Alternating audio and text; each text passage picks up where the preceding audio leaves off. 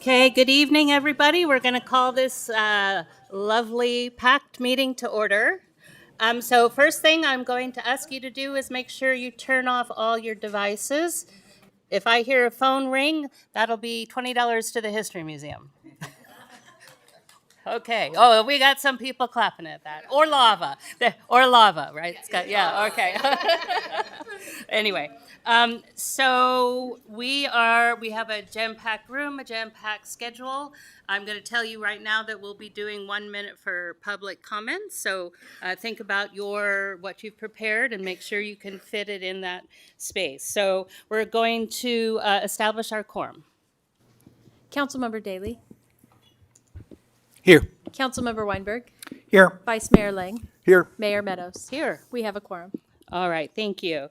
So as I suspect you all know, we're going to receive a presentation and provide direction on next steps for downtown parking and parking design options. So we're going to be addressing various questions. First, we're going to hear from staff and our design team. So is that you, Mr. Carnesecca, to start us off? All righty. The presentation should be coming up shortly.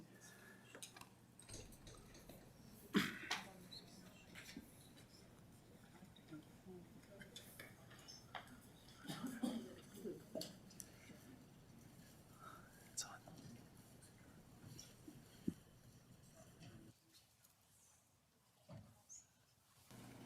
One moment. It is on Zoom, but it just takes a moment for it to load.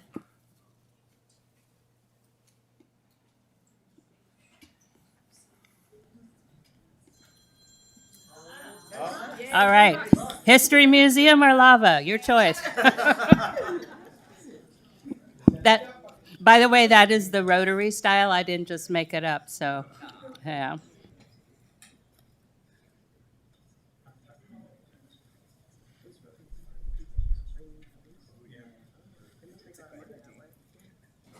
Mayor, in the meantime, may I make a brief announcement? Yes, go right ahead. We have quite a few members of the public wanting to cede time. We are allowing for basically one member of the public to cede time to another individual. No more than that, just because we are on the crunch for time. And also, I'm going to call, when we get to that's another $20. When I get to public comment, I'll call a few names, so if people could line up, that would make things go much quicker. Thank you. All right.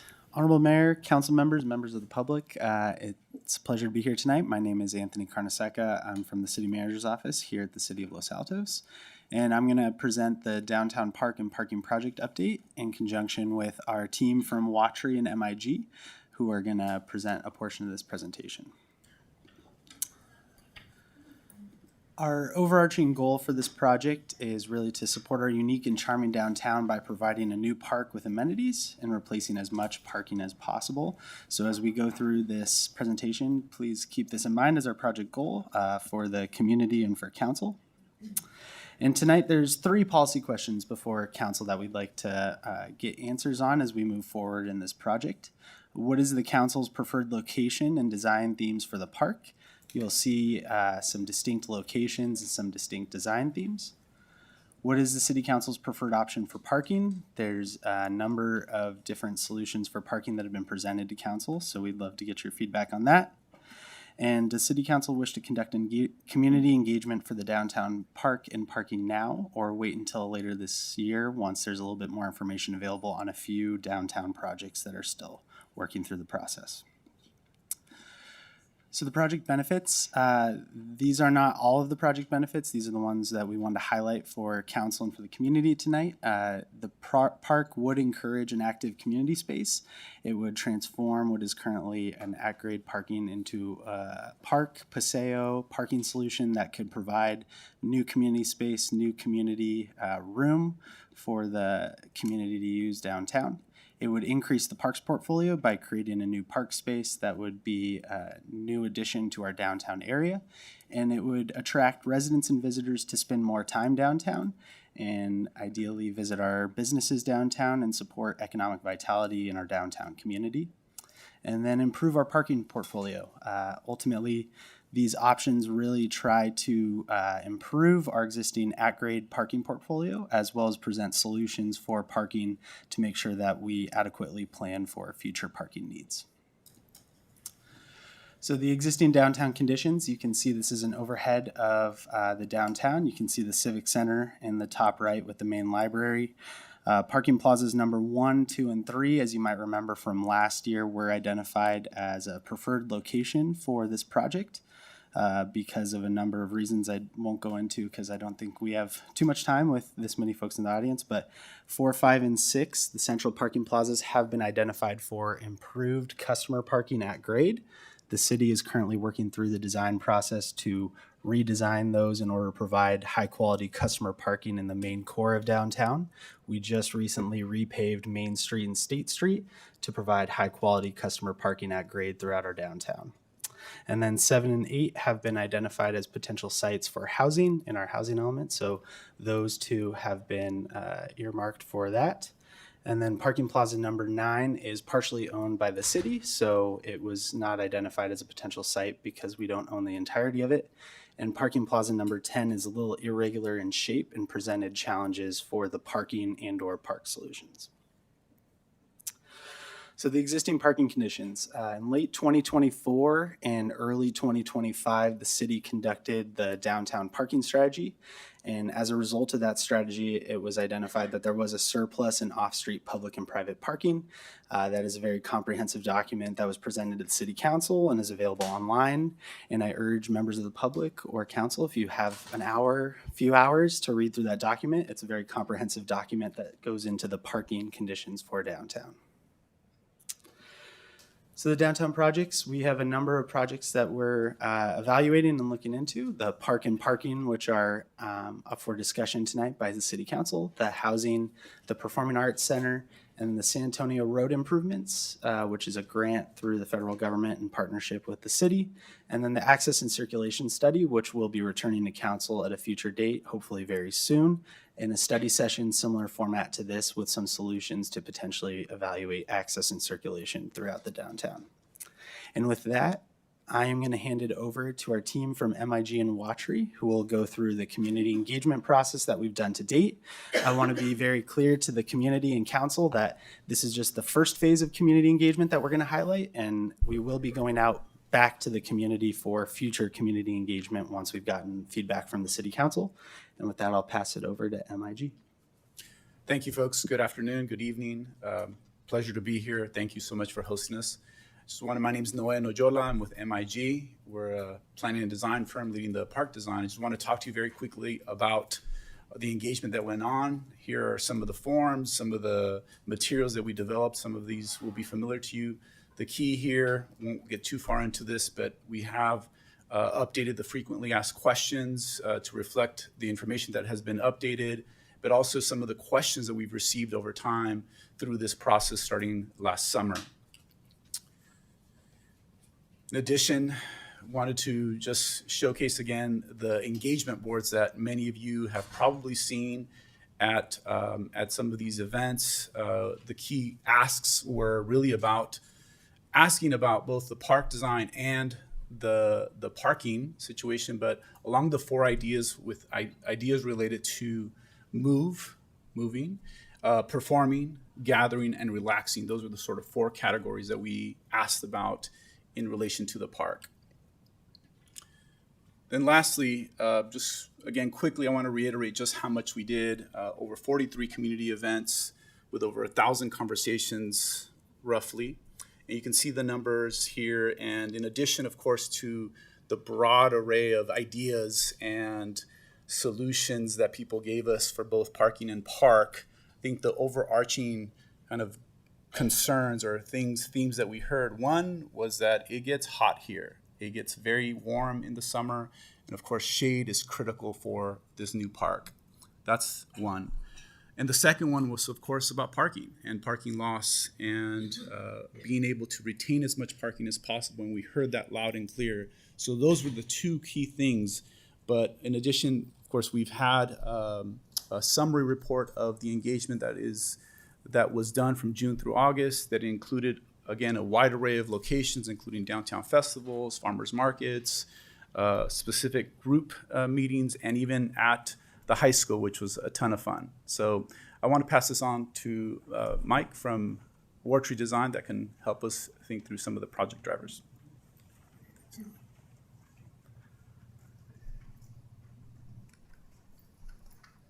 So in considering the downtown area and what locations would be suitable for a park and assessing the current parking conditions, we really took a little bit of a higher level view of the whole downtown, the surrounding parks to the southwest, and the city hall to the northeast, and really wanted to emphasize the connection between those areas, because that is really where, Los Altos downtown reaches those locations. They're play areas in addition to retail and work areas for folks.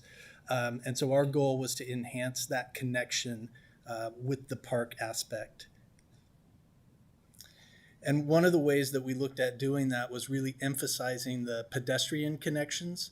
So our site currently has about a 4-foot wide sidewalk that runs to the north of it, behind the businesses that front Main Street. And our thinking was that if we're going to put a park back here and improve the parking behind those businesses, then really we need to improve the pedestrian access behind those businesses. It can't look like a back door. It really needs to be sort of an integrated connection to the rest of Main Street and the downtown areas that feed into it. And so some of our thoughts on how to achieve that, starting with parking areas. Currently in the downtown, there's a lot of angled parking with some older bushes, some trees that are staggered in between. It's not optimum if you're a driver coming in and out of those areas. So all of our options showcase 90-degree parking with wider drive aisles than what you have today. So getting in and out becomes easier for people. We still maintain the level of landscaping and hardscape. There's some different approaches to hardscaping other than just asphalt pavement. So we'll let the landscape team talk a little bit more to that. And then other areas that we looked at is sort of the concept of the walkway behind the businesses really becoming more of a promenade experience. So a much wider sidewalk than what you have today, the ability to have some seating, have some planting areas that sort of break up that feeling of just a big parking lot. And then we recognize as well that there would be a fire access and delivery lane behind those businesses. So carrying that hardscape in that lower left corner, carrying that hardscape from the sidewalk to the park really makes it feel like you've connected the business to the park and the rest of downtown. So park themes, as Noe mentioned, we had 4 major drivers for what we wanted to hear back from the public in terms of what they want to see in a park. We've distilled that information into these park themes. And I'm going to just give a brief preface before we get started, just in terms of design notes regarding the park design. So all of the themes that you'll see for the parks themselves are interchangeable. So if you like the park proposal on Plaza 1, but you really feel it's better on Plaza 3, there's a way to get there. So do not feel like any of these are hard-coded. We are not in construction drawings. These are just very high-level preliminary concepts, but they do have a lot of detail. And the detail is really to elicit the feeling from the community as to what is the right type of park, what are the features that belong in that park, and how does it work with the rest of the downtown and parking. Only option 1 that you'll see shows a dedicated location for the Performing Arts Center. That was to respond to the original request from council to evaluate that location. So half of Plaza 2 shows a Performing Arts Center area. And that can be also incorporated into other options since that location is flexible as well. And then just generally speaking, for all of the lots that we would touch for park or parking, the goal would be to underground the power lines, the utility boxes, as much as we can of the overhead structure that you see running above those lots today would be at least minimized and underground. Well, we recognize there'll be some transformer locations, but I think a lot of that can be screened by planting and so forth. And then replacement of parking and trees continued to be an integral part of our design. And with that, I'm going to turn over the presentation to Karthik for the actual design options. Thank you. And while you're making that transition, I'm going to remind members of the audience that we hear the muttering up here, and it would really be helpful if you have a conversation to take it outside, which I know is difficult to get to at the moment. But so no, I'm not talking to anyone specifically. I'm just hearing conversations. Okay, floor is yours. Good evening. So we are going to talk about the 4 park themes, and each of these park themes are associated with each of the 3 sites. The third site has 2 different schemes. But again, as Mike mentioned, these are interchangeable. They're not wedded to the actual location. So the grove can happen on some other side, the meadow can happen on another side. But these themes are inspired by what we heard from the community as well as what we see as immediate inspiration within and around the Los Altos area. Some of the common elements that Noe mentioned that emerged from our community feedback is everyone wants a flexible event space where the community can gather and celebrate certain events, but not commercial, something small scale community focused. Outdoor dining that supports existing retail and promotes new retail, and that happens along the promenade, but also happens within the park. Lots of shade and a lot of diversity in the plant use and the plant palette that we're creating for these parks, and places to walk, places to sit and gather in small groups. And lastly, there was also interest in creating play, integrating play areas and art into these park spaces. So these are all common themes that you'll see across all of the park options that we're talking about. So the first option, which is on Plaza 1, is the Grove. Now imagine walking into a redwood forest or a redwood grove. It's a very immersive experience. And we have redwood groves here in the hills in Los Altos, and we wanted to relate to that experience, but create something that is programmed for all the uses that we talked about. This includes creating a area for events, creating places for people to gather and sit, creating places that include nature play, introduce topography, but at the same time, keeping with the idea of being within a redwood forest, a quiet, immersive landscape.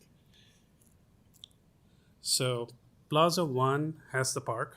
Plaza 2 is a parking plaza that can be programmed for multiple uses during an event, can be closed off, and it also contains the Performing Arts Center.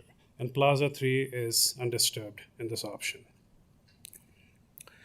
This scheme yields a loss of 57 spaces, which is the only scheme that reduces the total number of spaces because of the presence of the Performing Arts Center.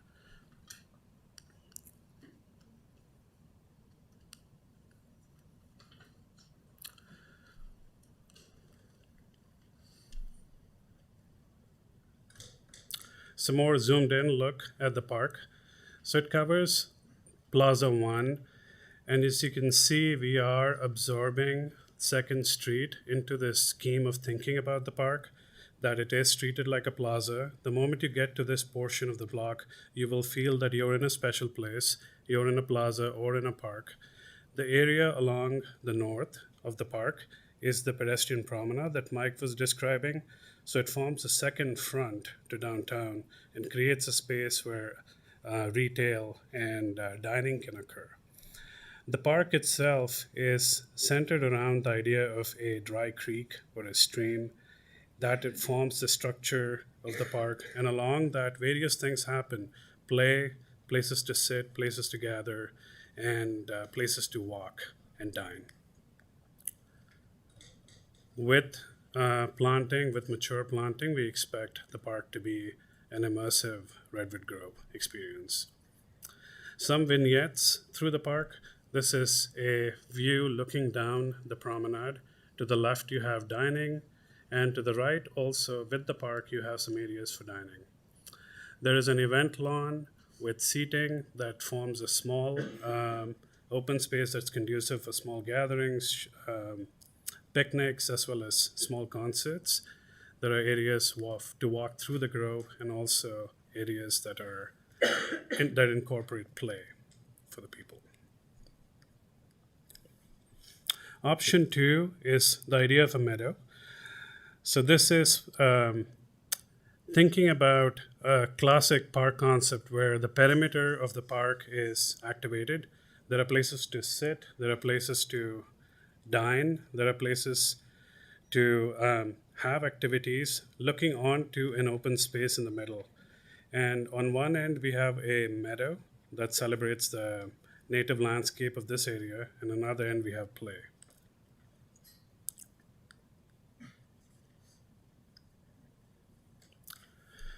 Plaza 1 in this scheme has a parking structure. Plaza 2 has a park, and Plaza 3 has no changes. We end up with a net positive of 4 spaces on this scheme.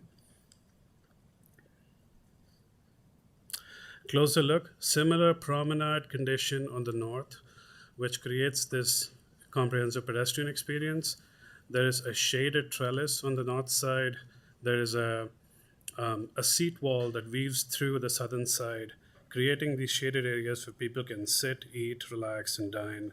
There is a meadow garden on the 2nd Street end and a play garden on the 3rd Street end.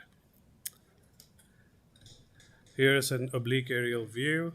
So you're looking at the play area in the foreground, and you're looking at the meadow in the background, and then the open lawn in the middle.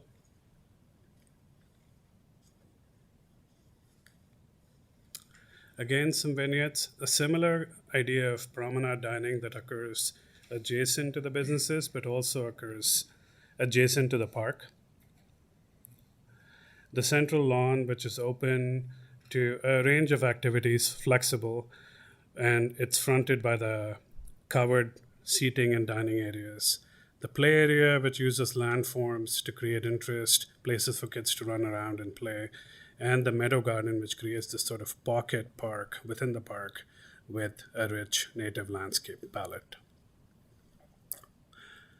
Option 3 is on Plaza 3. This is the idea of a programmed orchard. It's drawing inspiration from the existing orchard that occurs around us, but looking at it as a more programmed space with a number of events and activities that occur on the other schemes happening here as well.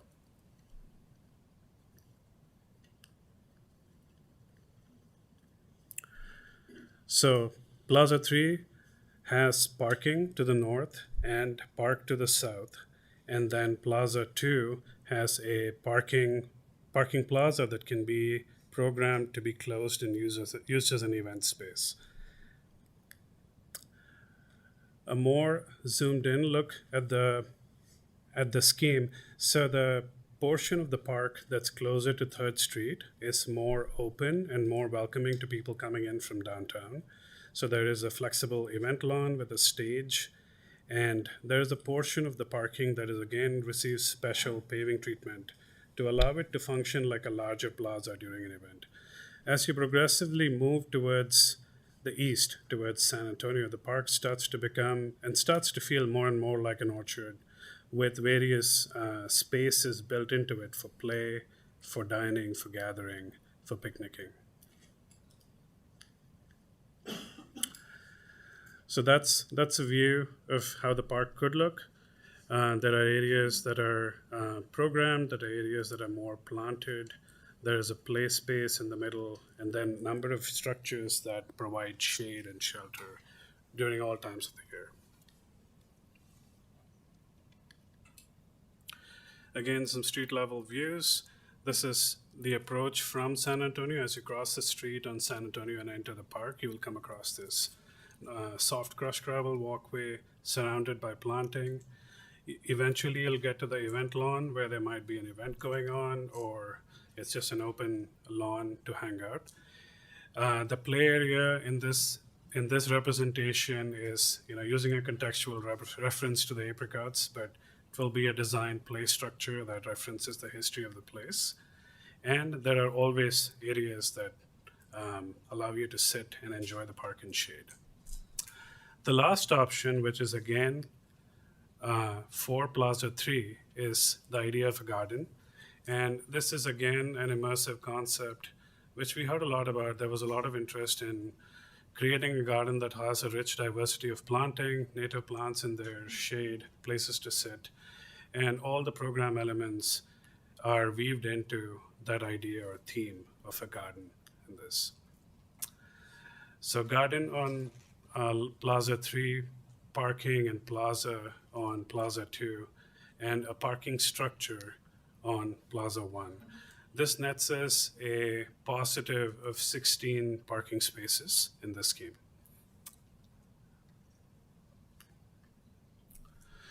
The garden scheme again continues the promenade on the north, a very pedestrian-friendly access. There are multiple ways to enter the park. You can enter the park from San Antonio Road. You can enter it from the north. And there are a series of open spaces in the middle of the park, surrounded by richly planted and almost bermed spaces surrounding it that echo a meadow plant palette. So this is an aerial view looking at the park from San Antonio, which is to the east, and on the far end is 3rd Street. So this is the quiet side of the park. As you walk in, you will encounter quiet seating areas and these sinuous seat walls that allow you to shape and sit in these spaces and gather in small groups. As you move further towards 3rd Street, the space starts to open up. You have an event lawn in the middle, and then you also have a play area towards the end. Again, a few views at eye level. That's a view of the play area. Closer to 3rd Street, you can walk in from 3rd Street and experience that space. The event lawn, which has a backdrop, and of course, I forgot to mention, but all the parks have a restroom that is built in and serves a different function as providing a backdrop for the stage as well. This is the entry from San Antonio Road, the quieter side of the park, where you will encounter a number of spaces that feel more garden-like, quieter, and more immersive.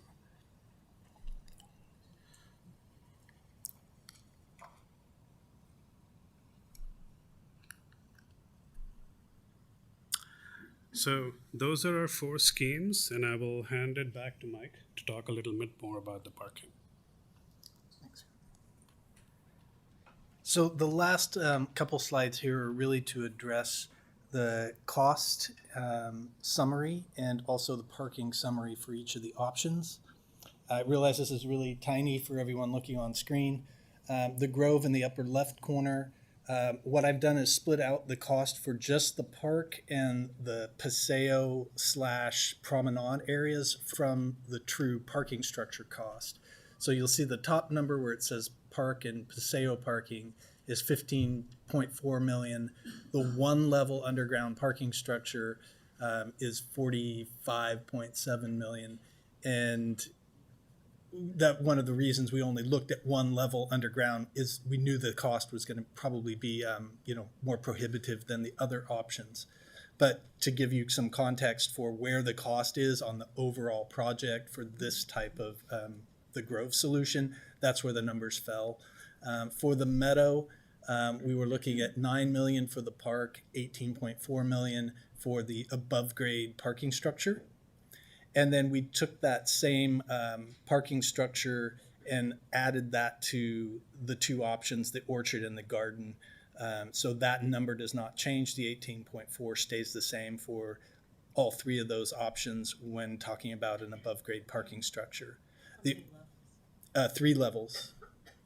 The orchard cost of the park and parking Paseo is $14.4 million on the left, and the garden on the right is $13.6 million. And then we've provided a summary slide. Oops, there we go. Existing parking is across the top, just so you can see what each plaza has in it today and what the total was. And then for each of the options, it's pretty much the same information as on the previous slide, but with a little bit more detail on where exactly the parking spaces are and then what the total project cost is. And with that, I'll turn it back over to Anthony. I promise just 3 more slides, everybody. I'll go ahead and finish our presentation. Potential project funding. We do have the city park impact and park in lieu fees that could go towards the development of the park. And as part of our contract with the consultants, they are actually identifying grant opportunities that may be available to fund portions or parts of the project. one of which is the California Statewide Park Grant, which will be opening at the end of this year. And we are currently in discussions with our public affairs team to identify what portions of the project could be funded through the California Statewide Park Grant. So these grants are available. It's a competitive grant opportunity, and the consultants seem positive in our ability to solicit funding for this project, as long as we meet the requirements, and staff will continue to explore what those are. And then I just want to close with a picture of Parking Plaza 3 as it is today. You can see that this is the at-grade parking with our trees that are there today, and rendering of what it could look like in the future. So this is a at-grade rendering of what a park space could look like for our downtown. And with that, I just want to close by reminding the council and the public that the goal is to support our unique and charming downtown by providing this new park with amenities and replacing as much parking as possible. And the 3 policy questions for council tonight. What is the city council's preferred location and design themes for the park that have been presented to you today? What is the city council's preferred option for parking? And does city council wish to conduct community engagement now or wait until later this year? And with that, myself and the consultants are available to answer questions from the city council. Okay, thank you, Mr. Carnesecca. So first of all, I want you all to know that this presentation is in the packets. So I hope you looked at all that information already, but if not, it's in there, the presentation, and you can zoom, which is what I do, to look at the numbers. So that is all available. So first thing we're going to do is see if we have questions up here from my colleagues. Okay, Councilmember Weinberg. Thank you, Mayor. Thank you very much for that presentation. I thought it was very thorough and informative. Let me start with the question for staff about the theater fundraising project. Are we expecting anytime soon to get either a yes, we think this is feasible, a no, we don't think it's feasible, or is it going to be something more nuanced? But whatever we're going to get, are we going to get that information sooner rather than later? At this point in time, city staff believes we'll probably know more around the summertime. Late summer, early fall would be my guess as to when we may have more information for the And city do you think council. that more information is going to be yay or nay, or? I would hope that we get as close to a yay or nay as possible. If we need to receive more information, hopefully by that point, we would know a defined timeline to have that yes or no that we can present to city council. Okay, thank you. And then I think I know the answer to this question, but it bears asking in the interest of transparency. With respect to the replacement parking, even though we could end up with net positive in spaces, the new spaces are going to be not as wide as the current spaces in the plazas. Is that correct? I'll it's not. defer to our parking consultants. You have to speak into a mic, so yeah. Or an Anthony, as the case may be. Yeah, so we've used 8.5 by 18 as the stall width. 8.5 feet by 18 feet is the stall width we're proposing on site. It's similar to what you have out there today. It may be the same size, in fact. That's Okay. That's the city standard size for just a basic parking space. Got it. That's great news to hear. Thank you. Wait, and let me just, please, no conversations. We're trying to concentrate and we're going to listen to each of you, but right now let us ask our questions. I appreciate that. In terms of existing utilities, power, water, sewers for the restrooms, are there any? Should we be considering the location of where where the power lines are, where the water is accessible when it comes to deciding which plaza we think should have which amenity? That's a great question. So we engaged a joint trench partner to help us review what's available on sort of where the trouble spots are on 1 and 2. I would say 1 and 2 have the most going on, but all of the parking lots have some sort of a central utility spine that feeds the businesses to the north and to the south. So, from the standpoint of is it easier or harder on one of the lots? It's probably pretty similar across the board, and I would say 1 and 2 seem to have the most electrical utilities in that area. Great. Yeah. Okay. And then with respect to the parking, proposed parking structure, the topography goes downhill from San Antonio, from Foothill towards San Antonio. And when you're just walking it, you don't really notice it very much. And with the surface level parking plaza, it doesn't really matter. But if you're building a parking structure, it's not going to be leaning, right? I mean, you're going to have to Correct. So It is will- the idea that where it's higher, you're going to dig in, or where it's lower, there's going to be more of a ramp? Sure. And that's a great question too. So looking at Plaza 1, we were proposing vehicles would enter from First Street where it's high, and they would have they would ramp up to get to the upper levels, or immediately turn left and go down the ramp, which follows the natural grade of the site.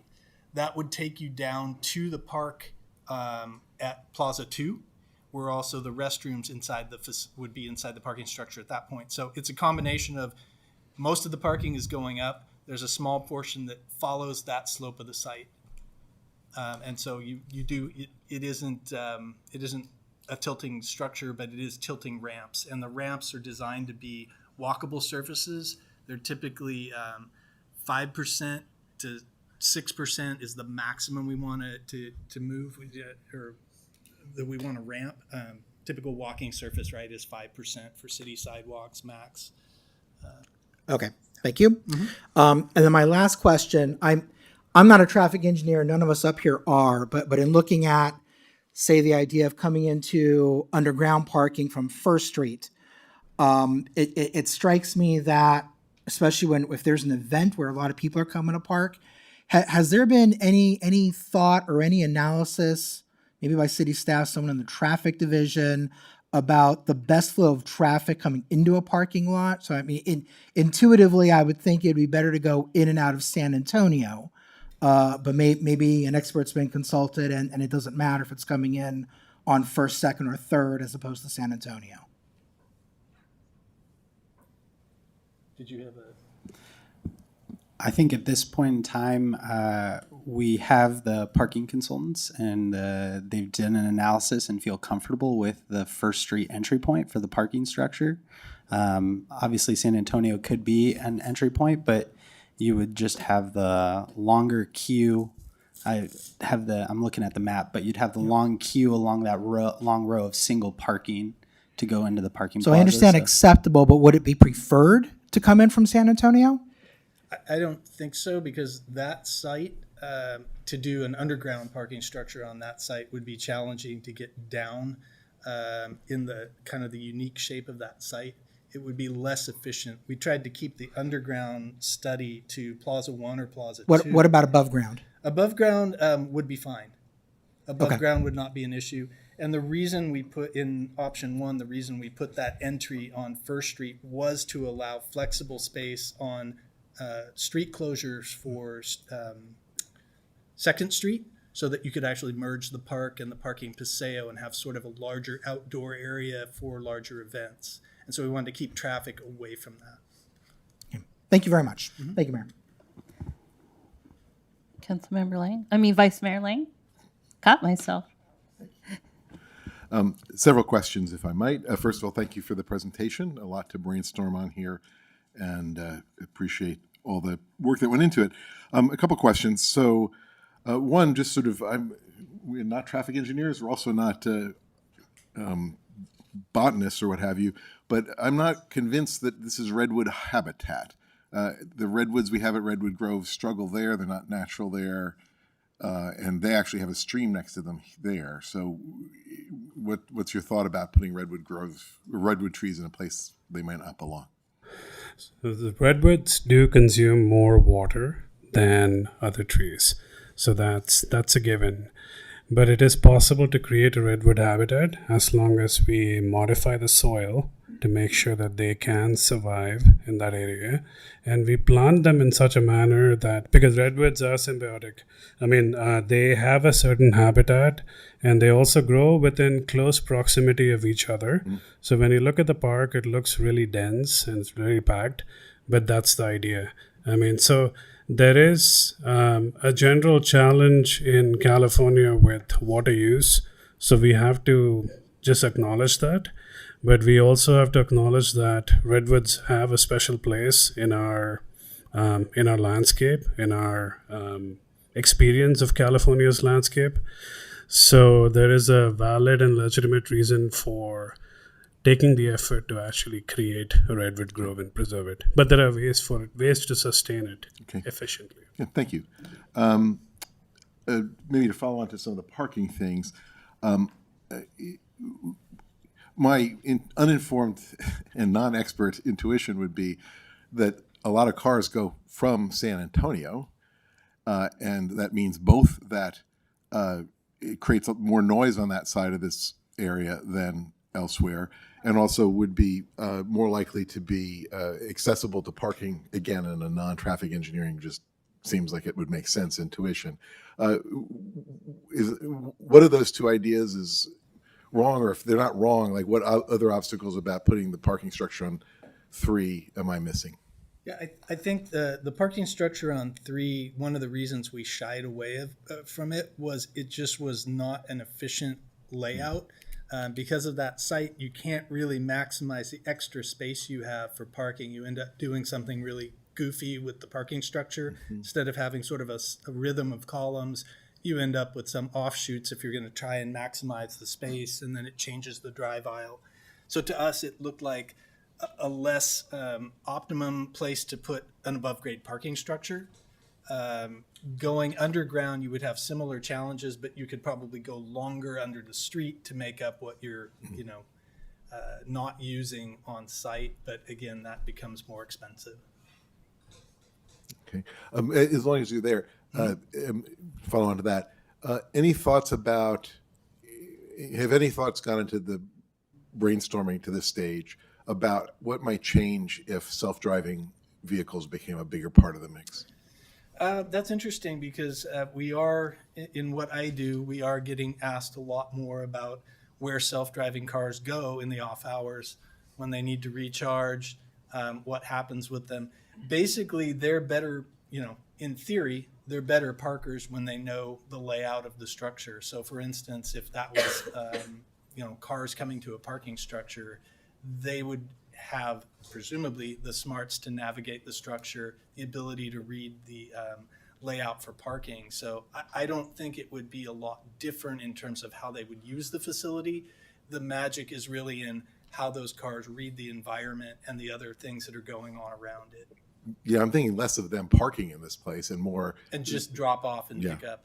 Yeah, I think the drop-off pickup area would be something that we would have to think about, because I feel like that's a more Paseo-friendly type of activity rather than bringing them into a garage and having them drop off or pick up in there. Okay. It seems like there should be a designated area on site for just quick turnover of drop-off pickup. Okay, thank you. One last question, if I might, which is, I was looking at the aesthetics of all these projects, and honestly, it's my wife would tell you definitely not one of my expertise is aesthetics. But the thing that is a particular priority to me is the sort of notion of placemaking. It's a place where people want to be. For example, I look at the community center, and one of the things that I'm pleased about how that's turned out is it's become a place where people gather, play mahjong, all sorts of things like that, right? And so as we look at these, and I'm sure these will change, there'll be new things, how do I look at something and discern whether it's on the right track for being placemaking, a place that people want to be and gather? And what do I look for in terms of traps that repel people? I mean, I think you touched on one, which is glaring sunshine in the middle of summer, but I'm sure there are other things as well. It's a very general question, but. I think that's a great question, and it is work in progress, but we also want to acknowledge that we went through a pretty comprehensive community engagement phase, and we really heard from the community about what works for them and what doesn't work for them. Certain things were pretty obvious that it gets really hot in the summer, so there is going to be no usage if we create a wide open space with no shade. There is definitely a desire, clear desire for gathering across all ages, all age groups. And there is a clear desire to create places that feel like you're in an immersive habitat. So these are all good design drivers that contribute to placemaking. I mean, one thing is we are trying to get as close as possible to an understanding and an expression of what the community wants in terms of design and in terms of place. The second part of it, which Mike talked about early in the process, was integrating this into downtown. You're not feeling like you walked off of Main Street, you came to the back of downtown, oh, there's a park.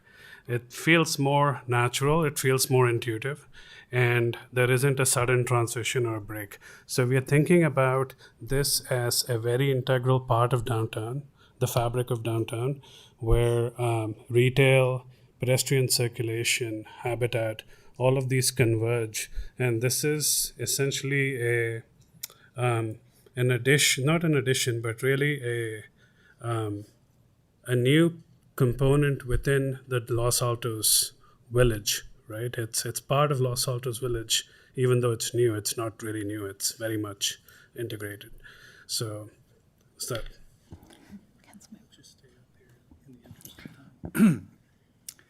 I have maybe just one question, maybe one or two. I'm really interested in the sustainability of this project and what I view as the opportunity to do something particularly sustainable and in keeping with what I believe to be a dominant ethos in the community. And so I look at concepts like the Paseo concept, and what my question is have you looked at, for example, the difference in groundwater recharge versus storm runoff when you switch from macadam to a more permeable surface? Yeah, we've started, I'm sorry. Yeah, as part of our work with the civil engineer on this project, we identified some possible stormwater locations for the various options. Of course, at this level, it was very high-level locations, but part of the idea for the Paseos was that we could use a permeable system to allow water to naturally percolate through, as opposed to having larger dedicated areas just for stormwater treatment. So those are things we would explore further, but at this point, it was just a high-level discussion to see where things might fit on the site. And follow on, under the garden concept, I'm particularly enamored by the pollinator garden at the History Museum. And so I wondered if there was any evaluation of the environmental impact of going with drought-tolerant native pollinator fauna, or flora rather, flora for the park, and what that impact would be. I'm very interested in quantifying these things. Simultaneously to all these projects, we have our climate action and adaptation plan. We have a goal of becoming carbon neutral by 2035. We are taking measurements along the way of various other activities that we are doing to see where we are in our progress on that effort. And I would really like to understand what the impact of these potential downtown changes are in the context of our climate adaptation plan. Does it get us materially closer to some of those goals? That's what I want to either know or talk about or bring into the discussion. Yeah, absolutely. I think both in terms of material use, in terms of water detention, retention, reuse, and in terms of the plant palette, because a significant portion of California is plant palette. So the counterpoint to the redwoods is the garden, because it's a native California meadow. It's by nature, it's dry. Most of the plants that live there are dry. Most of them, if left alone, would survive without regular irrigation. So we want to irrigate it because we want it to look nice all year round, but we can limit that. We can be very careful about our water use without losing the possibility of creating habitat for birds and animals and bees. And I think both are possible. We can create beautiful people space, but also create sustainable habitat. So it sounds like the answer is sort of a subjective, yes, this gets us closer, but no, we Yes. don't know how much. And what I would say is, as part of our ongoing process, if we decide we're continuing down this road, I would hope that an assessment of the impact on our climate goals would be part of the ongoing efforts. Thank you. Thank you. And I'll just pick up on that. I'm not sure if it's exactly a question, and then I'll move us along and I'll do some housekeeping before we start public comment. But is we really need, I look at this and I want to see a grid. I want to see exactly like water use, high, low, medium, or not. Native versus not, and sustainability versus not. So each of these, as I look at them, we know redwoods to stay healthy probably need more than would the meadow. For example, I don't have to recuse myself from the meadow, do I? Anyway, so for me, I don't think you have that yet because you would have presented it if you do, but I can think that maybe as we give direction, it would be really, really helpful to have all those criteria in front of us, high, medium, low at least, so we can weigh these. So thank you very much. So what I'm going to do now is I'm going to open public comment. Let me do a bit of housekeeping because I think we have some commissioners here for the meetings that in theory, we're going to start at 6, but I want to try to get us through as much of this as we can before we start our meetings with the commission. So if a commissioner is here, you can actually enjoy our fresh air outside, unless you want to stay, of course. And I would imagine that the commission meetings will probably get started at around 6:30. So public comment is 1 minute. Please be prepared. The city clerk is going to queue you up. If you plan somebody to see your time, they need to have a card to the city clerk, and that person needs to be here to indicate it. One person gives you a total of 2 minutes instead of 1 minute. With that, city clerk. Oh, let me give you just, few rules. No clapping, cheering, jeering, clicking, stomping, conversations, no rotten tomatoes. Just, we want to hear what everyone says, as do you. And let's listen respectfully. And I really appreciate the chance to hear what you've got to tell us. And if you wrote a public comment ahead of time, just say, also, please be sure to read my comment and then go into your additional feedback if you have any. Okay, city clerk, go ahead. Okay, we have a number of people who wanted to cede time. And so the first speakers we will go with, Diane Connolly is ceding time to John Baer. So John, you will receive 2 minutes. And after that, we will call Roberta Phillips. All right, so Diane, raise your hand so we know that you're, okay, so you're ceding your time? And then Roberta? Lynette Liang is ceding time to Roberta. Okay, and Lynette, you can raise your hand. Good to see you. Okay, go ahead, Mr. Baer. There are many unmet needs for new parks in areas of town that don't have them, and for our existing parks. The City Council needs to prioritize the use of park and lieu money for those purposes. No park and lieu money should be used for a new downtown park. However, a significant upgrade to Veterans Plaza is something that I would actually support. Trying to prevent housing on the parking plazas by building a park on it solves nothing. And in fact, that strategy backfires since it just means that in the next housing cycle, we will be forced by necessity to find locations for housing in our R1 district. Solving a parking problem is a different issue which needs to be addressed and may be an absolute necessity as you go about selling plazas 7 and 8. The better strategy is to figure out which plazas may have to be allocated for housing now or in the future, and build parking garages on the other parking plazas so we don't kill our downtown. Because if we don't have parking, we kill our downtown. But with that said, at this point in time, the city should not make any changes to the existing parking plazas. The current approach embodied in the downtown parking proposal is really absurd, as it spends money for a low priority park but doesn't prevent new housing from being built in places we don't want it located. And all this talk about different park themes makes me think I'm in Disneyland, and I actually have no interest in living or visiting Disneyland. And by the way, in future meetings, it would really be great if the council allocated more time so that We weren't in a time crunch for public input, which supposedly is the purpose of this meeting. Thank you very much. Next speaker. The next speaker is Roberta Phillips, followed by Cindy Andrews. Nancy Perkins is ceding time to Cindy Andrews. Hi, I'm Roberta Phillips, and I want to talk about the downtown theater. Yeah, can you hear me better now? I did send you a pretty long message, which I think that you probably have all read because I sent it a couple of days ago. And I think that the theater, the Busbone Theater, is a real fun place for a lot of people, and I think it belongs on the Civic Center campus. There's lots of parking here. There's room to enlarge it and build it on the spot that it's at.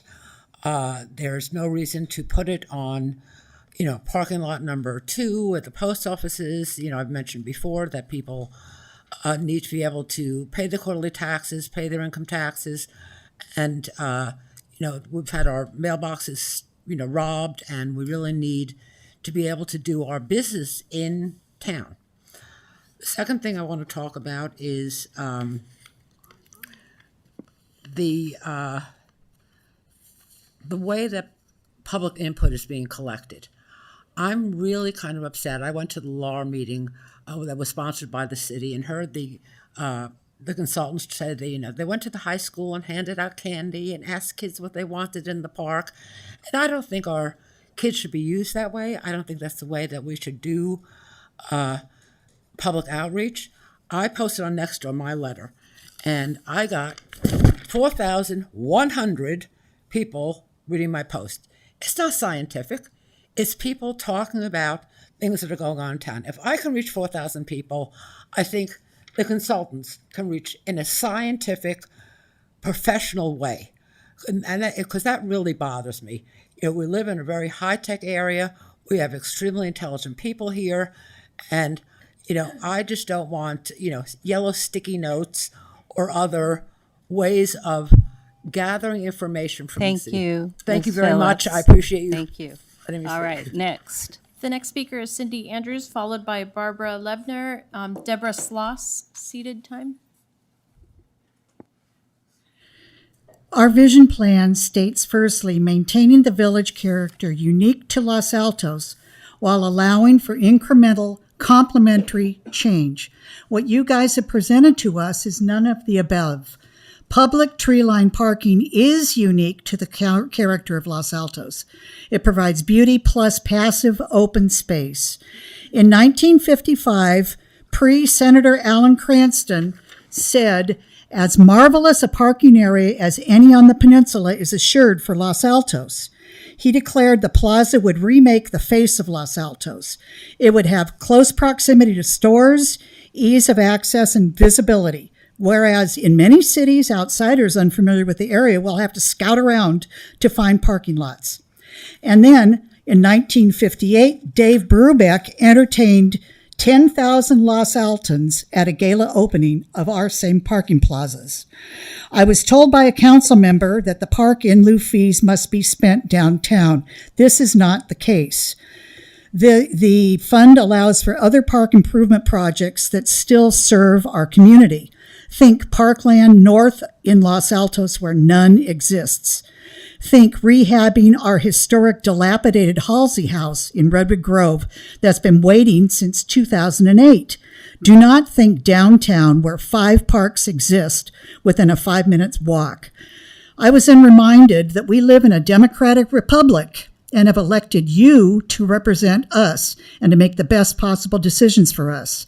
The majority of us do not want this to happen. How do I know this? I don't. But how do you know that the majority does? We want, if we do want to make a major remake of our town, why don't we vote? We need to vote. You have asked what we would want to see in a park. You have not asked, do we want a park? Thank you very much, Ms. Andrews. The next speaker is Barbara Lebner, followed by Catherine Nunes. Susan, I can't read the last name, ceded time to Catherine Nunes. So well said, Cindy and John.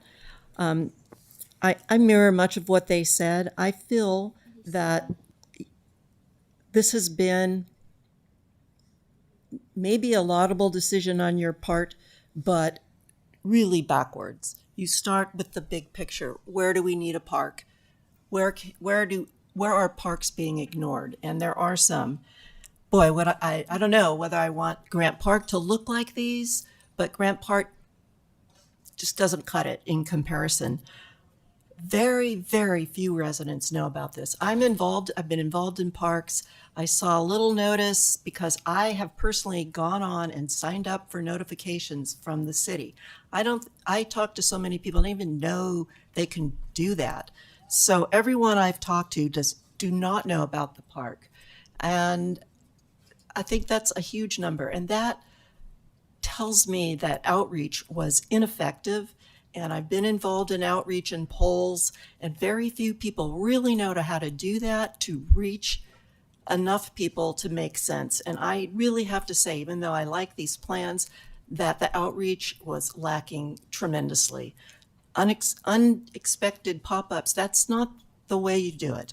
There's lots we can do. If we're going to have any kind of notice that's as big as this, like is structuring downtown or even Grant Park or Shell Park, let's send something out to everybody in the mail. We can do that. I want a real accountable process. I want real surveys. I want real analyses. I don't even think the parking analysis was done very well. You have to do this over seasons, over multiple days. I myself don't go all that often, but every time I go, I circle for a parking place.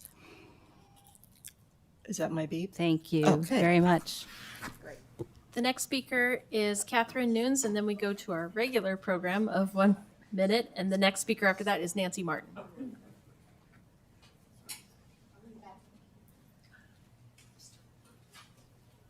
Hi there, Catherine Nunes.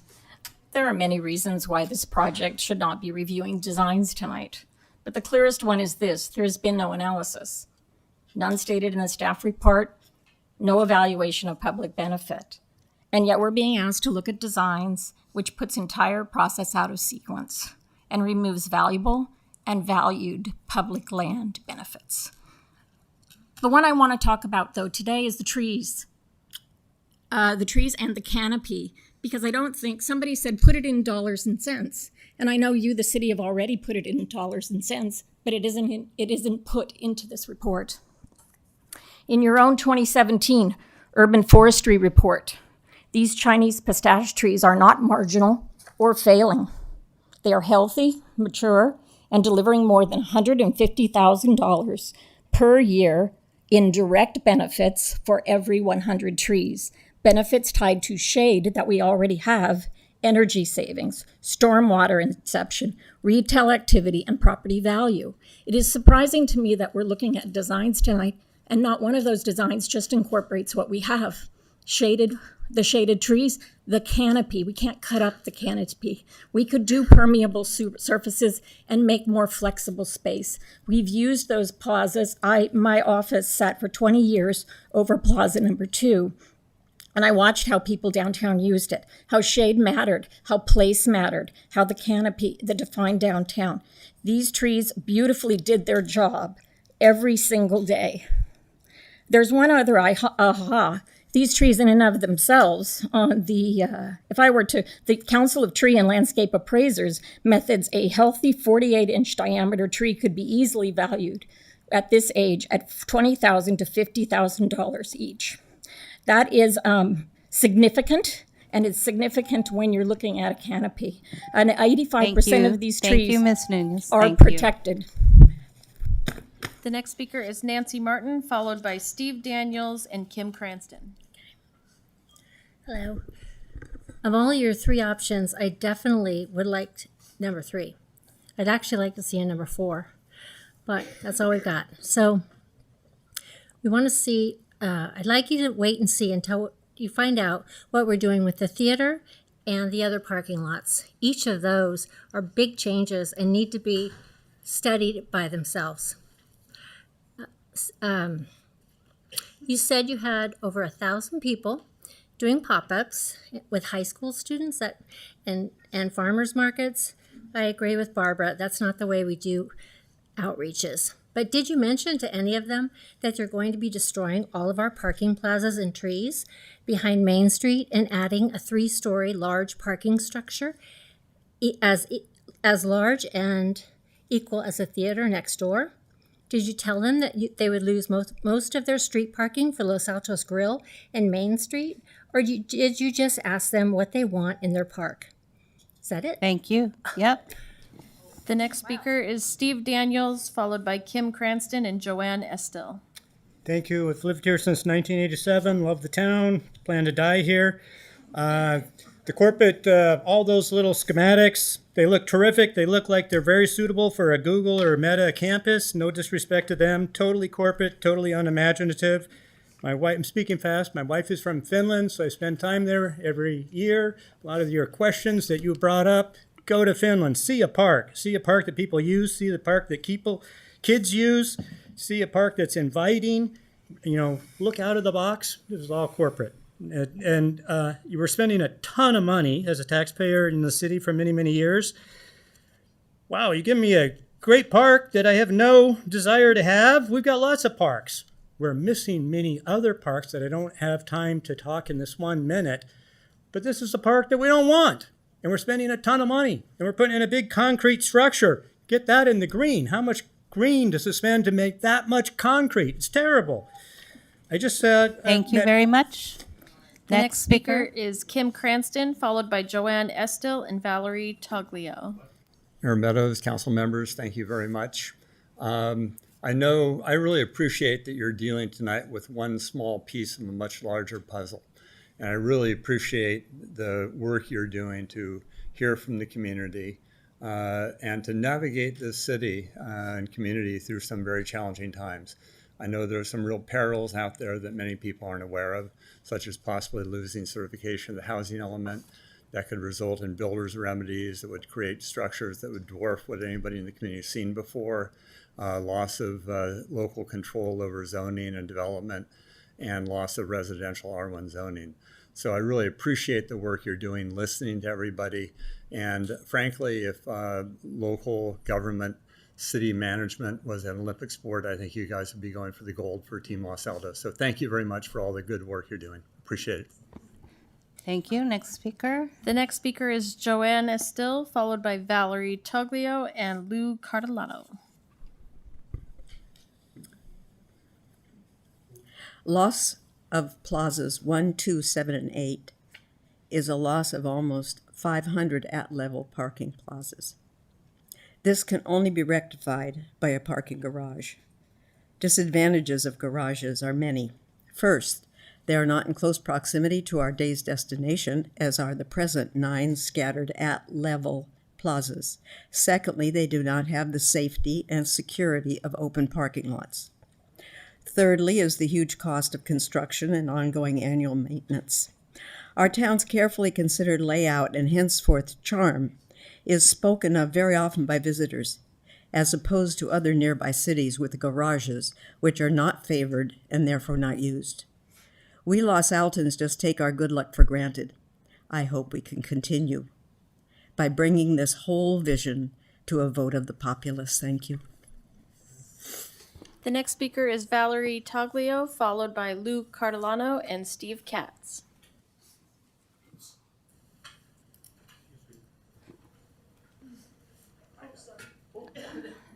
I'm not seeing that we have...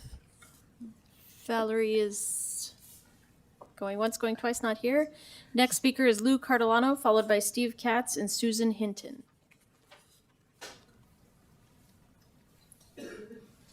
I almost don't have to get up here after listening to Kim because you have a difficult job. But please speak in the microphone, sir. The last issue of the Town Crier said finance manager says Los Altos budget is stable and strong. And then a mailer from the city asked me to choose between potholes or making our fire department and our police department more resilient by giving them what they need. So I think The bigger issue is, what can we afford? What is the fiscal plan? And where does the weight of this park compare to the weight of resilience for disasters and emergency response? Thank you. Thank you. The next speaker is Steve Katz, followed by Susan Hinton and Juno Zale.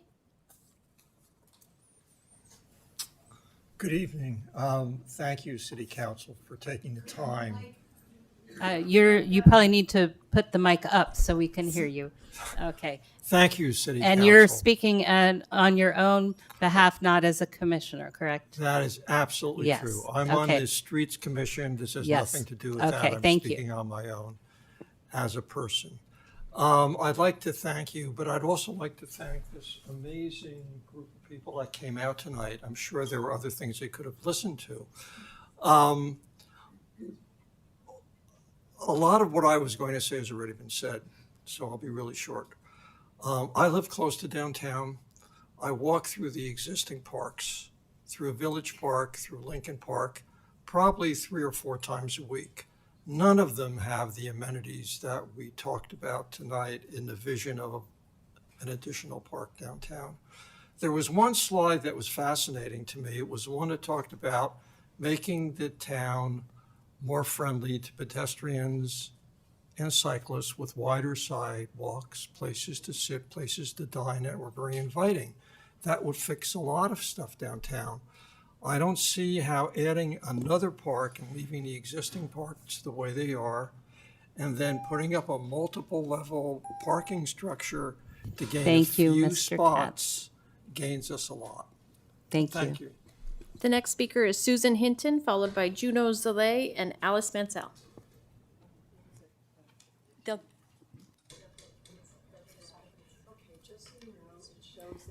So, please, is this the next speaker? Yes, Okay. it comes with a sheet, a handout.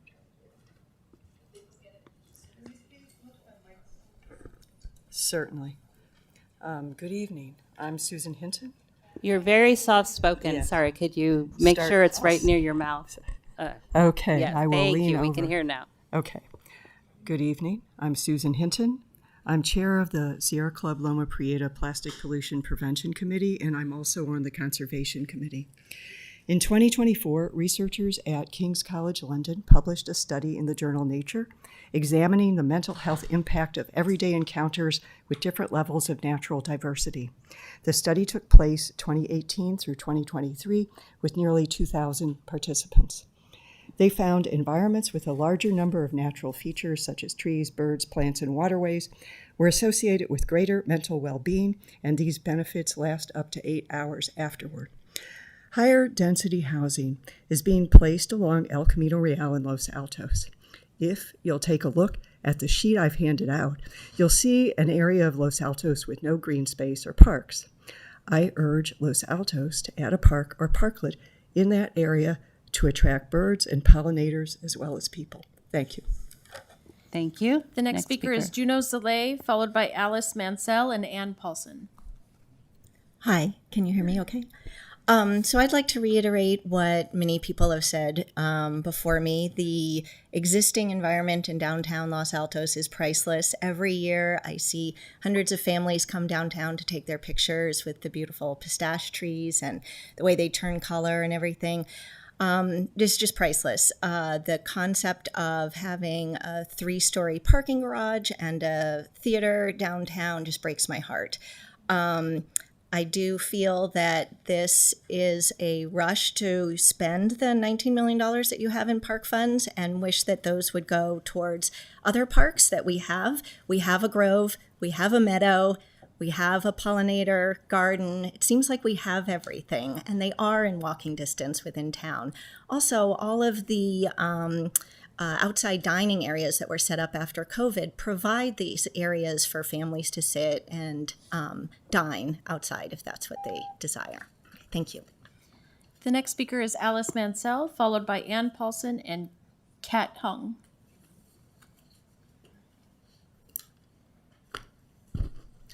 Good evening. I went to one of the consultants' public outreaches last summer. Let's see. I recognized some of them speaking. I only knew about it because I stumbled on a flyer at the Los Altos Community Center. Otherwise, I wouldn't have known about it. I talked to one of the consultants who said, oh yeah, they've done 40 outreaches so far. I said, what was one of your most recent ones? Oh, it was an impromptu one with some teenagers the consultant ran into at Safeway while buying donuts for this outreach thing that had horrible signage you couldn't even see from the main streets. No seats, not very much shade. Needless to say, I was not impressed.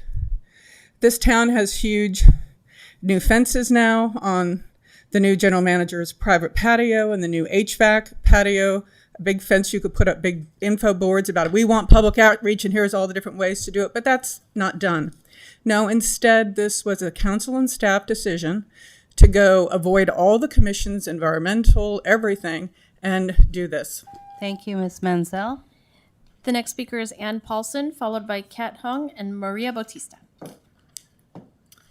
Good evening. I'm super in favor of the park. Thank you to staff and the consultants for coming up with such a great thing. Make sure you speak into the mic. Okay. We need a friendly place downtown to just hang out. We don't have one. And have meetings with our friends and, with council members. I've had meetings with council members in parks.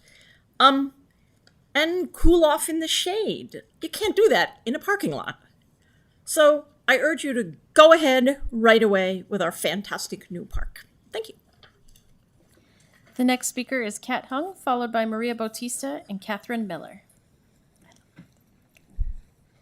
Hello, good evening. Thank you, City Council people. Pull the mic down closer. Thank you, City Council people. So please do read my public comment that I did submit online. Sorry, it's not perfect. But in general, I support parks. But I've been asking where. And finally, Sunday, I know, and yesterday I saw the proposal. So I'm very disturbed and concerned about these 4 options, that it's insufficient parking and so not easy, quick in and out, especially for the post office and other financial institutions. So for example, the Meadow, there's no privacy if you do put a park in that parking lot. The loiterer people and lounger people in the shade, maybe when their trees grow. To me, Charles Schwab there is so important, and I think that someone could just hang out there and watch us go in and out. Of course, they say they don't have to renew their lease. They can move if there's no client access. But the Grove Orchard Garden, the post office is a big priority. Thank you very much. Next speaker. The next speaker is Maria Bautista, followed by Catherine Miller and Beth Perel. Good evening. I just want to first thank MIG and the team for recognizing that the places in Los Altos that we hold dear, which is our Redwood Grove and our landmark heritage orchard. But I'd like to say that this project really isn't offering an analysis or stated goals that make clear the costs and benefits to Los Altos. And I would recommend that we take our $19 million park in lieu and park impact fees, and we use them they can be used, just for clarification, to either purchase new land or to improve parks and park facilities citywide. So 3 points. First, fix our existing parks and park facilities. It's the most actually sustainable thing you can do is to repair what you already have.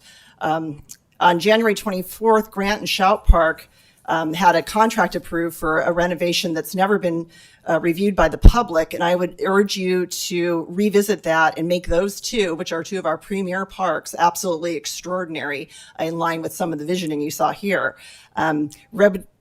Is that my minute? Thank you, Whoa. Ms. Bautista. The next speaker is Catherine Miller, followed by Beth Perel and Han Ren. Catherine Miller? No? Okay, next speaker is Beth Perel, followed by Han Ren and Claudia Kilker. Yes, I wanted to thank the council and the preparation, but I will side with everyone that's in the majority tonight against this proposal. I don't think the town needs this park. We have plenty of parks. We also don't need to attract more visitors to our town. People come here in droves, and we'll have even a higher population once all of this housing is done along El Camino Real. We have many small parks, Lincoln, Shoup, Cuesta, and all the other parks that were mentioned. So I don't think that this is a good way to go. The town is beautiful the way it is. It's cherished by many people I know. I also think a lot of people in the town do not know that this is all going on, and we possibly should put it to a vote at some point. Thank you. Okay, yep. The next speaker is Han Ren, followed by Claudia Kilker and Teresa Morris. Hi, council members. I'm one of the residents that live very near El Camino, where most of the high density are planned there. So in a housing crisis, parking lot is actually expected to convert to address the housing needs. Senate Bill AB 1851 encouraged the use of religious facility properties, including parking lots, for housing projects. Having that said, I was very glad to find out housing project treats all park that city owns the same. However, I puzzled on where and which parking lots meets this lucky criteria to be selected as parkland. And as I came to know this downtown parking project, that's my puzzle there. So good points are made by the previous residents. They talk about park should have been added to meet the needs of the residents. Especially money are coming from public impacts, where most of that coming from development that come from El Camino. Thank you so much. You. The next speaker is Claudia Kilker, followed by Teresa Morris. Silker, okay, Thank you. good. Make sure you speak into the mic. Okay. Any woman who's ever been sexually assaulted, I'm sure would agree with me that parking structures, whether they're above ground or below ground, are inherently dangerous. And I think this goes for the elderly and disabled as well. And I just think this was a little poorly thought out. I think you had the best of intentions. Beautifying Los Altos is a great thing, but I resent my taxes being paid for something like this. Thank you. Next speaker. And the next speaker is Teresa Morris. Is this the last speaker? It's the card? last speaker. Okay. I wanted to be last. Okay. I didn't want to speak. I'm speaking tonight as a resident, not as a commissioner. I serve on the Park Commission. Thank you for the time. I support a park elsewhere in Los Altos. I don't think we need one downtown. I do seriously think we need parks along our El Camino corridor or near there. I understand finding land is a challenge. That's something that I hope will be accomplished this year. The visioning plan for downtown says add multiple plazas. I would support that idea of having many plazas that have many layers of trees and greenery on them so that we could spread out the enjoyment of the downtown for visitors and for residents alike, and that we leave the parking as it is, because this turns into very expensive parking when you start dealing with the ideas that have been put forth tonight. I appreciate the design work that the designers have done on this. I think there are some nice options that could be maybe, taken apart, put together a little bit differently, but I appreciate that. I am adamantly against the splash zone for many reasons. Thank you very much. We have a sneaker speaker card. A sneaker speaker. You have Joe Benenato. Hi. Speaking as a resident, not as anything else.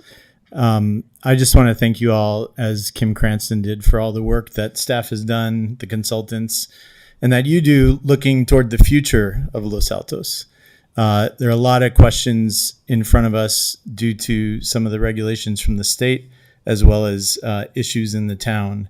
And I know it's difficult to sit up where you are and hear from residents who may disagree with some of the recommendations. But there are many of us, perhaps the silent minority or majority, who believe this is a good thing to move Los Altos forward. So I can't say I support one option over the other at this point, but look forward to this as the beginning of the process. And just thank you again for all the input that you've received and the work that you've done. Okay, so that is the end of public comment. Thank you very much, Mr. Benenato. Let me just say we're going to bring this back to council. We're going to have try to quickly answer your policy questions. Housekeeping, after we finish this special study session, we're going to take about 5 minutes to set up for the commissioner So some of you are here for the commission meeting. So let's go to, would you like, yes, go right ahead. None of the design concepts as they stand have persuaded me that that particular option is the option that we should do. I would like to come to a point tonight where we can eliminate some of the things that we all agree we shouldn't do, perhaps. And so for me, that would probably start with digging a big pit and disrupting all of our businesses and putting a parking garage underground because of safety concerns, because of cost, and because of massive disruption to ongoing business downtown. I think we could probably eliminate that one, hopefully, if my colleagues agree. I think, that might be something that we could jettison now. I'm not prepared to support any plan, in fact, that results in less parking than what we have now. We need more parking. Even if, in the future, autonomous vehicles take us downtown and drop us off and then go someplace else. And what we should do is implement an informed plan that anticipates some of those potential changes. But I still remember watching the Jetsons as a kid. And I was like, oh yeah, we're going to be in flying cars, right? Brrr. No, sorry, we're not, And it's quite possible that autonomous vehicles will not achieve the kind of scale that we're talking about for a long time. So we cannot buy into the demise of the automobile. We really can't. I go to downtown every day. I frequently park here at the community center because I drive an electric vehicle and I like to plug in, and the chargers in lot 3 are usually full. And so I walk down Hillview, right? And I cross San Antonio at Hillview and I walk into parking lot 3 and it's disgusting. It's gross. It stinks. There's garbage. It's ugly. And as I drive down San Antonio on the times when I'm going through downtown on my way to someplace else, I look over my left shoulder and I see a very uninviting face of our lovely community. And I want everybody who drives down San Antonio to see something nicer than garbage cans on the back of businesses. And I think we should put a park in lot 3 because it will connect and activate our beautiful community center to our downtown. As I said, I walk almost every day down Hillview and cross San Antonio right there. And it doesn't matter whether I'm going to, Redberry to meet somebody for coffee or going to the lava offices or what have you. And a park in lot 3 would be a great way to beautify and connect our community center. By the way, opening up lots of optionality for future amenities that we might want to add, because we would then be able to look at a much broader area, the community center and downtown, as a more integrated space to do this. Now, we got some public comment about noise in parking lot 3, and I respect and agree with that and understand that, yes, it will be noisy there because it's proximate to San Antonio, but there are ways to make it less noisy, to use native plants and so forth, and actually reduce the noise. But there are already people there, right? There's already people dining in the back of Lulu's and so forth. And so those people would enjoy a more aesthetically appealing environment. The people driving through our town would be invited to stop and spend their money here so we could, stoke our businesses and our tax revenue and everything else. I'm all for permeability. I think we should do the Paseo parking on Plaza 2, which basically retains Plaza 2 as an existing parking lot, as it is now. But it changes the surface to pavers, something permeable, so that we can have groundwater recharge, so that we don't overload our storm drains, because guess what? We all pay for that. We all pay for all the water that gets treated at the water treatment facility out there in the bay before that stormwater goes out into the bay, right? So the Paseo parking wouldn't take away parking, but it would add programmability for the space, right? and it would create a more sustainable space that's more in line with our environmental plan. And then I think, honestly, on parking lot 2, we should put a parking garage. And I know there are pros and cons of parking garages, and everybody loves surface parking. But guess what? If we are going to, and we are, by the way, going to see housing developed on 7 and 8, we have we have an increased need for parking, right? So if we are going to do anything with any of these parking plazas, I think the first thing that we should do is build that 3-level above ground pedestal parking. And let me also comment on pedestal parking, right? One of the ideas behind pedestal parking as opposed to a fully enclosed parking garage is to, you have pillars that are holding up each floor. So you have light coming in and air coming in. I understand and sympathize with people who still would prefer to have surface parking. We're going to end up with a lot of surface parking still after this, right? But by the way, that would also mean that we have to decouple the notion of a community or a performing arts space from these projects, which is perfectly appropriate because that remains a very aspirational project. We don't know if the private money is going to be raised for the theater. I support the theater or the Performing Arts Center, but I'm not banking on it, right? We can't bank on it. And we know that there are challenges. There's business model challenges. There's lots of competition with other facilities and so forth. So we can't be in a situation where all of the other plans for progress downtown are connected to and hinge upon what happens with the Performing Arts Center. So where I am in my head is, we go forward with these plans, creating excess parking capacity so that we can absorb some of the additional parking demand that's going to come from all of the new residents that are going to be living on Plaza 7 and 8 and all the additional people that we want to bring to downtown. We should do that before, we should have the parking structure built before we start to break ground on the housing on 7 and 8. We should have the parking structure built before we take any other parking out of commission. And then the last thing I'll say about parking lot 3 is it is the least efficient and most complicated and unsafe surface parking that we have. And that every time that I go through there and see people driving around in there, half the time they're going the wrong direction. They're trying to pull into a diagonal spot from going the wrong direction. And then the last thing I would say is, as we evaluate circulation, a very interesting concept has been presented that I think we need to vet further, which would be making State and Main Street one-way streets, and then you actually create a forced circle through town, and you would end up having diagonal parking spots. And guess what? That would net 40% increase in street parking right in front of the stores that you want to go to. It would allow us to probably have more handicap spaces as well. And one-way traffic on State and Main would avoid people doing U-turns across double yellow lines to get into parking spots. And it would be a lot safer for pedestrians and cyclists.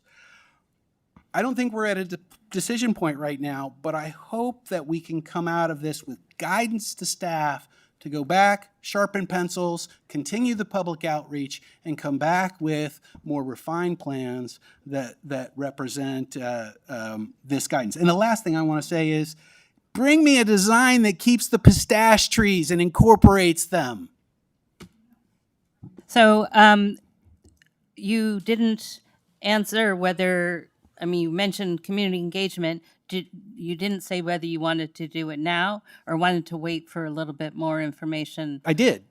Did you say I did that? not. If I didn't make myself clear, Yeah. the community engagement absolutely needs to continue, and we need to process and consider some of the concerns that have been expressed about the community engagement. Right, but now versus yes, in the now, summer? now, Okay. now, Okay. because I Got don't it, think we got can it. wait. I think we got to get going on this parking structure and get it built before we start to take other things out of commission.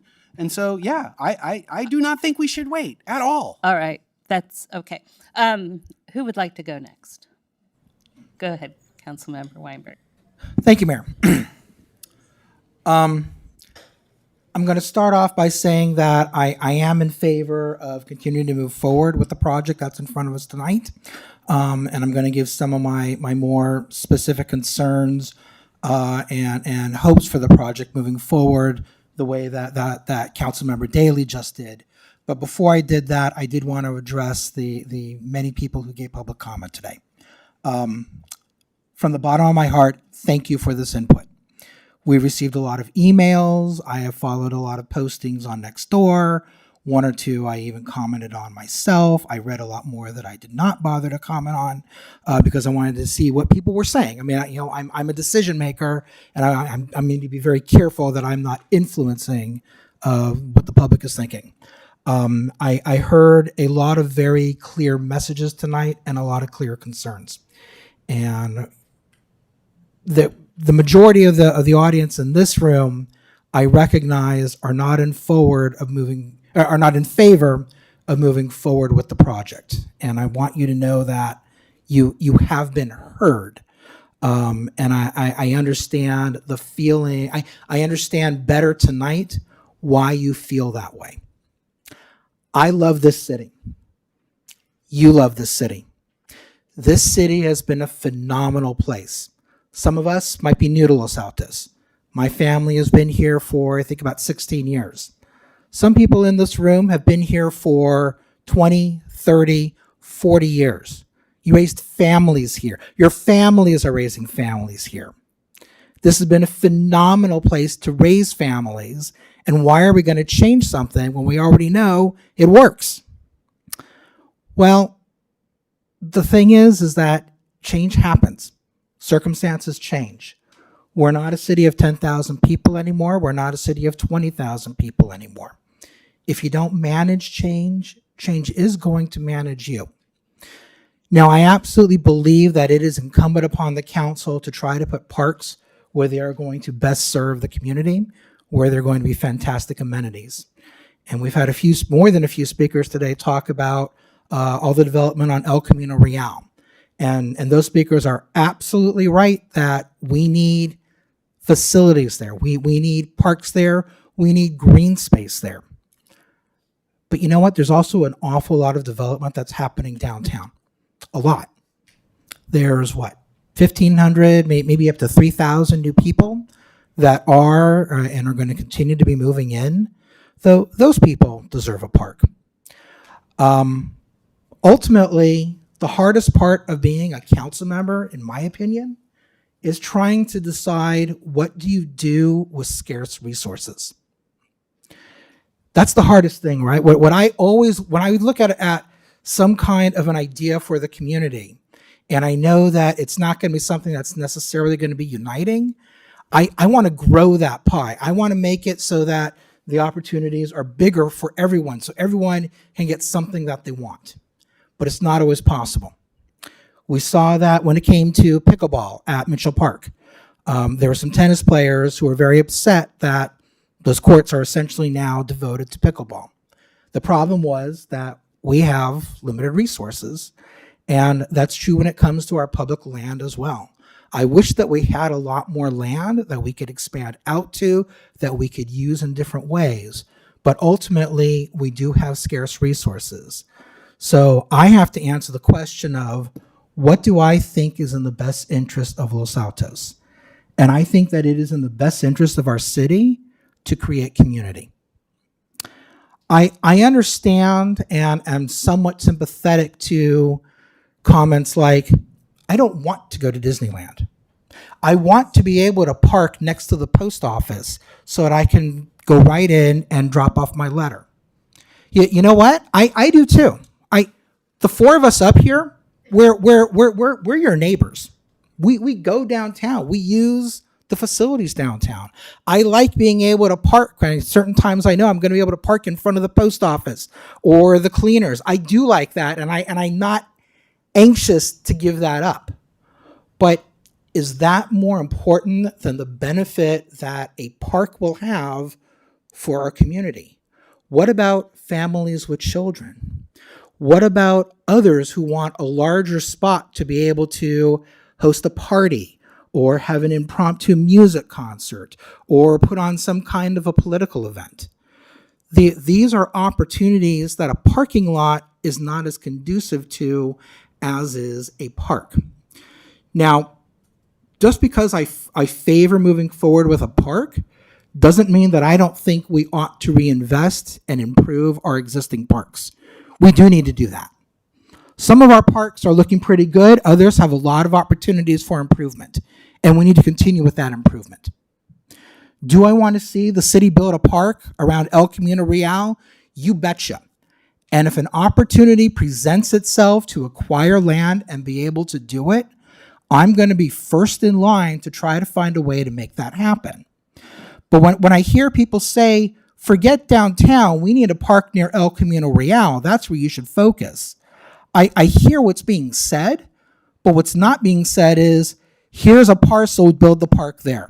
There's one exception to that. There was an email, I think it was today, saying, hey, 40, whatever the new development is, and the very small part off of, what is it, the Stell? Turn that into a park instead of an 8-story building. Well, that's not owned by the city. I mean, that's not something that we can reasonably do.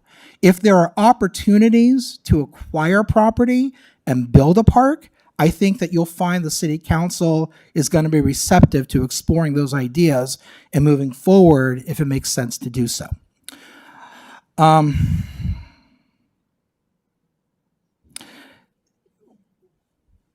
There is a pattern in politics. And first it is try to win the policy argument. If that doesn't work, then you attack the process. And finally, when that doesn't work, then you get personal and attack the people. Now, no one's made any personal attacks here yet, and I appreciate that. There are kind of some hidden ones in some of the emails, and I recognize that comes from frustration. There are people today, I think, who raised very serious concerns about the process that was used, but the people who are raising those concerns are the ones who don't like the policy to begin with. All of us who care deeply about any policy, whether it's the parks, whether it's anything else, you want a process that is going to lead to the outcome that you want. I'm satisfied that the process has been robust. One of the pop-ups that I went to was actually on parking lots. It was on parking lot 2. And there were tents there was shade, there were boards, there were people that were there that could answer questions. I don't remember seeing many other people in this room there, but you know, what better place to have a pop-up than actually in the parking plazas? And if you didn't see it, are you using those parking plazas? Obviously not at the time that the people were there, but you see the point that I'm trying to make. Someone mentioned something about the use of our kids and a pop-up with the kids. I believe that I am the only council member here that actually has kids in the high school.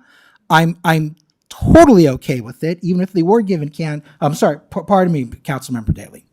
I'm not crazy about them having been given candy, but putting that aside, I want to know what our kids think. I want to know what everyone thinks. I want to know what every demographic part of our community has to say. I'm not looking just to hear from one group. I've heard people in the past say, well, the kids are going to go to college, they're going to move away, their opinion doesn't matter. Yes, it does. Of course it does. They're part of our community. Reaching out to more and different parts of the community, even if it's seeing a group of people and approaching them in a safe way. Do I want that to be the sole data point? No. But do I recognize it as kind of a neat thing to have done as one of 40 data points? Yeah, I think that's pretty cool. Okay. Policy going. I'm going to get there in just a second. I do think that it is unusual, and I wonder if there are any other communities where if the council was considering taking away a parking lot and replacing it with a park, would have this many people in opposition. This really is kind of an emphasis of how unique Los Altos can be. And obviously it's not that simple an issue, but I do find that interesting. All right, moving into more specifics, Mayor, I know you're trying to wrap this up and I apologize. I don't like the Grove or the Orchard layouts. What I don't like about the Grove is looking at just the rendering of it. It all the tall trees and the denseness of it, I think, really separated the park from the rest of downtown from around it. And I don't think that that's what's going to best serve our community. I think our community is served by having an integrated flow of community going in and out of the park, in and out of businesses, restaurants, whatever. And I didn't like the orchard because it was very rigid the way that it was laid out. I know one of the things that our community wanted, one of the things that the consultants found is that people want creativity. And the orchard, I thought it was beautiful, and I think that it could work in a lot of other places in the city, but I don't feel like it was appropriate for what we're trying to accomplish with this particular park. I think Councilmember Daley's idea of building the parking structure first, and I agree with him that an underground parking structure is not the way to go. Hearing you talk earlier, I think convinced me that probably is the way to go. And I really wish that we had certainty of what was going to happen with the Performing Arts Center, because that could inform a lot of what we do. So having the Performing Arts Center on Plaza 3 might actually be the best way, the best kind of layout that we can come up with. But because there's so much uncertainty there, I just don't think that we have what we need to be able to make that kind of a determination. I do agree with Councilmember Daley that we ought to continue moving forward with public engagement. One thing, though, that really concerns me are the traffic patterns going in and out of the parking lot, especially with all the improvements that we're going to be doing on San Antonio. I mean, the city received a grant of over $9 million to redo San Antonio. It's going to be really cool. And Mr. City Manager, I see you hiding over this. You can't see me, but I wonder if, as part of that project, we can't identify how traffic can best go in and out of wherever the parking lot is going to be. And I would very much like to see a traffic engineers sketching out some ideas, going through the different options, and giving us the pluses and minuses. I'm not calling for a whole full study unless staff thinks that that's necessary. But I would like to see some ideas of what are the pluses and minuses from different streets, and can we incorporate something into San Antonio, since we know that whole street is going to be redone anyway very quickly. Let's see. I do want our park to have Wi-Fi. I want to make sure that there is power at the park. Certainly if we're going to have movies, where there was a picture of that in one of the slides, there needs to be power there, probably for music as well. If it's outside, I don't know how possible it is, but if you could have outlets or something for people to go in, plug their laptops in, I think that would be useful. I'd also like to see bike charging incorporated into the park. For the park to be successful, whatever part of the park is on the backside of stores that face Main Street, I would love to find ways to incentivize those property owners, those businesses, to, if not completely flip around their businesses, to somehow be able to serve both sides. And I don't know what that would look like. I'm looking at Lava right now. You may have some ideas, but I'm very conscious that if this is going to work, there has to be ways for people not to have to go all the way around to Main Street to access services. And there's going to be a cost associated with that. And I think it's appropriate for the city to explore that a little bit and come up with some ideas of how we can work with our property owners and our business communities. In terms of landscaping, I will not vote for any project that doesn't include, if not natural landscape, then it needs to be drought resistant, drought tolerant plants. It makes zero sense to me at all that we would do anything that is not if not local, then at the very least drought tolerant. We simply have to do that, and that would be our red line for me. I'm almost done. So stroller, I think that we need to have stroller parking near whatever the play area is. And I do like the idea of sort of the naturescapes, the natural play areas, as opposed to others, although I also did like that you had one that wasn't a naturescape but looked like apricots. That was kind of cool. But one way or another, I think there should be an area for stroller parking. And also, talk to Parks and Rec, but I think there needs to be some kind of a fence around the play area as well, because there's going to be toddlers that are going to be using that area, and we're still downtown. There's a lot of traffic, and a park is probably going to create a lot of blind spots. So let's try to be as safe as we possibly can. let's see. I think I'm done there, Mayor. Is there anything else you wanted to pull out of me? No. Okay. Thank you. Okay, Vice Mayor? Okay, so first let me start by thanking the presenters and the consultants. Appreciate all the work that you put into this. But also let me echo Councilmember Weinberg's gratitude to all of you, both those of you who are here, those of you watching on TV, and those of you who wrote in. I know that I personally, I expect my colleagues did as well, read every single one of those comments, even the ones that were not entirely complimentary. That's fine. And a lot of ideas there. And it really paused for thought. Something this major that would impact our city for decades is well worth all that input, and appreciate every one of those comments. One thing that I will say frustrates me in those things is when people say, well, what I want is no change. I'm going to steal your stuff here. That's just not an option for a variety of reasons, right? One is the housing responsibilities that we have. Another one is just the shifting world of retail, right? When I was out campaigning, I had a number of people said, I want retail downtown, and they're standing there with 2 Amazon packages at their ankles. I'm like, I think I see what's happening here. To me, the important thing, I'm not going to react to the designs of leave others to think about stroller parking and stuff. What I want to emphasize is why I think this is worth considering. And it's because of that word community that you said, right? When I, last time, well, not last time, but one time when we saw this room this full with this much energy, a lot of it was around the community center. Some people were in favor of it. Some people were less in favor of it. But there it is. And I think it's wonderful. And particularly what I'll say about the community center is that it is used. When I go into the community center, any day of the week, I see people in there studying together, playing mahjong, hearing great talks about the history of the town, all sorts of interesting things, doing exercise, celebrating Chinese New Year, all that. It is used. It is building our community, having that asset. That is the lens that I look at these things through, and I will continue to look at this. I also want to say it's not a foregone conclusion that we'll do the project. Right. One of the things that bothered me a little bit, and some of the things was like, how dare you just decide that we're going to do this project without any input? No, that's not what's going on. But the point of it is, we can't decide for or against something imaginary, right? We need to have some concrete ideas of how it might work before we make any decisions. So decision about whether to do it, but importantly, what we should do, the lens that I will be looking at it, you heard in my questions. Are we making a place that people will gather? Our downtown does not have non-commercial places for people to gather.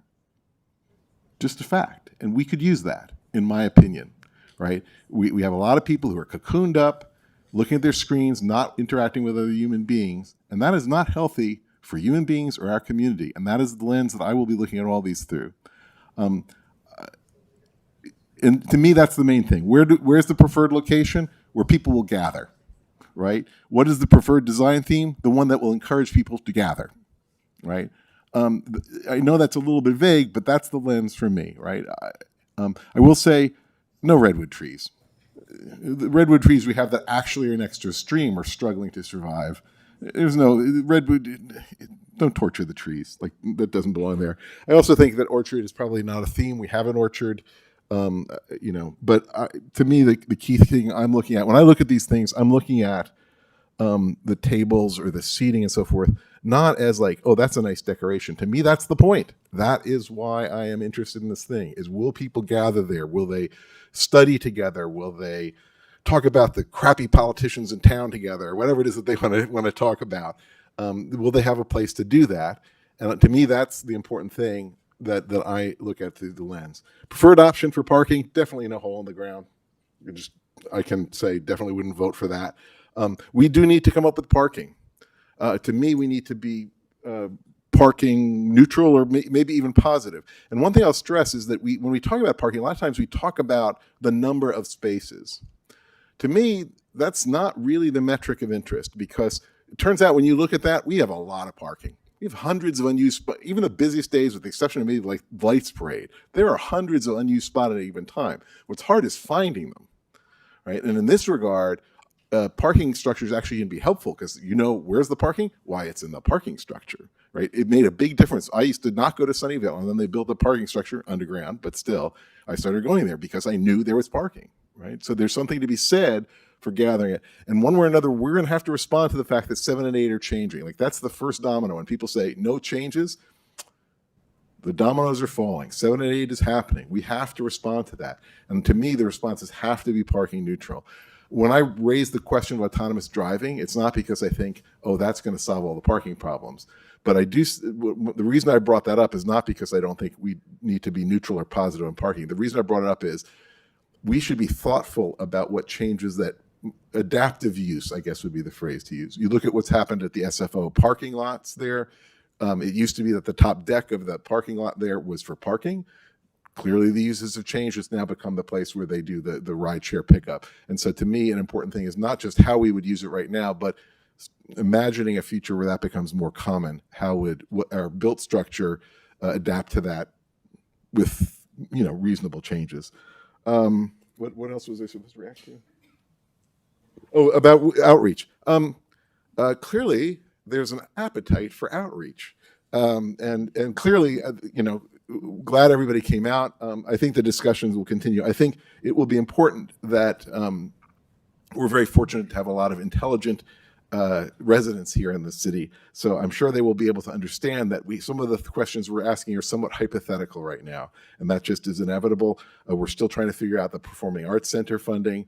I will say the clock is ticking on that. Just the clock is ticking on that. We got decisions to make, and we can't wait forever on that. And we don't know exactly what's happening with 7 and 8, so that's an issue.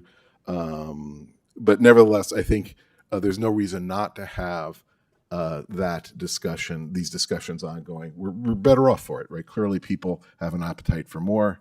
I get to visit with you all some more. I look forward to that as well. Did I cover all the bullets? I think so. Okay. And we're going to leave it up to you guys, staff, to amalgamate what we've actually told you. Good luck with that. All right. But I'm going to say just a Yep, few thank you. words. So thank you, Vice Mayor. I didn't cut you off, right? You were done? Okay. So this was a study session. We were looking at concepts, not designs. I know they look like designs. I couldn't do something like that. I would consider it a design if I did that. But it's a concept. And so that's what we're talking about. There's been no decisions made. This is part of the process. There's going to be more outreach. I wanted to say, and I'm going to quote myself. These guys were kind of quoting me, but I'm going to quote myself. So I said this in last month when I became mayor, and the choice we face is not change versus no change. The choice we face is whether we will have change that we manage or that change that is done to us. So this is trying to weigh what we're going to have to manage over the next decade or so to have our ability to control the change. So that's what this is about. Because frankly, bare, cracking, tree root, intruded asphalt is the first thing it's going to go. Right? So, and frankly, aren't all our parking plazas in the housing element? So, they're all fair game today, probably. We've only identified 7 and 8. So adding green space, I kind of laugh when people described our beautiful parking lots. That asphalt leaves a little bit to be desired. The trees, fine enough. But anyway, and I want to comment on the comment about the kids. So when I moved to Los Altos 30 years ago, I moved here because Los Altos was safe for kids. It wasn't Palo Alto where you kind of worried if you let them go off and they went downtown and, the worst. Well, I won't talk about my one kid in Walgreens in the shopping cart, but anyway. So that was why I moved here. And what kids want and what they need is very important. That's why most of us have moved here, because we want our kids in these schools and we want our kids independent but safe downtown. This is very important. So I think we have an a lot of variables right now. Where I do think we agree is that we need to, if we can start with the parking, particularly if we can nail down where it makes the most sense and get it going. I like the idea of podium, parking. I'm not sure, we'd have to weigh whether the added cost for just that half sunk. I mean, I've seen it work many places I've been, but let's figure out where we can put that, plus or minus some of the other things that are go on, and let's get that moving forward and do some community engagement on that. None of this rules out parks anywhere else, but this is our land. And because it's our land, we have to figure out how to maximize the value, the benefit for our community. This is all about community. So I don't want to say what my preferred location is. I do like that parking lot 3. When I walk to town a lot, but when I drive, that's usually where I park because people don't know how to get into parking lot 3, but I know how to do that. And so that's where you're most likely to find spaces. That said, it is a horrible parking lot as far as parking goes. So there are benefits to using that in a way that you can be creative that make it hard for a parking garage or something like that. I'm not convinced. You'd have to show us why we need 3 versus 2 stories. I'm not sure that we do, but yeah, we want to try to stay parking neutral. I don't want to reproduce what we already have. I don't want that another orchard in town, unless somebody wants to plant one on their own lot. And I don't want, my arborist calls redwoods deadwoods because they are not natural here. So I don't see why we have a redwood grove that we're already struggling to maintain because the trees don't find it natural. So let's not create an artificial environment that'll be very difficult. Again, whether it's natives, it's meadow, it's something in between, that's fine. I don't want to do community engagement around a park if we don't actually know where, the variable that I think is very important for the park, which is the theater. If the parking lot is disconnected potentially from the park, or could be, and we can get that moving, then we should go ahead and do it. Whenever we're moving ahead with something, we need to do the community engagement.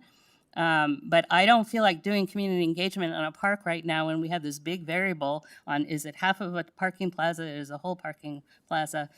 It's just, we already see it's hard enough for all of us to grasp with so many variables. So I think that's covered everything that you were asking us policy-wise. Is there anything else you need clarity on, Mr. Carnesecca, or? I think we'll check the record and check our notes and try to put all of our thoughts together. I'm going to look at the consultants to see if there's any outstanding question. Okay. No. All right, that's good. And so we are running an hour late. I apologize for that. So the next thing is the commissions. We're going to take about 5 minutes to change the setup. And so that means our regular meeting is probably going to start about an hour late. So if you're here for the regular meeting, that will be at 8 p.m. And the next discussion, which will be starting in about 5 minutes, is going to be our council meetings with some of the commissions. So thank you, everybody. And my apologies for keeping you longer. But we wanted to hear from you. So take care.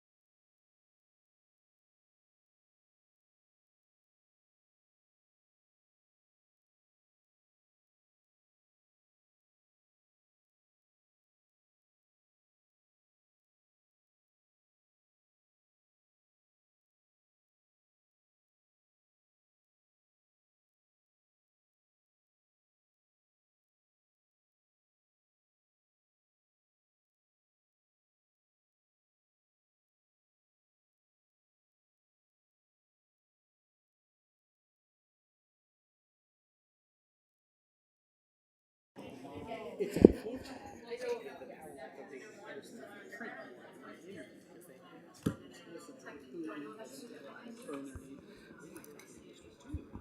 I'm going to try to call us to order. Okay, so I'm going to attempt to call us to order. This is the City Council special meeting, a discussion with the some of our commissions tonight and their work plans for 2026. City Clerk, would you call our meeting to order? Councilmember Daley? Yes. Councilmember Weinberg? Here. Vice Mayor Lang? Here. Mayor Meadows? Here. We have a quorum. All right, thank you very much. So this special meeting, we're just having each of 4 commissions. And let me turn the page. So our Environmental Commission is first. And then we will go to Library Commission, Financial Commission, and Parks, Arts, Recreation, and Cultural Commission. Park is still easier than all of that. And we'll try to finish this all by about 8:15, which will put us a bit over an hour late for starting our regular meeting. But that's the price we pay for being late for the last one. So Environmental Commission, please join us at the table.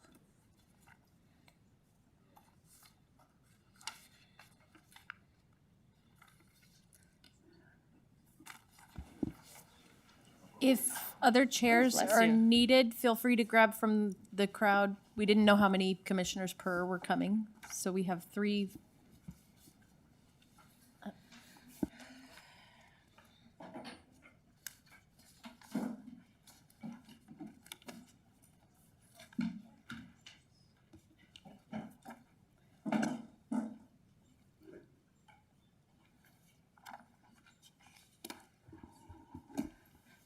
And I'm going to ask you to briefly go around and introduce yourselves, just in case we don't all know who you are. Commissioner Humayun, we know. Good evening, everybody. I'm Rashina Humayun. I've been commissioner for 5+ years. I was chair last year, and thank you. Hi, my name is Carl Van Reis. I'm the current chair of the Environmental Commission, and this is my 4th year on the commission. Hi, I'm Colm Nee. I'm current vice chair of the commission. Don Whedon, a member of the commission, have been for a number of years. Yeah, Angelo De Giuli, a brand new member of the commission, so I only participate to 1 meeting till now. So. All right, welcome all. Do you want to present your topic, or do you want us to dive straight into questions, or who's chair would you like to take us through? Rashina will make a comment on last year's plan, and then I will talk about accomplishments from that plan, some of the things to address on what happened with that plan, and then get into how we plan to tackle the 2026 work plan, and then finally areas of emphasis for discussion where we'd really like your feedback to make sure we're moving forward together. all right, just a very quick maybe debrief from last year. I'll let Carl speak into some of the details, but I just, as chair of last year, I really wanted to thank staff. Tanya did an amazing job supporting us, and then city manager really helped us, formulate through our work plan, and I'd like to thank guidance that we received from our liaison, former council member, Vice Mayor Fleegor, and the council. We also really appreciate the city manager and Vice Mayor Fleegor supporting us with the funds that we requested and our Priority 1 projects, and helping us prioritize some of that and the funds that were approved by council. So really appreciate your support in the mission of the commission in supporting the CAP. I do want to say that we really tried to formulate our work plan in fidelity to the guidance in the Commissioner's Handbook and with guidance from council and in partnership with staff. We did design our last year's work plan for 7 members, and we found ourselves with 6 through the whole of the year. It was a little bit of a stout challenge, so we did prioritize some of the things and voted to take some of the things off our plate. I do want to say that it was hard for me as chair, as well as an individual commissioner I found myself having to do a lot of individual research, which is very lonely and not as productive. Definitely two people working on a project makes it more than, significantly more than twice as effective. So that's just a comment, and I will let the chair take on and speak to some of the. Wait, before you do that, would you care to just give us your top 2 or 3 accomplishments that stick out in your mind from last year? We did the electrification committee, I think did a really good job working with SVCE and staff to put together a rebate incentive project, which I think is really strong and in guidance with what council gave us. We kickstarted our urban forest master plan, which I think is underlying a lot of things that may not be top priority or, transportation, greenhouse gas emissions, but it's really touches on a lot of things, especially with regards to adaptation. We did do baseline research on transportation, specifically shared mobility, which I think would really help with some of the parking issues in the long term. And we did some baseline work on waste reduction around deconstruction, looking at a deconstruction art. And we had a bunch of people come in and speak on different topics. And so that's from my viewpoint of what I think we accomplished. I'll add 2 more. All good. Electrification education program is something that was kicked off and developed, and that included a speaker series. So that was another accomplishment that we're happy with, and it's still going on. And then the other big one, in my view, was the transition of the city's EV fair to a community organization partnership into that Living Electric Fair, which is returning again this year. So very happy with that. So now I can go into some of those things that Rashina mentioned in terms of that were designed for 7-person commission that we sort of had to scale back. So EV charging master plan is one of those ones that we intended to do, but just the numbers didn't work out with how we delineated things after that meeting we had with you. So that fell by the wayside here. At the very bottom, you mentioned the emergency preparedness. We got feedback that the city staff is taking care of that. So that fell off quickly as well. And the other one to mention is the review CAP priorities. We got feedback last year about that. And so the commission, after meeting, agreed to punt that to this year to bring up again. And that transitions us to the 2026 work plan, where we have a working pair assigned for reviewing CAP priorities. And that'll be a theme throughout here, in that we have, prior to this meeting, already assigned working pairs, so we know that we have the bandwidth to do what is here if we're aligned on all of that. In terms of this CAP priorities item, this is really about making sure that future commissions have those priorities set, and the level of decarbonization and greening and other benefits that we get, we know at a time, and so that process is smoother. So that's the big emphasis there. We had a big emphasis on monetary incentives last time, and that the intention on this is to improve and make sure that those remain robust, and exploring how those would change. So now the one in that electrification incentive exploration, that working pair looked at monetary and non-monetary, and that is where we get this Florida area ratio suggestion on this work plan. And so that's one area that I think we are very much in need of a discussion tonight, is to say whether the council is amenable to hearing the case from that working pair in the commission on such a bonus. Going back to monetary incentives, we're looking at whether an energy savings, such as energy audits, could be included into there to further build out that monetary incentive portfolio. And so we'd also welcome feedback on there. For the urban forest ecosystem health plan, we got feedback last year from you about trying to incorporate wildfire risk, and that has been in the conversation the whole time, and we're making sure that that's a component no matter what. And so that is moving forward in a project direction to make sure that there is something actionable and visible soon on that. And then the other big topic here is that I believe, and please feel free to correct me if I'm misphrasing, I believe the direction was a policy on artificial or synthetic turf. That was the direction that we received.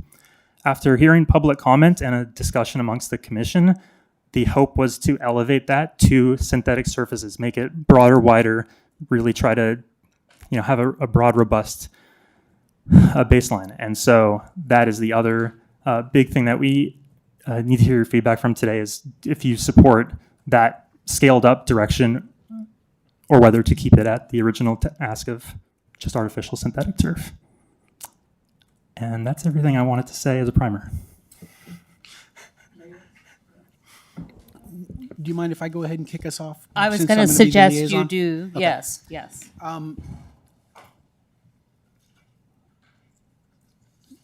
I personally think that it should be a study of artificial surfaces, not specifically turf, because poor in place is controversial as well in our community. And park projects will involve evaluating surfaces, and I think we should do both. I don't speak for my colleagues, but I look to you for. I don't know exactly what I mean. Poor in place makes sense to me, but are we talking about shake versus? No. I mean, primarily we're going to be dealing with artificial turf and poor in place, primarily, unless there's an emerging product that we're not aware of yet that it's also artificial that should be evaluated. Well, I want to remind my colleagues, we actually have this commission on our agenda later tonight when I think we have more time. We could take more time to give informed feedback, and then you don't have to listen to it tonight. You could listen to it. But I don't think us trying to do that in a few minutes here and we have other feedback. All right, so I want to move on from keep it that. for- Move on from that. That's an open item, and I'll wait for feedback from my colleagues to validate that point of view. But you're right to be on that track, at least insofar as the only feedback you've heard so far is go down that road. I mean, Angelo and I were talking about that. So the incentives for electrification, the FAR incentives for electrification, I appreciate the work that you guys did on this, but I think it's dead on arrival for a lot of reasons that we don't have time to get into right here, but many of them were communicated to you by staff already.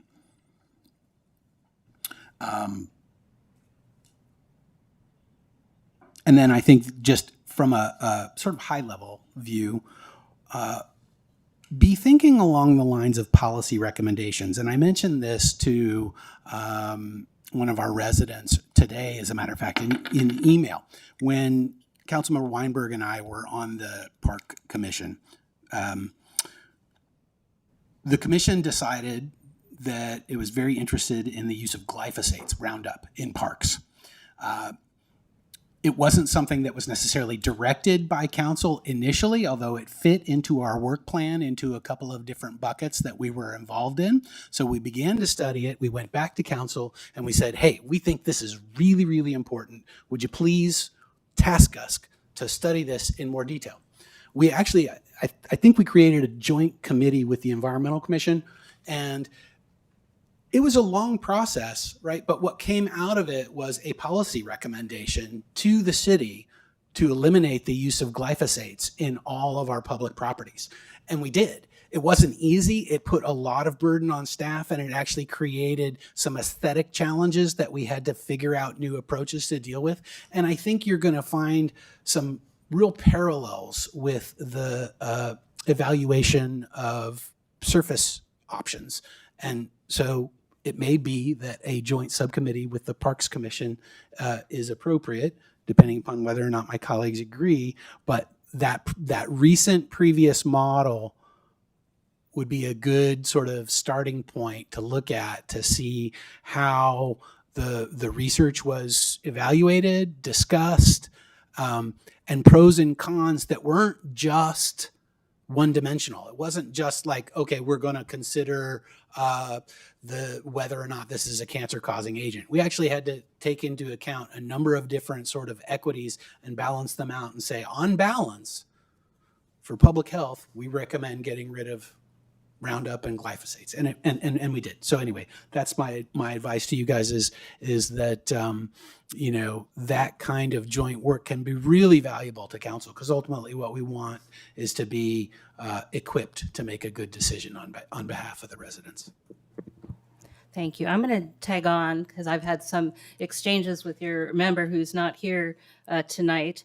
And also, I got to be on, I'm on the board of SVC, vice chair this year, and I got to vote in support of the rebate program. And so thank you for bringing that forward.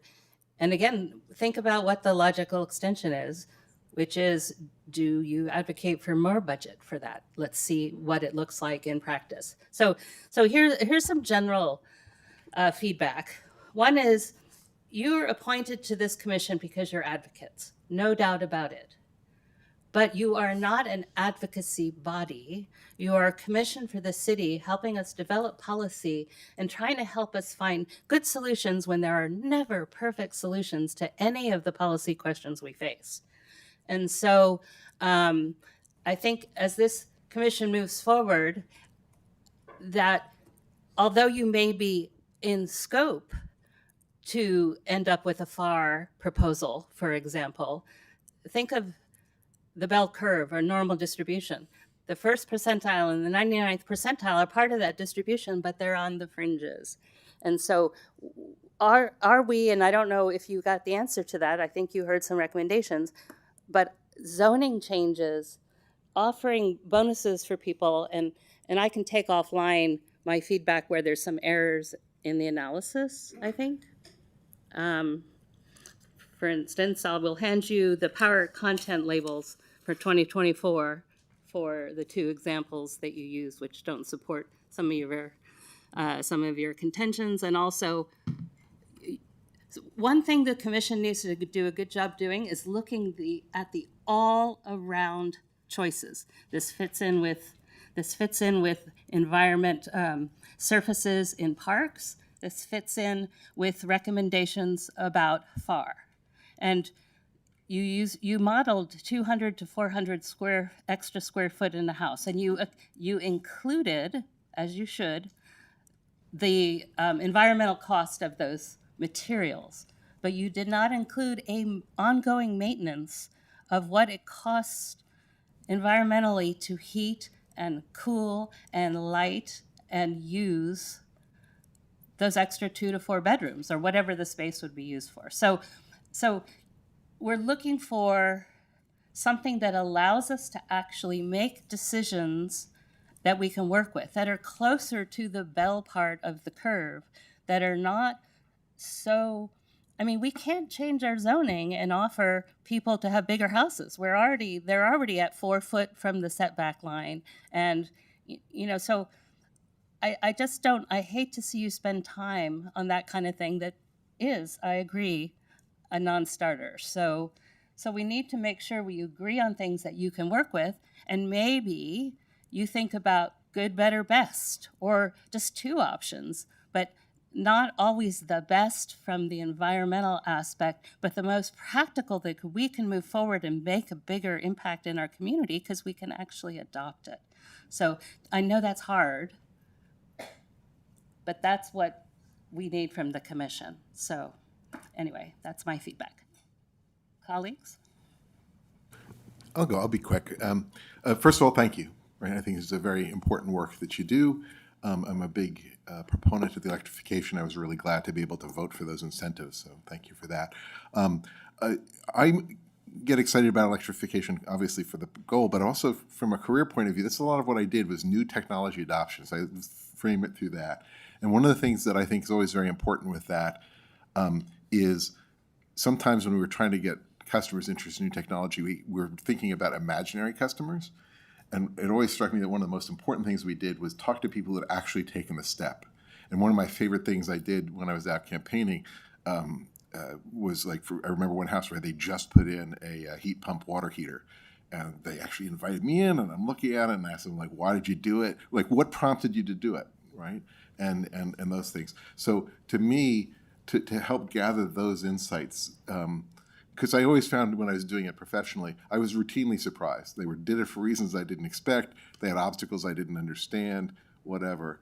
And the more we can take that kind of technology adoption mindset to support the electrification thing, I'm really excited about supporting that. Thank you, Mayor.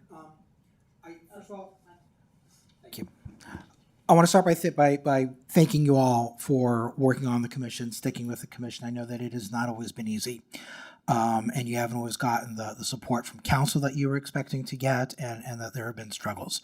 And I really appreciate those of you who are long-term for having stuck with it, and I'm looking forward to what some of the newer commissioners are going to be adding to the commission. So thank you very much, because this really is a very important commission. I think all of us on council would agree with that. I have a more specific question about your work plan. The very first item is that says you're going to conduct a qualitative status review of the CAP. And I actually asked in the Q&A what that meant, and the response I got was, you're going to be evaluating completed milestones and identifying qualitative barriers to implementation, utilizing a status-based rubric to assess the readiness and timeline of existing action items. I don't know who wrote that. I'm assuming it was none of you who wrote that. I have no idea what it means. So if any of you could sort of explain to me what a qualitative status review of the CAP it means and how you're going to move forward with that, I'm very interested in hearing about that. Angela, or My understanding is that right now it has to be a qualitative in nature, because the quantitative, there hasn't been a analysis of the impact that measures that have been taken, what they've had on our greenhouse gas inventory. With that, so it has to be qualitative, because the quantitative requires a greenhouse gas inventory.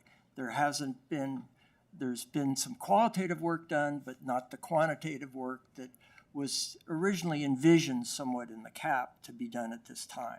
So that's the nature. So it's standing back and looking at what generally have we done, what maybe how things have changed that may select or modify the priorities that you may have on some of the other things that you envisioned 5 years ago of being priority one. Well, maybe things have changed regarding the status of maybe what the Bay Area Quality Management District is doing, or something like that may change a priority and what puts forward what you should be working on at this time, or priority-wise, that then staff could say, okay, to council, this is maybe where we should focus the next year on. Got So it. Okay. It's really looking forward to what you budget next year, not this year. That's very helpful. Thank you. I understand why it has to be qualitative. We do not have the data, but I would like to see a framework to make qualitative assessments as structured as possible. Think about the lens that you use. A simple example, not the one that you have to use, but a simple example would be to take a look at things and say, this is a high, medium, or low impact, or this is a red light, green light, yellow light.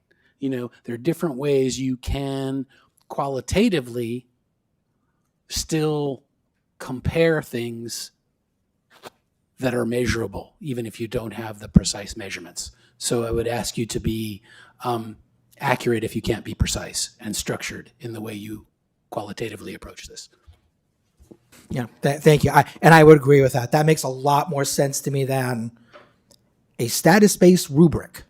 Keep it simple, because I need it simplified.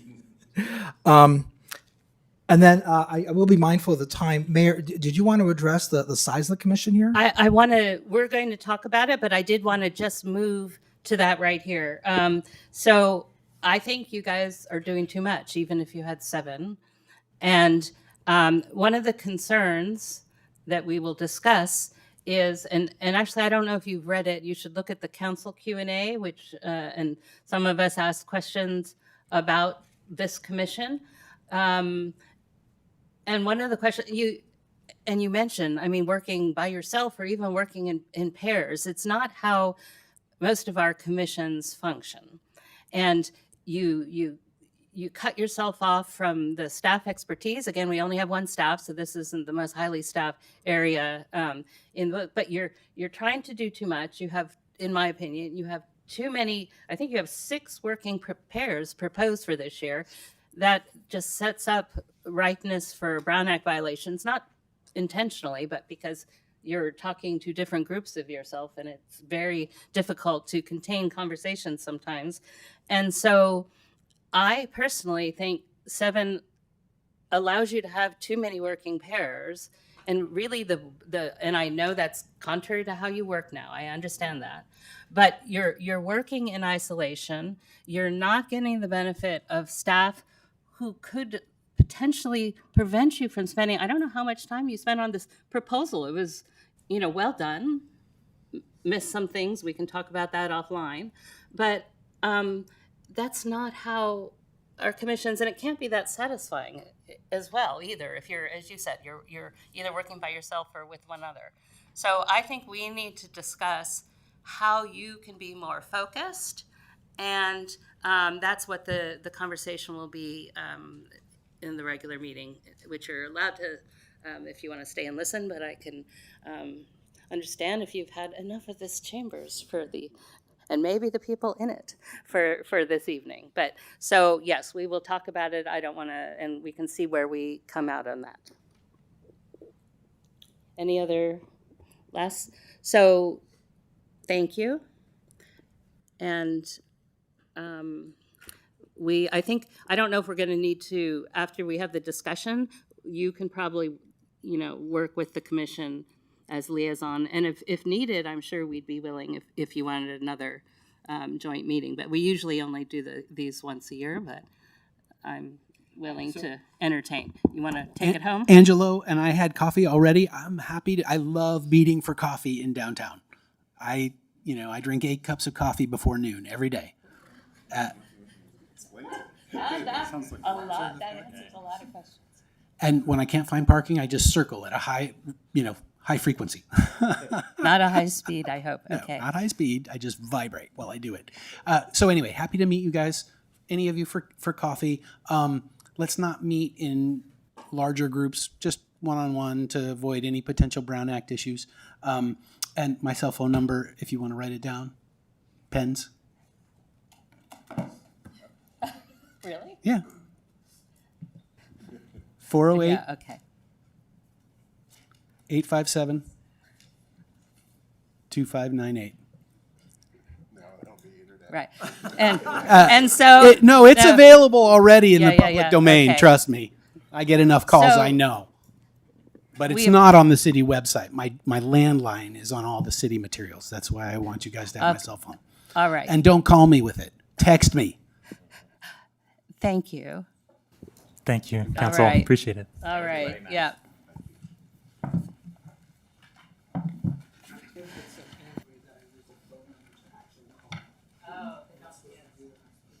Library Commission.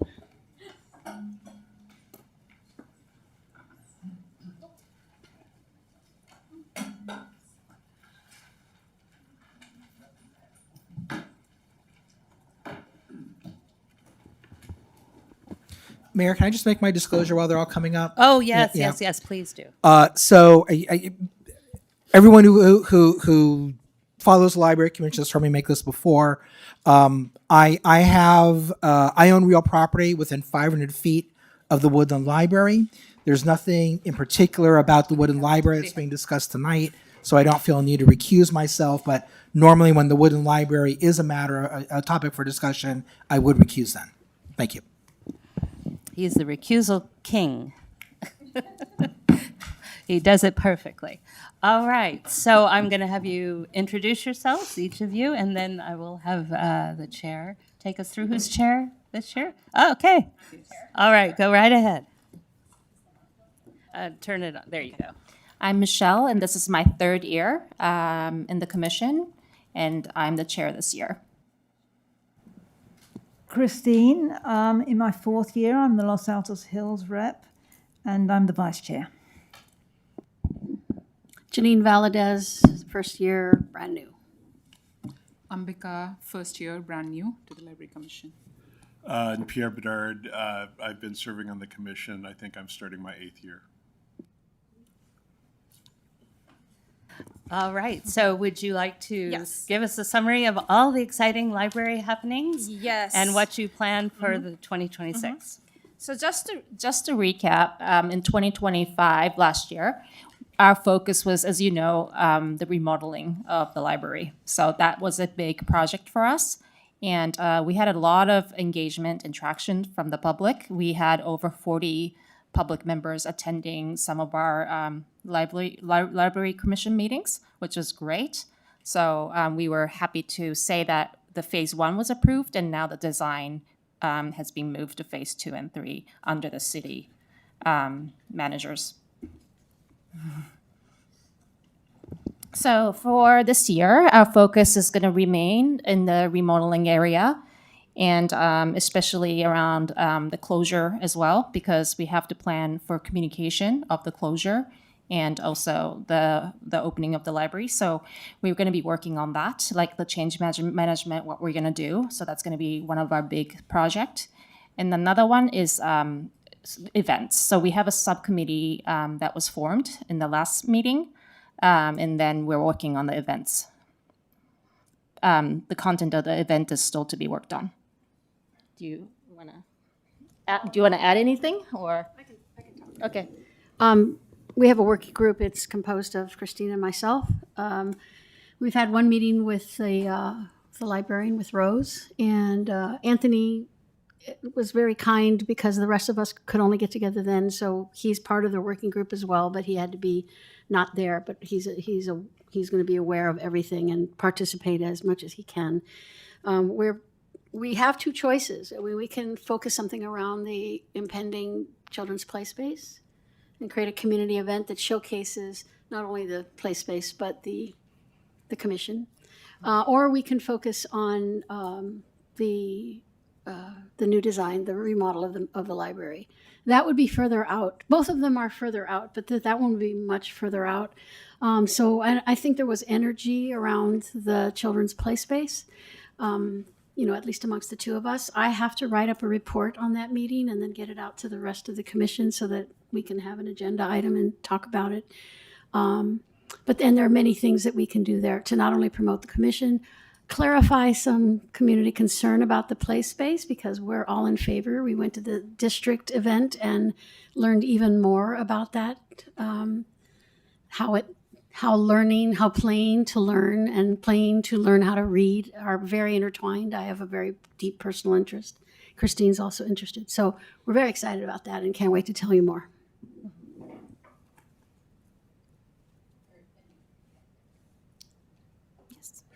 Yeah, as your liaison, I'll kick off. First of all, just thank you for the work. Personally, I think you're on track. I think you're focused on the right things, doing the right things. I think that one of the challenges of the library work, as well, is it spans so many agencies, right? Mm-hmm. It's a little bit more complicated. We have the privilege of collaborating with our friends from the Hills, but it sometimes makes things more complicated with the county, NCLA, and so forth, and so forth. So that's one of the things where, particularly if you see problems with that, escalating that so that we can help resolve those issues and make sure things move smoothly would be good. I definitely encourage the celebration of the children's play space when that eventually happens. I think a couple things about that. One is I think it will, we have a long road ahead in terms of the design. So I think celebrating when good things happen helps people prepare for when they have to sacrifice a little bit as we go to the next thing. And also just be a good thing to introduce the commission, let people see you, and also hear directly from them, right? That's always, 2 ears, one mouth. It's always the thing with this sort of work, is to try to listen carefully. But bottom line, from my point of view, is full speed ahead. You're doing important work, and the commission is on the right track as far as I'm concerned.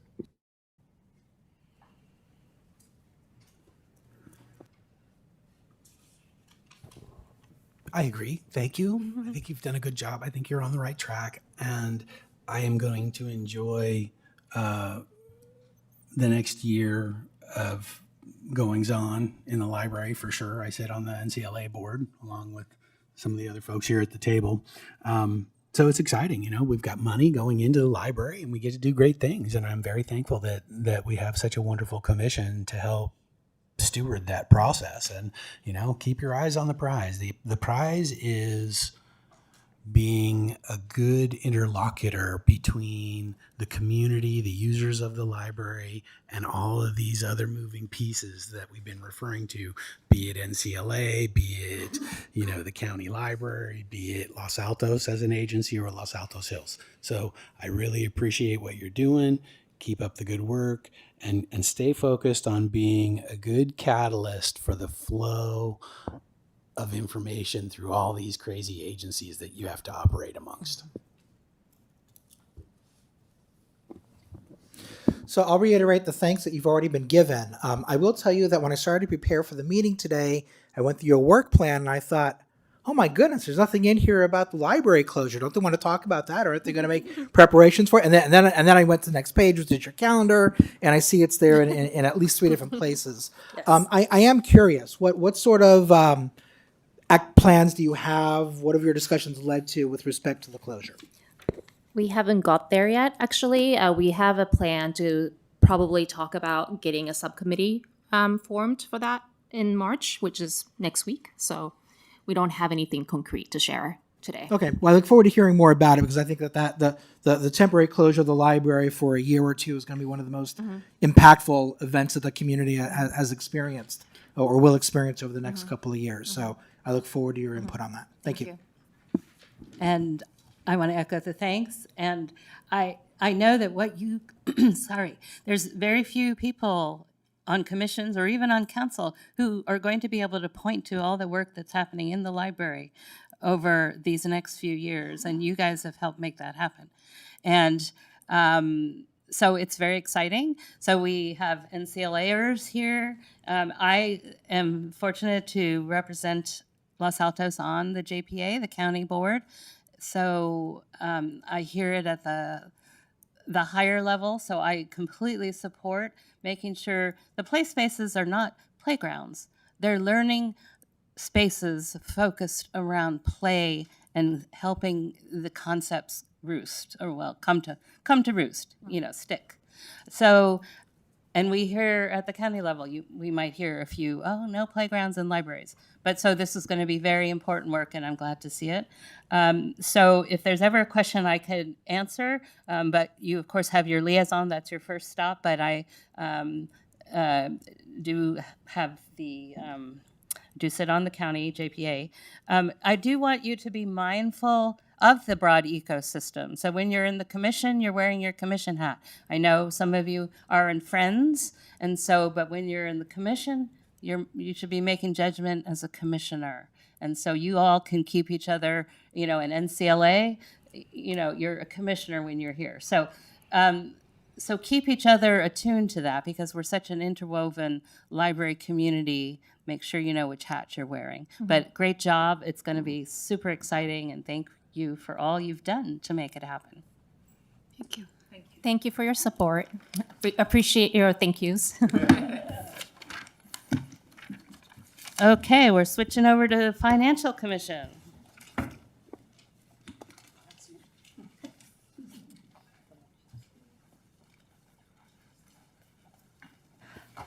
Are you the only two brave souls? Or the only two with the fortitude and stamina to make it this long? That's what it is. Okay. Expecting more, but Commissioner Altos is on Mount Kilimanjaro. What? So All it's right. hard for him to come in. Yeah, that would be difficult. Yes. I just want to say, as your liaison, this is my second year now. I really appreciate the commission, partly because I have a head start on my colleagues for understanding all the numbers that come forward to us. But I also really appreciate the commission this year, the new commission. I think there's a much stronger dialogue and conversation that's happening now. So I really appreciate what I see going on. So now I'll hand it, is one of you chair or? I'm Yes, Deepak okay. Jain, I'm the current chair. Yes, okay, and you might as well introduce And yourself. I'm Jonathan Chang, the newest appointment to the commission. Yes, welcome. Thank you. Thank you. It's my privilege to present to you a review of Los Altos Financial Commission's 2025 activities and our 2026 work plan. As a reminder, the Commission provides input into financial planning and related policy development for the city, reviews financial regulatory matters like audit and annual comprehensive financial report, oversees investment performance, and evaluates strategic issues like pension liabilities and associated recommendations. During 2025, the Commission performed a mid-year review of fiscal year 25 operating budget and the proposed adjustments, as well as a review of the proposed fiscal year 26 budget. We analyzed quarterly investment performance reports and the recommended changes to the city's investment policy.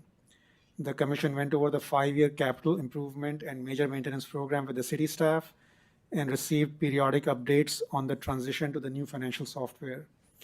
We reviewed the draft fiscal year 23-24 annual comprehensive financial report and a preliminary update on fiscal year 2024-25 audit. Amongst strategic matters, the Commission evaluated the city's purse reserve and recommended that the city aspirationally aim to achieve an 80% funding ratio for pension obligations over 5 years, and then seek to establish a 115 trust to further offset pension obligations. The Commission's key performance indicators subcommittee concluded work and proposed certain metrics for communicating the financial status of the city to the community.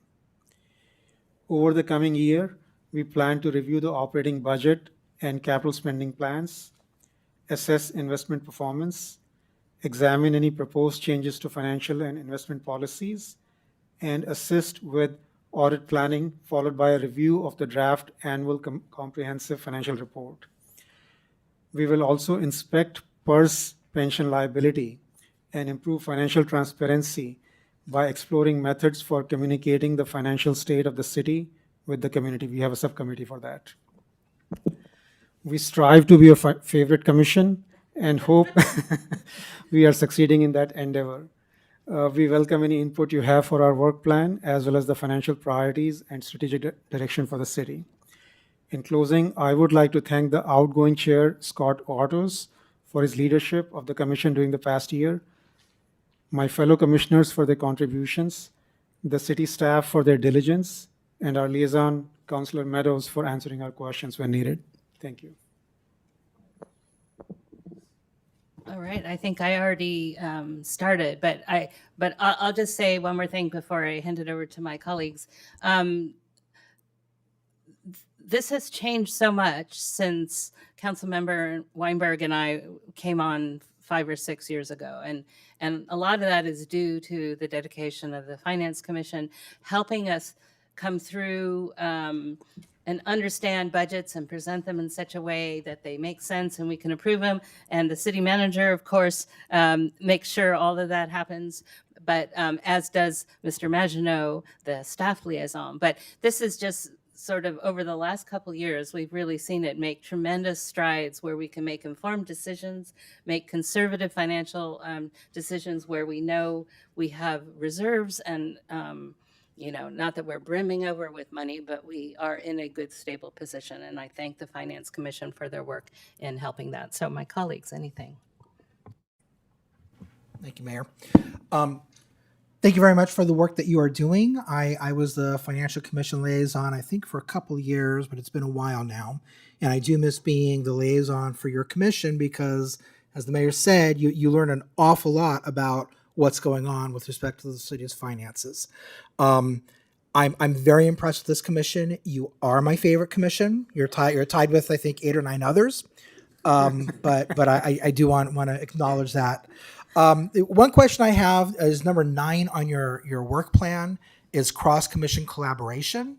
Is that just kind of a placeholder saying, hey, we're there if anyone needs us? Or have you actually been approached by another commission? Or are you thinking of approaching another commission? We don't have any known item under there at the moment. We have not been approached, and at the present time, there isn't a discussion we have had to approach another commission, but we are available if there is a need. Thank you. want to chime in on that particular thing. I think it's a laudable goal, but I will say that you should just defer to staff. You know, if there's some other commission that wants something to go to the financial commission, my experience on having been a liaison and having participated on commissions is that gets teed up a lot more than it's actually a real thing, right? You'll be sitting in a commission meeting and somebody will go, well, this seems like it's expensive. We should have the financial commission look at it. No, we shouldn't have the financial commission look at it. We should have staff look at it. And if they think the financial commission needs to look at it, they'll bring it to you. Understood. We love all our commissions the best. But I will say that since good stewardship of the taxpayer money is such a central part of our mission, it has a special appreciation for the work you do. Repeat the thanks. The one thing I wanted to emphasize, both thanks for the past and also going forward, is the pension stuff. I mean, when the city manager began explaining that to me, I'm like, this is like Lewis Carroll through the looking glass sort of stuff. Hard to understand. I appreciate it takes a lot of time, but the impact of that in terms of the compounding going forward, it can be so strong that keeping our city not choked by the kudzu of neglected obligations is so important to me that I appreciate the work in the past and recommend and urge you to continue making a priority understanding that for us all. Thank you. And we shouldn't underestimate it's a very challenging area, not just from the understanding standpoint, but to make the numbers work, it's difficult. I want to make sure I got that written down. Kudzu of neglected responsibilities. Was that it? That's a good one. I like that. Okay. So great job. Thank you. All right. See you soon. All right. Oh, Park, come on up.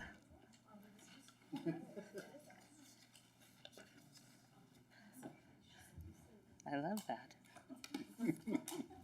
Well, a Duke guy would know kudzu. Kudzu? Kudzu. Yeah. Japanese thing originally. Oh, okay.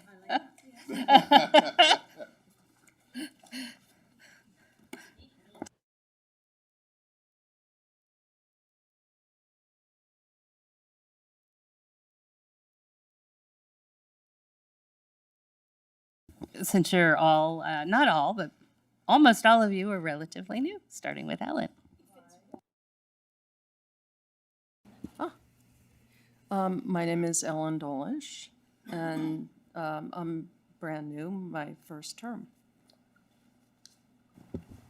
Teresa Morris, the senior commissioner and acting as chair this year. Erin McDonald, brand new. Alexandra Nguyen, and I am acting as vice chair of the commission this year.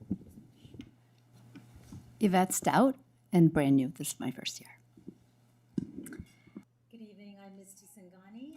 Red, make yeah, there. I'm Misty Sangani, also brand new. Thank you for all the work you do. Thanks. All right, great. So you want to take us through what you did last year and what you're targeting this year. And which of us is your liaison? Okay, Councilmember Weinberg. Yes, and briefly, I wanted to say I'm sure we're actually the commission dearest to your heart, since most of you have been on our commission at some point. I didn't want to spend a lot of time focusing on last year's work plan. We have all new commissioners, so I think we have a lot of new energy coming into the room, and focusing on that seemed really important. But I did hand each of you one of these brochures. It was updated last year. It's on the work plan to update it again this year, so we'll be working on that as we go along. I do want to take a moment to thank all of the commissioners that served in the last round of Park. And they did amazing work and did a great job. And there were other great accomplishments. So if you want me to spend time on that, I can. But if you want to just move on, we can do that. Okay, great. let's see, so you, and you probably saw the accomplishments from last year anyway. We basically accomplished almost everything on the plan. One thing that will be rolling over this year is the collaboration with Los Altos. So we didn't finish that last year. We will finish it this year. We're hoping to have it done sometime fall, winter of this year. So that's a goal that we have. There are similar things on this work plan to what were on last year's work plan, but we've added a few things. And everybody has signed on for what their assignment is on it. You may notice that we have on the left hand under the goals a lot of promotion, which I think is an important part of what we do as a commission. A new one to highlight is under the promotion and expansion of parks is work with appropriate commissions when considering promotion and expansion of parks. So we were aware of the fact that there are other commissions there. If we need to consult with them or get their input, that we would reach out to them. One example might be the Youth Commission, or it might be the Environmental Commission. So those were a few things. Then down below under promotion and Teresa, I'm sorry to interrupt you. Just want to remind you to make sure you use your staff liaison for that. Don't reach out to those commissions directly. Yes, we wouldn't. Okay, yeah. It's being more cognizant of the fact that we may need to get their professional or their expertise on some of the things as we move forward. Thank you for that reminder.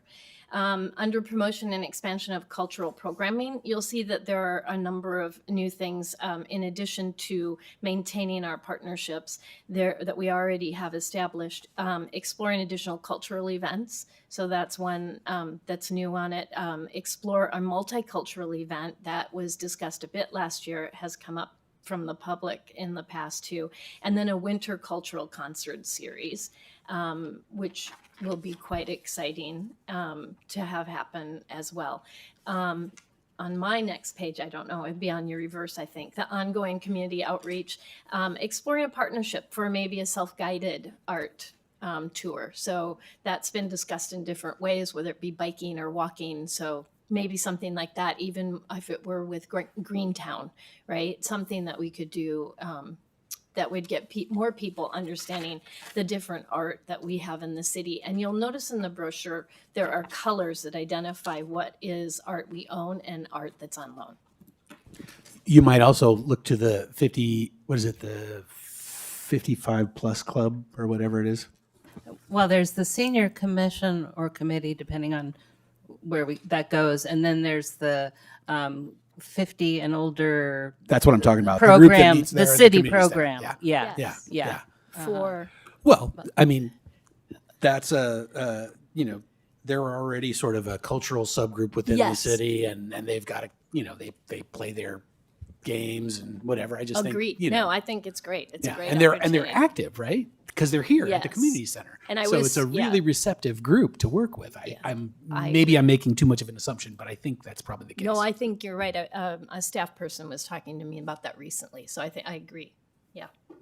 So that's sort of our work plan in the nutshell. One of the things, of course, obviously we need your feedback, and the other is to see if we're in alignment with your goals and plans. So.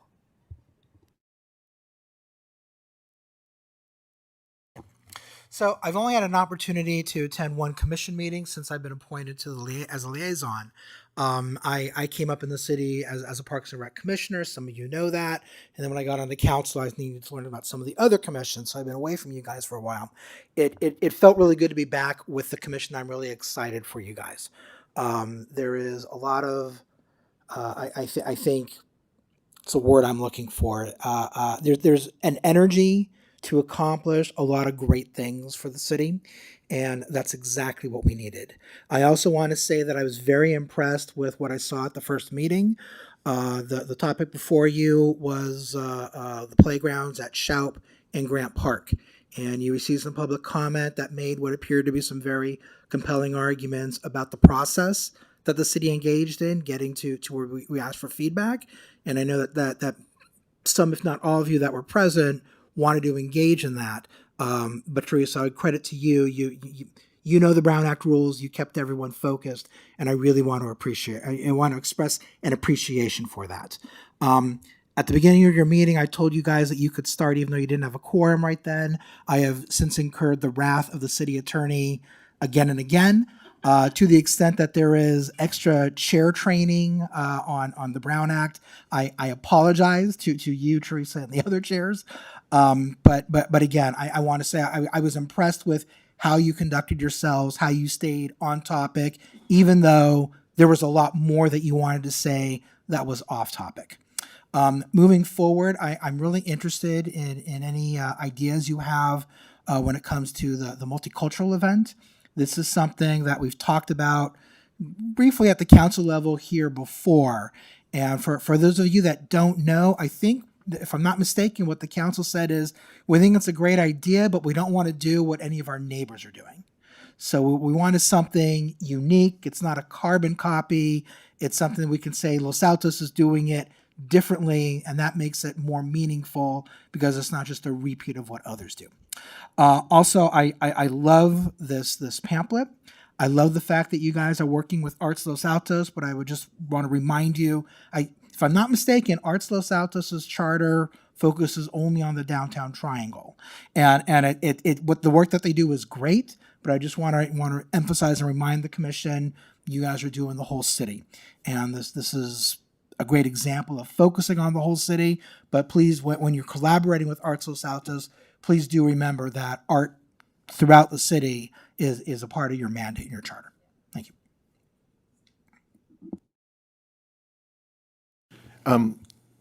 Thank you. And exciting new chapter, it feels like, unfolding here. There's a lot to say, but I'll just focus on one thing, which is words that you used repeatedly, and I was really glad to hear them, words like collaboration and partnership. This is really important to me. One of the challenges of serving on a commission, of course, is that you meet at this regular interval and have Brown Act constraints and so forth.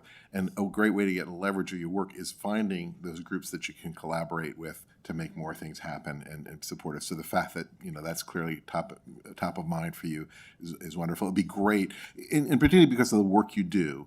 Financial commission is less about, community input and whatnot, but the various people who are interested in doing arts events, recreation events, and so forth, for you to be kind of known for being good and supportive of those people's effort and intersecting with the city is a great direction. Glad to hear those words. Keep up the good work.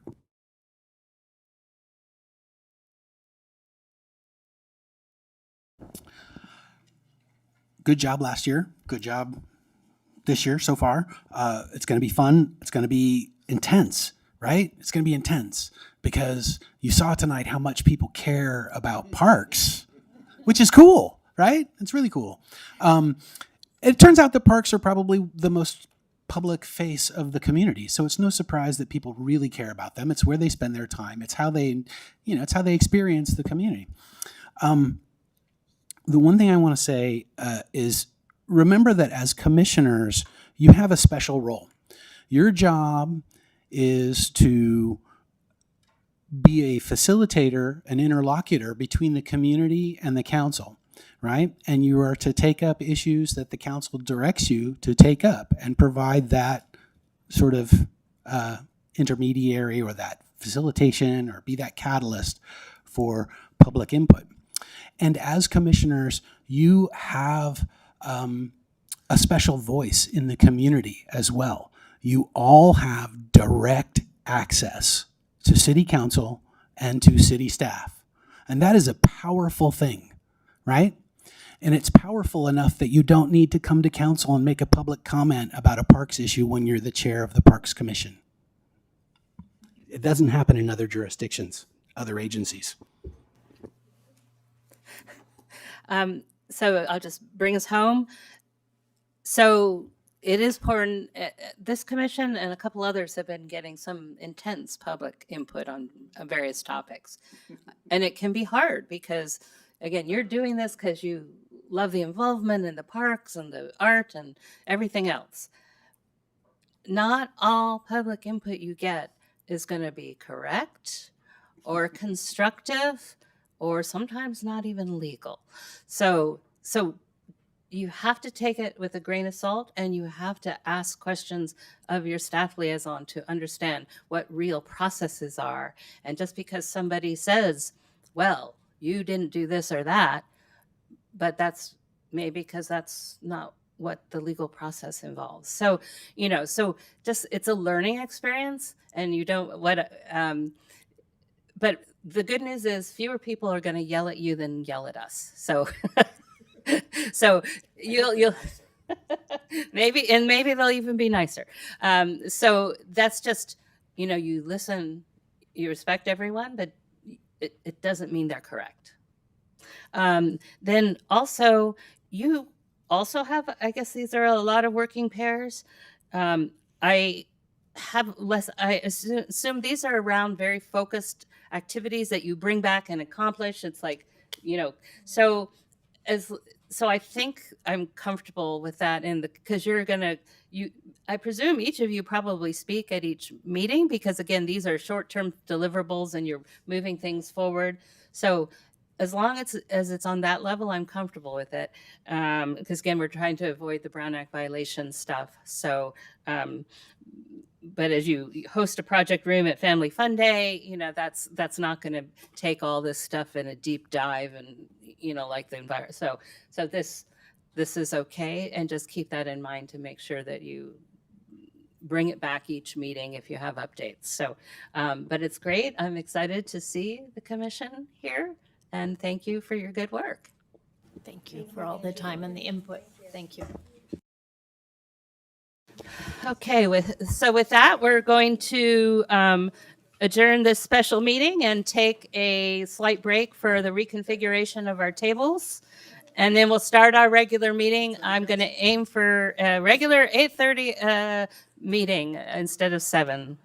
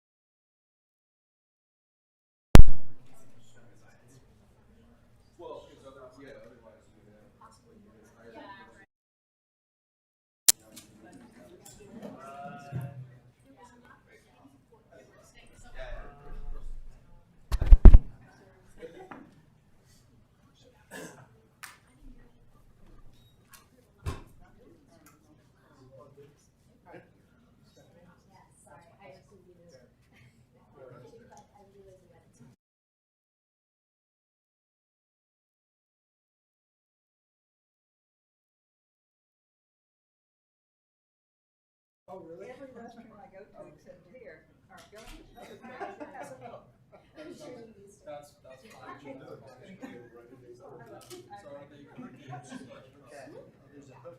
There is not. There is not. Okay. I had to put my purse in.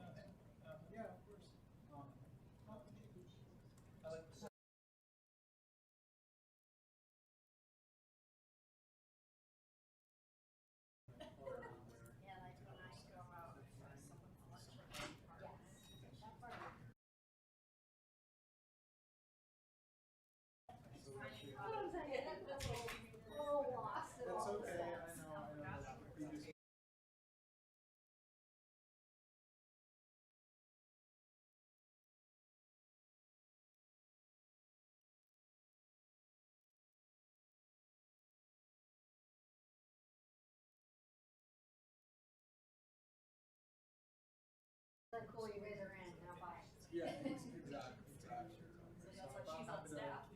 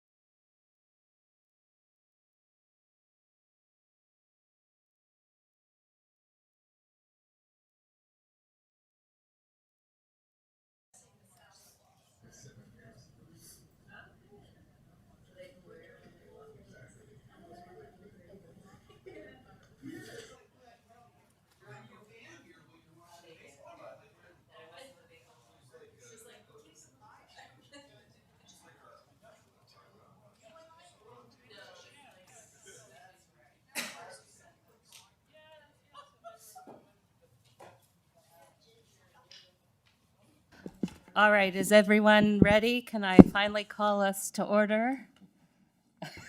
You look very ready. Okay, all right. So with apologies for the lateness of our 7 p.m. meeting starting at 8:30, I'm going to ask the city clerk to establish quorum. Councilmember Daley. Here. Councilmember Weinberg. Here. Vice Mayor Lang. Still here. Mayor Meadows. Here. We have a quorum. All right, Councilmember Weinberg, would you lead us in the pledge? And for those who are able to stand, please join us. I pledge allegiance to the flag of the United States of America and to the republic for which it stands, one nation, under God, indivisible, with liberty and justice for all.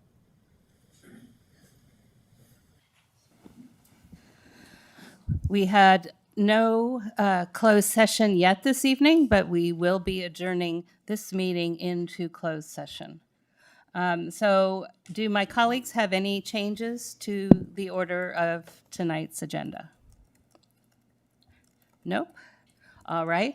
With that, we will entertain public comments on items not on the agenda. Clerk, do we have? I do have some cards. I suspect some of them may not be here, but I have 5 cards. Okay. Let's do 2 minutes. The first speaker is Arav Iyer. Not here. Sanath Krishna. Not here. Parker Nguyen. Not here. Claire.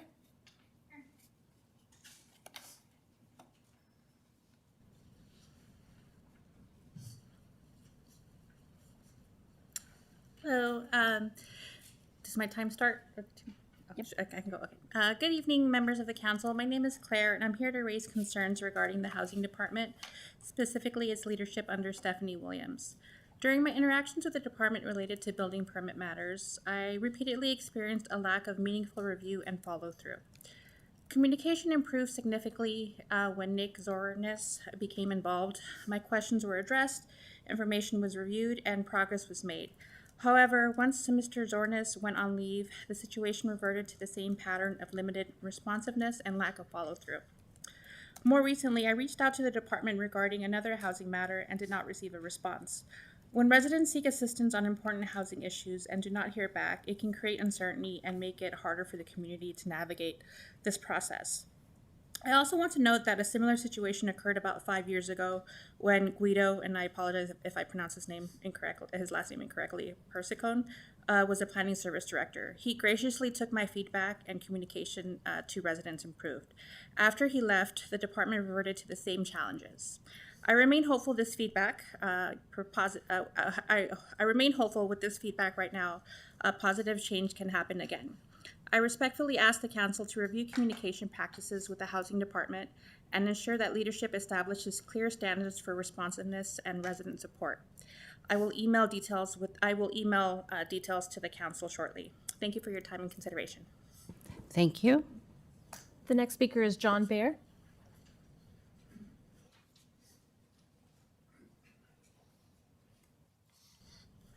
So I've been through a lot of meetings with City Council, and you folks are never shy about expressing your opinions and about some of the people who get up to speak, and so I'm going to express mine. I'm disappointed with Council.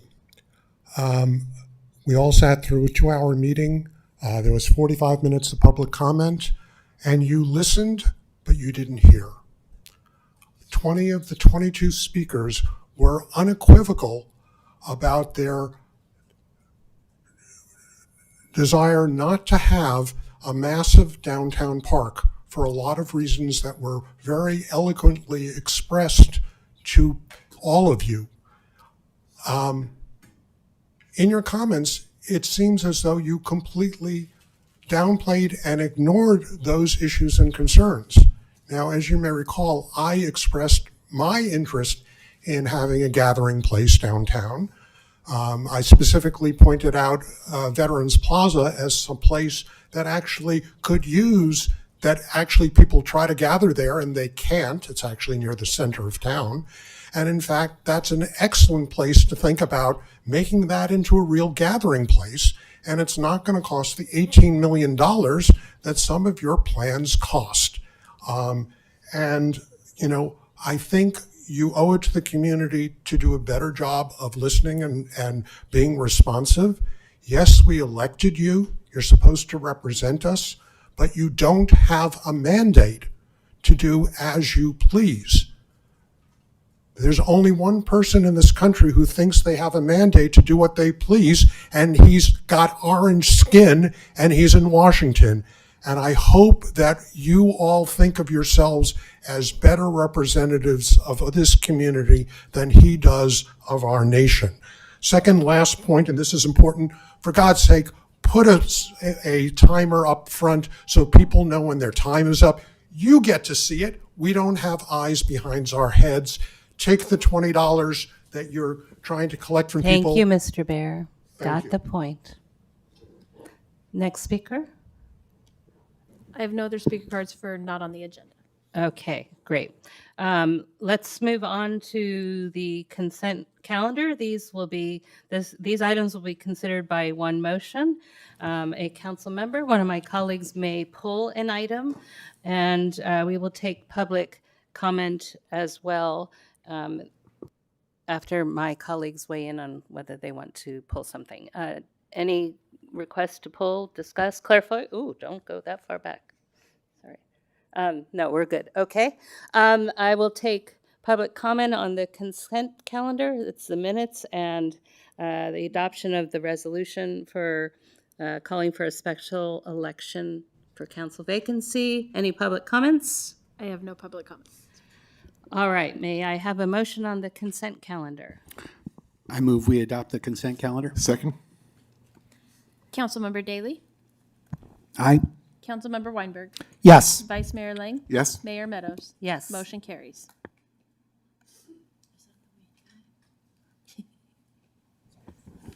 Okay, so moving on, we have two public hearings. Our first is the our new favorite, the annual weed abatement. This is your second year. You look jaded already.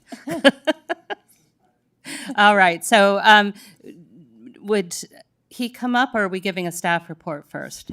Ms. Williams, you're giving a staff report. Yes, Okay. a brief staff report. Okay. All right. Good evening, Stephanie Williams, Development Services Director. This evening, the city is considering appeals for any interested property owner wishing to remove their property from the weed abatement program. On January 27th, 2026, Council adopted a resolution declaring 57 properties a public nuisance and setting the appeal hearing tonight. Owners of the 57 properties were sent notices of their inclusion on the list and notified of this appeal hearing, where they were informed they can appear and request to be removed. Procedurally, this is not a typical appeal hearing, so it's council's prerogative as to how you'd like to consider the appeals. As a reference, last year council asked each appellant to fill out a speaker card and line up, and were given 5 minutes to present, and then made a decision on each appeal before moving on to the next. I'd also like to introduce Garrick Losavelski, who you recognize here in the front row, who is the County of Santa Clara's weed abatement manager, who administers the weed abatement program along with his team for all participating member agencies and can provide details on each property at the council's request or detailed questions about the program itself. Thank you. Do we have any appellants here? Thank you. I do believe 2 people submitted speaker cards for this. Okay. Mr. Losavelski, would you like to walk us through the program again, since it's been a year and it's fresher in your memory than ours? Sure. Good evening, Mayor and City Council members. My name is Garrick Iosolevsky. I'm the manager for the weed abatement program for County of Santa Clara Consumer and Environmental Protection Agency. We are an inspection and enforcement program. We serve all of the cities throughout the county, including the unincorporated county areas, with the exception of Mountain View and Sunnyvale. We conduct inspections throughout the county to ensure that property owners are maintaining their privately owned properties in a fire-safe manner to prevent catastrophic wildfires from spreading throughout our county.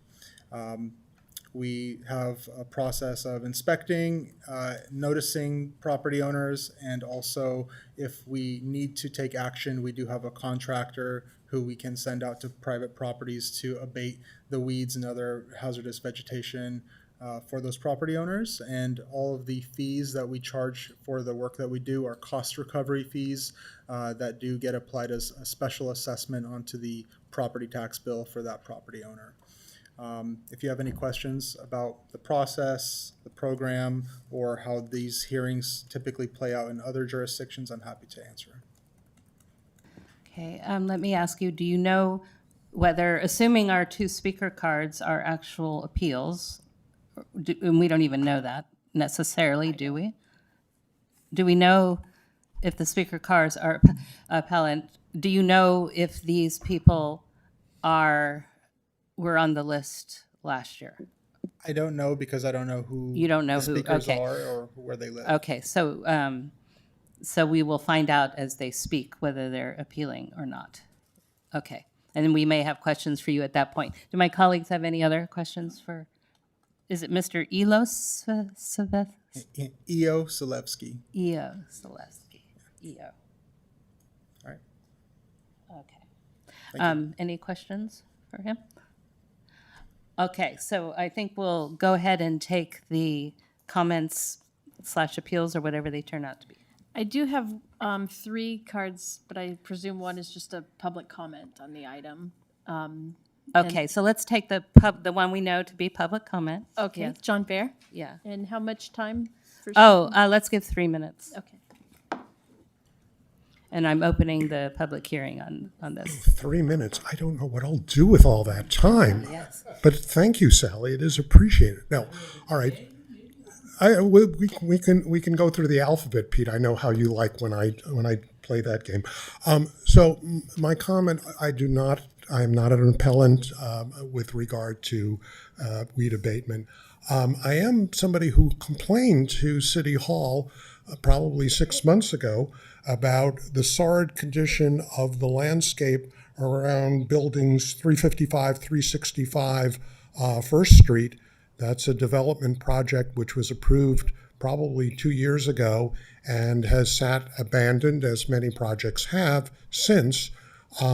There are dead trees. There are palm fronds on the ground. There is a mess there that is a true safety hazard, and nothing has happened. And I don't understand why I understand why we do this, but I don't understand why that property owner hasn't been told to clean up his mess. It has a negative effect on the beauty of downtown, and you all spoke earlier about the virtues of having a presentable downtown, but it also is a real safety hazard. So I would really appreciate the council and staff getting on that and getting the owner, it's probably going to be a couple more years before he actually does anything, and I would really appreciate it. I think it would be valued to the community. Could you repeat the address, please? It's the 355, 365, and then there's a building further down that I can't find on the map that has the palm tree in front of it. But it's really, it's pretty awful. It's the big project, yeah. It's the big project. Yeah, okay, Thank you.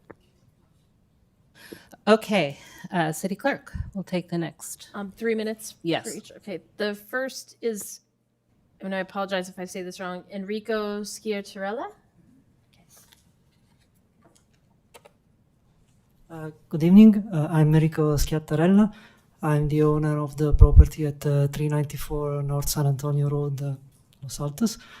My property got on the list last year. I took action immediately as soon as I got the notification from the county, but I couldn't make the council meeting last year, so this year I got a second notice.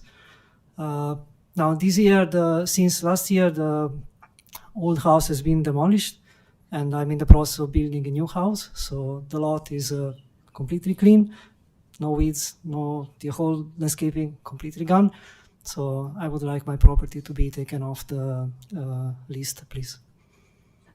All right, and I think what we'll do is as we get each of these, we'll have Mr. Savelski speak specifically to that, so we can address, rather than hear from each person and then have to go back and rethink. Does that, everyone okay with that? So did you follow which one he's talking about? And I think there's an explanation, because if you're on it once, you're on it for 3 years, regardless whether you need it. But why don't you please come up and clarify? Thank you.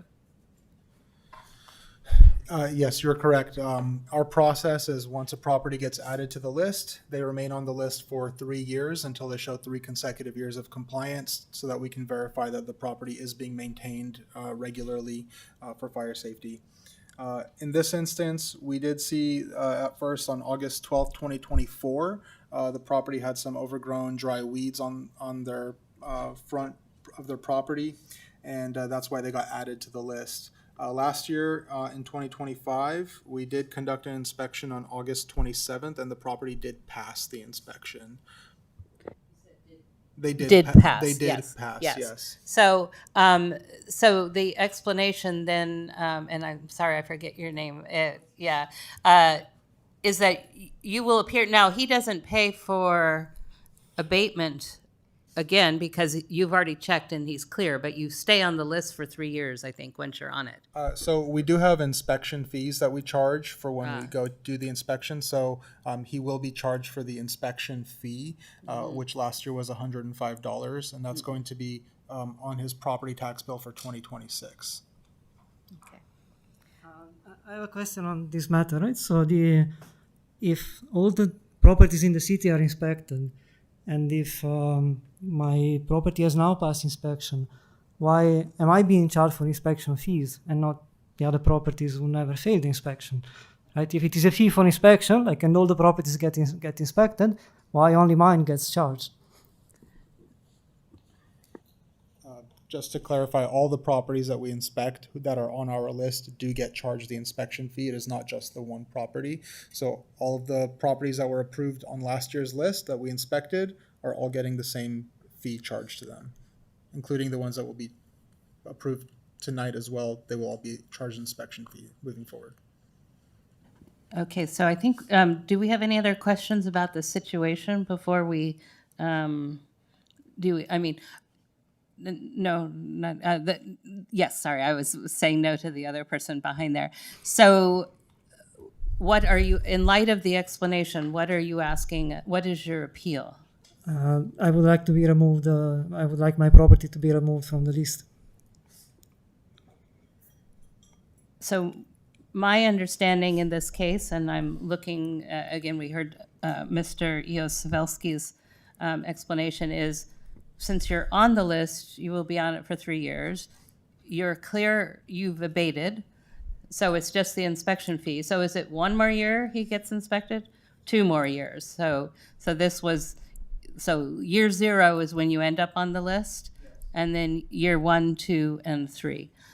So you're asking an appeal for us to take you off the list. Is that Yes. even, you're in the program. I'm not sure that we can even do that.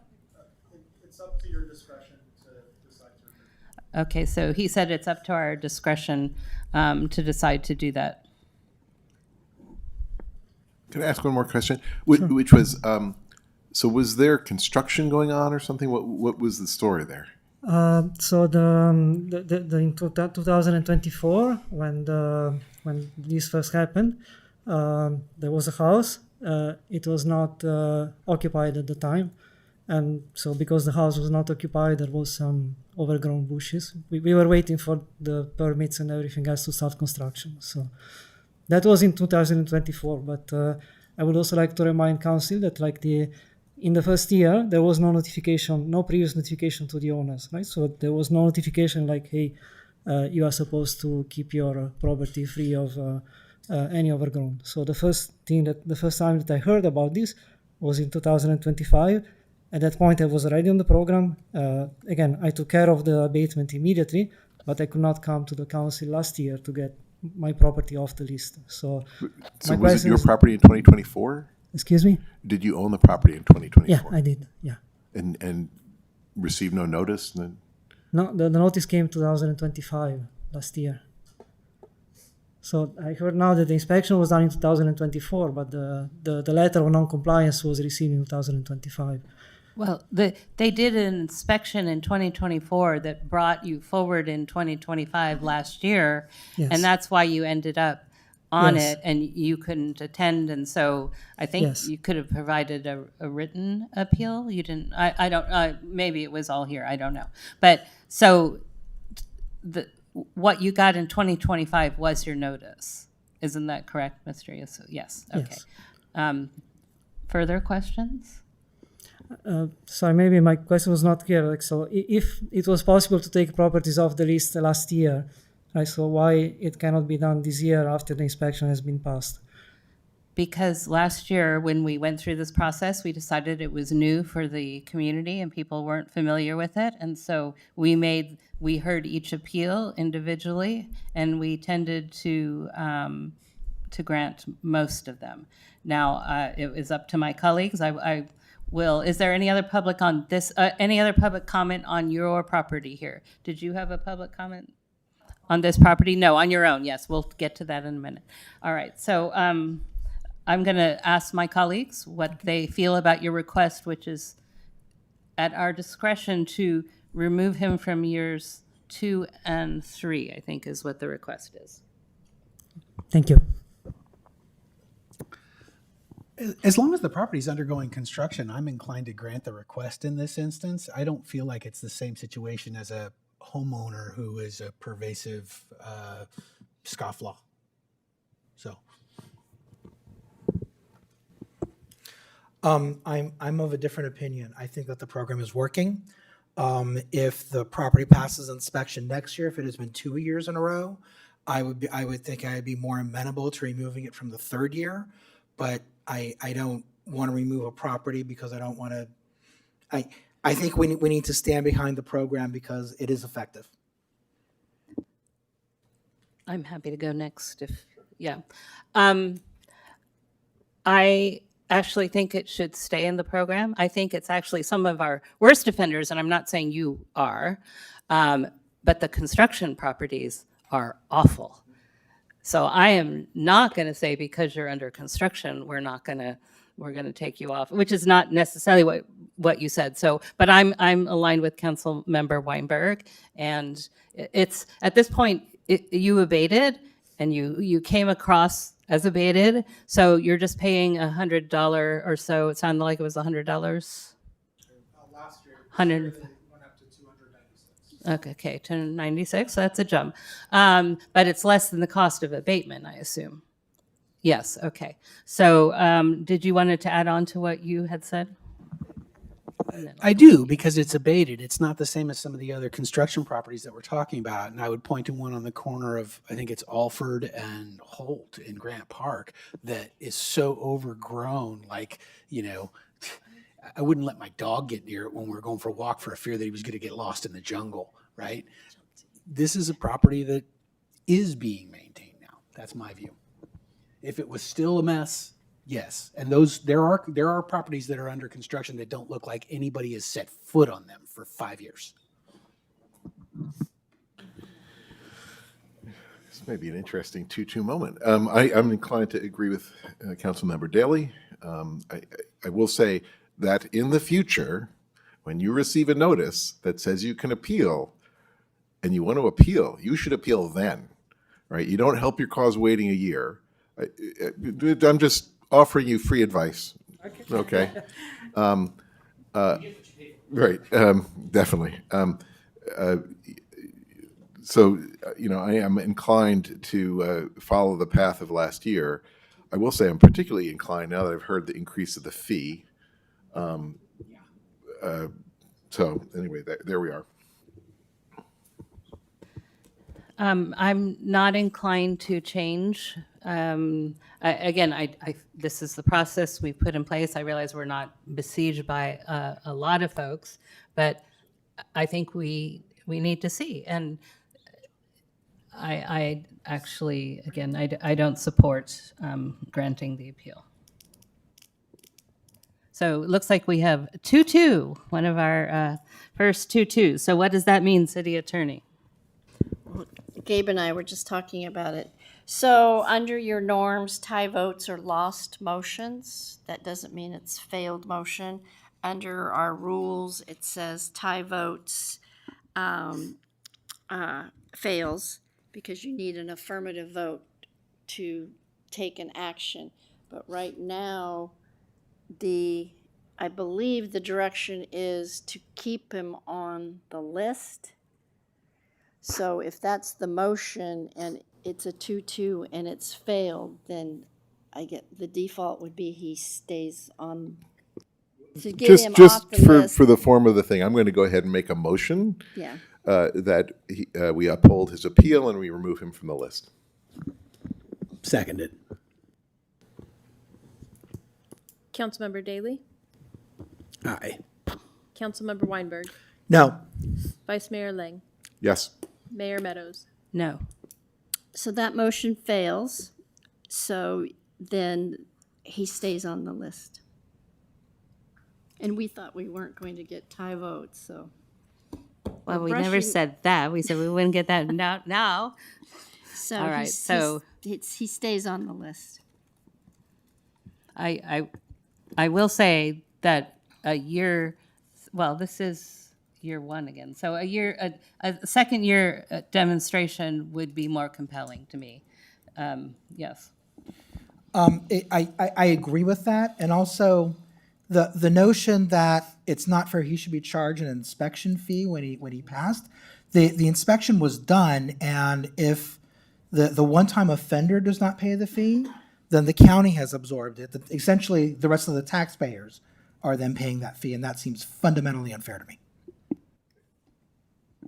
Okay, thank you very much. The next one. The next appellant is Anwayu. And you'll have 3 minutes to tell us about your situation. Good evening. I have very similar situation with him because we had a construction with our house. Excuse me, what's the address of the property? On 629 Benvenue Avenue. Yeah, so we were doing the construction and we have fence. So because we rebuilt the house, so that's why we no gardener to clean. But once we finish the main house, we redo the landscaping part, so it's clean after. I think like we finished the landscaping project like May last year. So, yeah. So, were you on the? So you were on the list. Yes. So it's the same thing where Yes, it's very- 2024, they ended up on the list. Did you appeal with us last year? No, because no, I didn't because 2024 we were still in the construction. So. Okay. And so this is year one. So Garrett, can you fill us in then the technicalities at the microphone? Is it the same situation? This is year one then? And Correct. So same situation. We saw them out of compliance in 2024. Last year, we saw that they were in compliance. Mm-hmm. Same situation as the previous person. Okay. And if you don't mind coming back up to the mic, is your house complete now, did you say? Yeah, we moved in October. We moved in October, but the landscaping part we finished on May last year, and we have a regular gardening to do the lawn okay. every week. Right. All right, colleagues. One more question. So maybe it's a question for you actually, which was. No, I'm sorry, I'm getting confused. We don't do this that often, so thank you for your patience. So did you think of appealing last year? No, because we were doing the construction, so I was thinking maybe I should appeal after. Okay, why I didn't appeal? Because it was during the construction, and I thought maybe after we finish the construction, we will be automatically removed from the list. So that's why I didn't. So I was kind of surprised to receive the later this year. Yeah. Mr. Iosavelsky, you look like you have something to add. Yeah, so we do have a provision in our program where if a property completes a building or landscaping project where we can see that the weeds or other grasses will not be able to regrow, then we will remove them from the list. I believe that we had an email exchange. Did we exchange emails, correct? Oh, so it's not you? You emailed us, right? And sent pictures of your lawn? Oh, yes. Yeah, so she did complete the project. Everything looks good. She does have a green lawn on the front yard. So because of that, we're not convinced that weeds or grasses can't regrow and become tall. So we did not remove them from the list for that reason. But it does look nice. There's a nice little square patch of green grass on the property now. Okay. Colleagues. I'm ready to make a motion. Yeah, before you do, I'll just comment. It's not like if a property is under construction, it doesn't count, right? Like, on the contrary, like some of our worst problems in the city come when there's construction and there's not somebody there, it's neglected. So, more free advice, I guess, right? That's not really a reason. On the contrary, I think those sites often warrant special attention. Yes. Councilmember Weinberg, how did you feel about this one? I have a little bit more sympathy for this one, but I mean, my underlying logic is the same. And actually, I think the vice mayor persuaded me that the logic that I used with the last one really should apply to this one too. All right, Councilmember, do you want to make a motion? I move we grant the appeal. Second? Councilmember Daley? Aye. Councilmember Weinberg? No. Vice Mayor Lang? Yes. Mayor Meadows? No.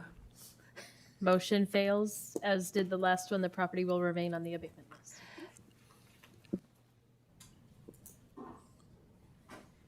But again, I think the same applies that next year, if you have a second year running, demonstrated you already were abated in year one, and then you come back year two, you're still abated, whether under construction or whether been happily living in your home for a while.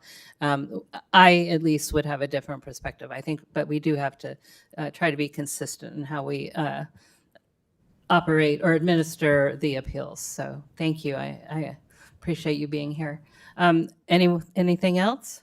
Okay, so I think with that, we're going to close our annual weed abatement public hearing and move on to the next one, which is adoption of resolution, modification to design review. Ms. Williams, that is you.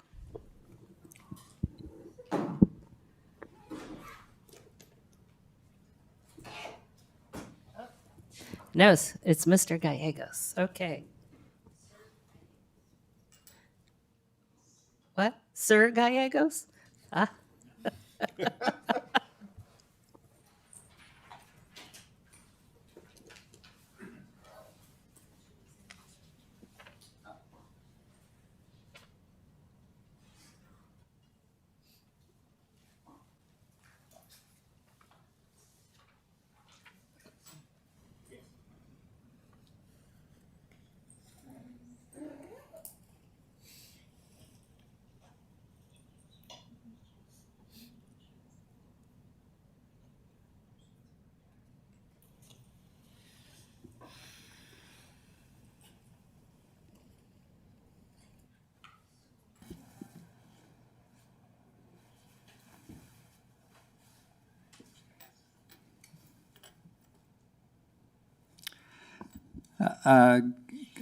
Good evening, Mayor Meadows and council members. My name is Sean Gallegos, Senior Planner in the Planning Division.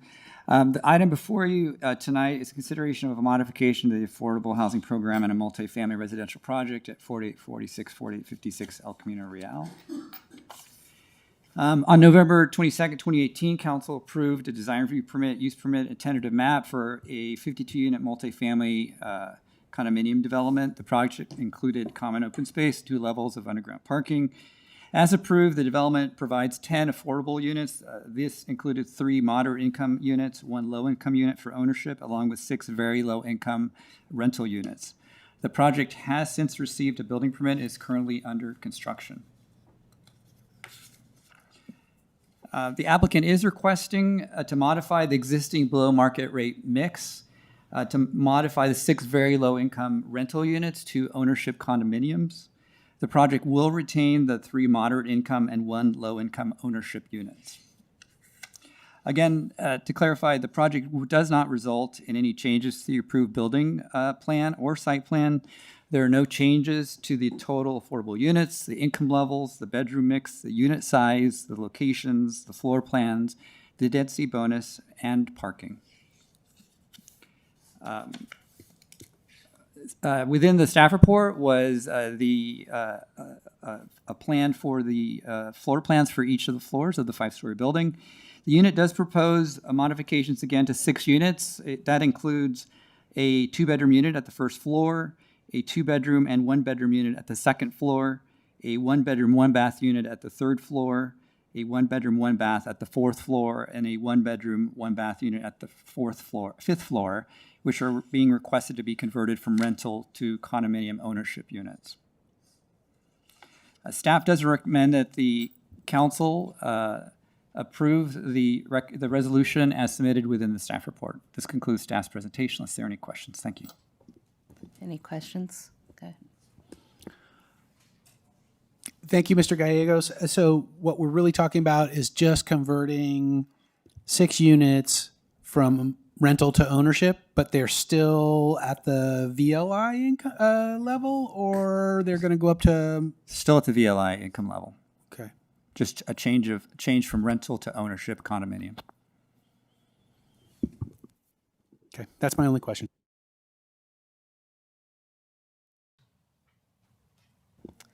Okay, no questions. Any public comments? How many cards? 2. Okay. First, do we have the applicant here?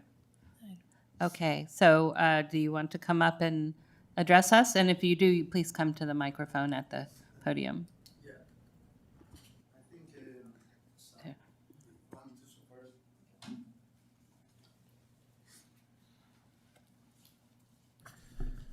Good evening, Mayor and Council Member. My name is York Lee. I am the owner of the project. So project basic information already introduced by Sean. So I don't have any more comments. Only thing we are looking for, because we are actually is a new owner. This project approved in 2018. That's how many years? 8 years ago. So we are the new owner from 2021. So originally, we don't know what is it's total 10 BMR units, 4 for sale, 6 for rental. We don't know exactly how this is being approved this way, but we check the city code. There is no policy or code requirement that you have to be for sale or for rent. And once we talk to previous owner, the seller, actually we are the new owner. So we talked to them. They said part of the reason was during hearing, probably some council member says we like to see some rental unit, and some council member make that comments and ask the seller or previous owner. They said they agreed. That was the some scenario before. So that was the reason. So now, once we now start construction now, we hold this for several years. Construction start from last year. We are thinking, because this is commitment for 55 years for those starters. If for rental unit, we are actually, it's a developer. We don't have expertise for property management. 55 years, one, we don't have this capacity, we don't have a specialty. It's a very long-term commitment. But if we convert to the ownership unit, the one we give an opportunity for potential more low-income families to own their unit and better maintain, better enjoy their own units. That's why we feel those the reason we apply for those conversion. That's all I want to say. Yeah. I will come if you have any questions.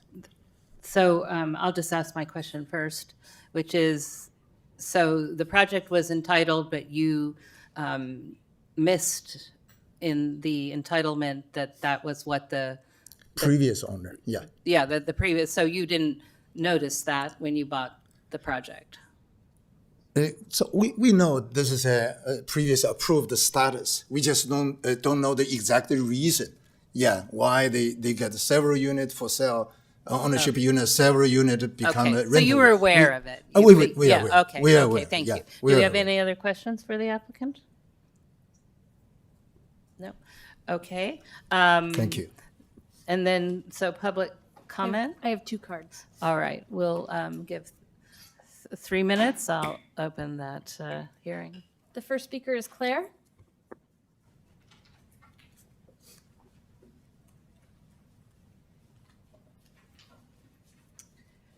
Good evening again, members of the council. I understand that the plan is shifting from BMR rentals to BMR home ownership. I think this is a positive for residents seeking affordable home ownership in the community, so this is great.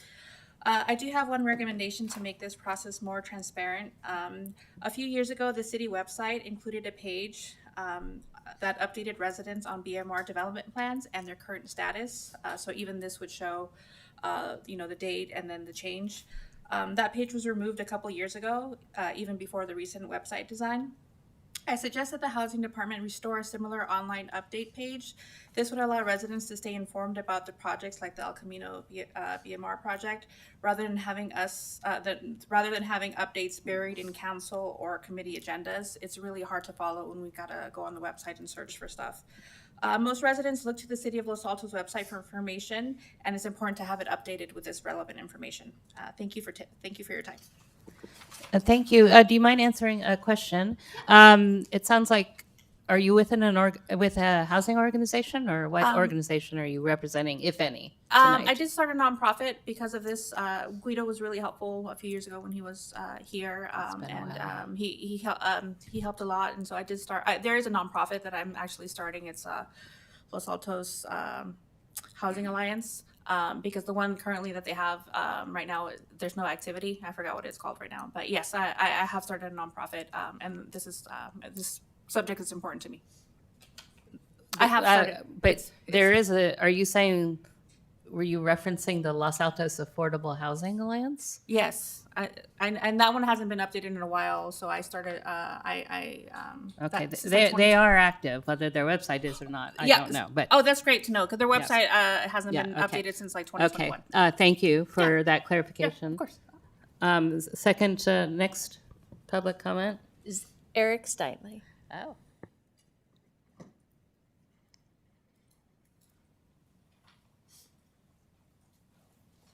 I'm back, just like last night's chili.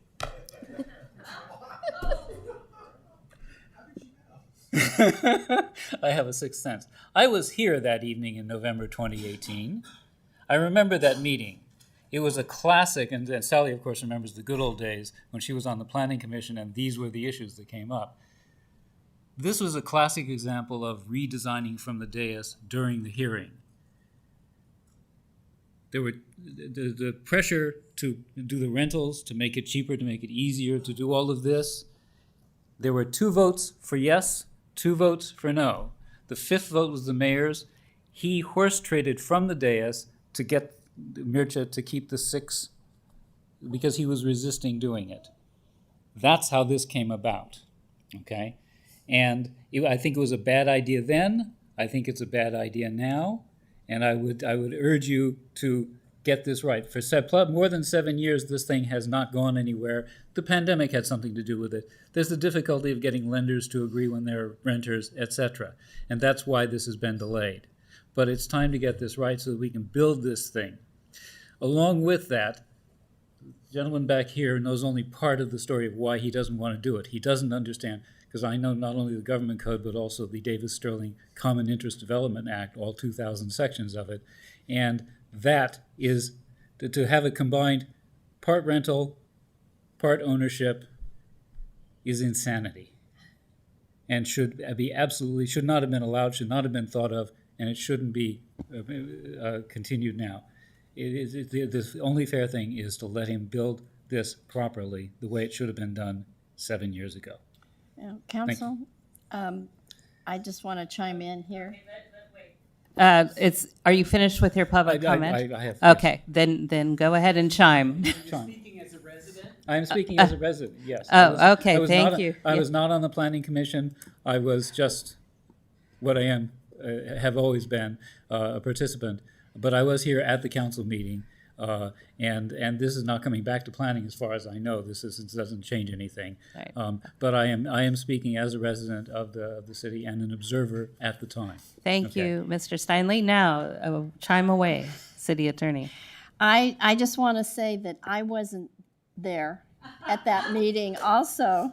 I want the record to reflect that, because I think I would have been chiming in like Mr. Steinle, saying it's either rental or it's for sale, and trying to do restrictive covenants on the for sale and then also the rentals would have been a nightmare to manage, to enforce, and the restrictive documents for both of those would have been crazy. And so I'm actually in favor of it going one way or another, but not a mix. Right. Oh, go ahead. I'm actually ready to make a motion too, but I want to make a quick comment. Okay. This is why we don't do this kind of crap from the dais, number one. And number two, although I'm keenly interested in our rental inventory, because we're very, very thin in rental inventory, and rental inventory is fundamentally more affordable, these units may still end up being for rent. They'll just be individually owned by homeowners who may then have the freedom to rent them out. And I don't think 6 units really moves the needle. I'm sorry. So someone can qualify and buy a below market rate unit and then rent it out? No. Okay, fair. For That's true. below market rate prices. I thought that's what the Q&A answer was. That's not what we're really It's talking irrelevant. about tonight. It It's is irrelevant. It is Okay, irrelevant. carry on. It is irrelevant. The point that I was actually trying to make, that I think is still valid, is that the disposition of these 6 units is a de minimis impact on the overall ratio of rental to ownership units in our 10,000 unit, give or take, city. So I'm in favor of granting the appeal. Okay. And I would make a motion if we're ready for that. Let me close the public hearing, and any discussion, or are we ready for council members' motion? Go ahead. I move we grant the appeal. Second? Councilmember Daley? Yes. Councilmember Weinberg? No. Vice Mayor Lang? Yes. Mayor Meadows? Yes. Motion carries 3-1 with Councilmember Weinberg opposed. All right, so let's, usually we would break at 9, but because we just really opened the meeting at 8:30, I'm going to keep us chugging along, okay, colleagues? And I do expect we'll get through our whole agenda item this evening. So item 5, I think Councilmember Weinberg, you had requested a council task force? Yes.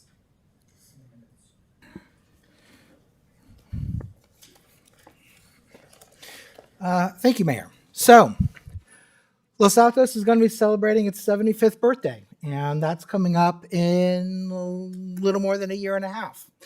I think that it would be really neat for the city to plan a celebration, and I'd like to see it not just be a birthday party on December 1, 2027, but a celebration of our 70th anniversary going forward for a full year. So what I would like to propose that the council approve, at least in concept at this point, is a year's worth of celebrations. And the celebration will have some special events of its own, but it can also be incorporated into the events that we have throughout the year. In order to accomplish this, I was trying to run through my mind how we do it. I've no doubt that city staff is going to do a very good job in preparing something to celebrate, but we're celebrating our community, and I think it would be worthwhile for us to reach out to our community to plan something bigger. That way we're getting different perspectives, different ideas, buy-in from other segments of the community. And I'm envisioning something that is building us together. And on a night like tonight, where we had a project that is controversial and we saw division, I think that a celebration of where we've been and where we're going in the future is something that could unite us and move us forward in a very positive way. So how do we accomplish this? And I don't know, because I've never done this before, and I'm not the world's best party planner, as my family will attest to. So I thought about it and looked at how some other cities have done it, and they formed task forces. And the task forces have been assigned with sort of coming together with an overall theming of what the birthday celebration would be, bringing membership in from the community, and then forming subcommittees.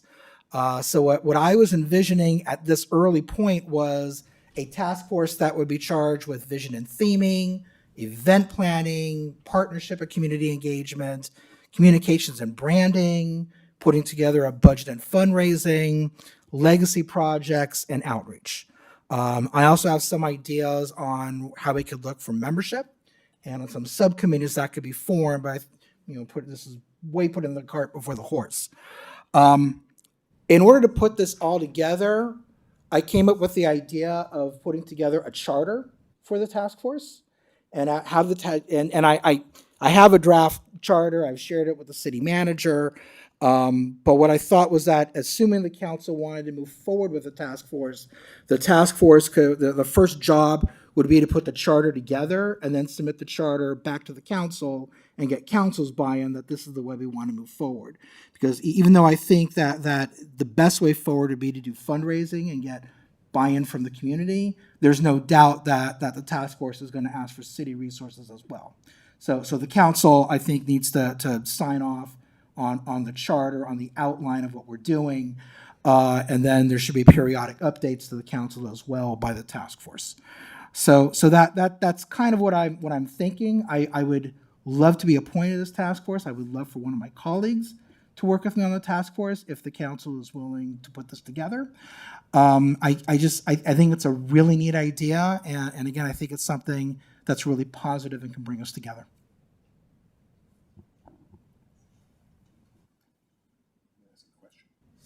Question time. So, broad strokes, I'm excited about the idea.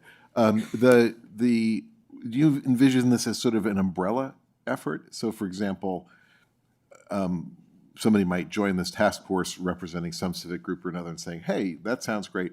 We'd like to include in the list of activities our celebration on this date or this fundraiser we're doing or whatever. Like, in other words, sort of a broad umbrella with a lot of room for people to be creative and learning about each other's efforts, but not like approving efforts or or disapproving.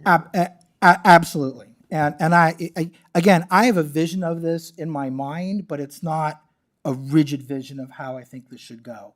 I'm really looking for council buy-in.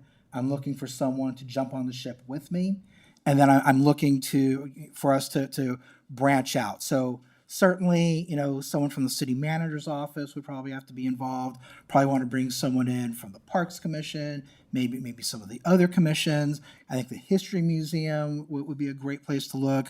We have service organizations that might be interested. I mean, the school. I have a whole list of things that I brainstormed, but I'm looking for collaboration, and I've also jotted down some idea.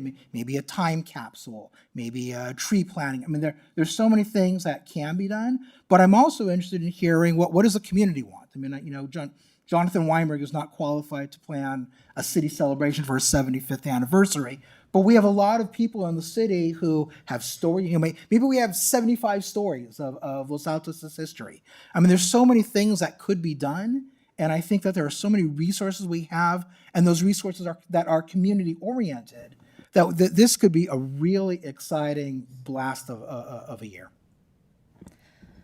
So I admire your enthusiasm.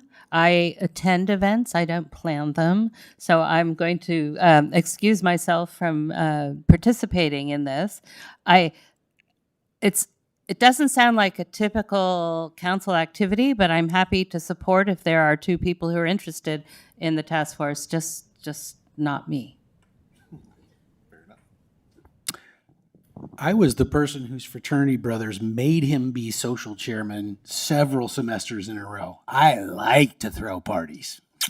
But I want to see other people throw this one because I also love to see people like team up and get together and do something fun like that. And I'm totally for it. It's awesome. Anything I can do to help, I'm happy to help. But was that the let year somebody your else. fraternity was on double secret probation? No, that was 1987. We didn't have any parties that year. Okay. On our premises. Yeah. I do have one more question. The way, Jolie disappeared. I was going to ask her. City manager, you might have to how this was described with two council members and various other people, might even include commissioners. That is a body that would be a Brown Act body, is it not? It likely would be. Also, if the group is seeking funding from the city and a member's on it, it definitely would be. So it would be Brown Act at that point. Yeah, and that would be a concern, right? Which is party planning under Brown Act constraints can be challenging, as the JVAC would say. It seems to me like maybe the right next step would be, rather than forming right away and getting ourselves into the pickle of figuring out the thing, what I'd be supportive of is putting out a kind of call for interest. I'm not sure what to get right. In other words, to say something, what I envision would be something where we say the city council is interested in marking this landmark year and expects that there were people in the community who would be supportive of that, want to participate in that, and we invite your input by a certain date, or perhaps we even have a study session, or I don't know, but invite, right? Because to me, the notion of discussing how we would structure it and so forth is a little premature. I anticipate would people be there, but it'd be sort of sad if it was just two council members and nobody showed up, right? So to me, rather than being too structured right now, I'd rather put out a call for interest, anticipating it, and then we could talk informally with them about how to structure it.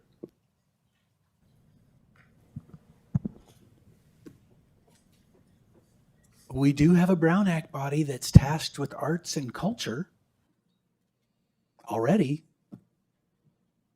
We could assign it to them.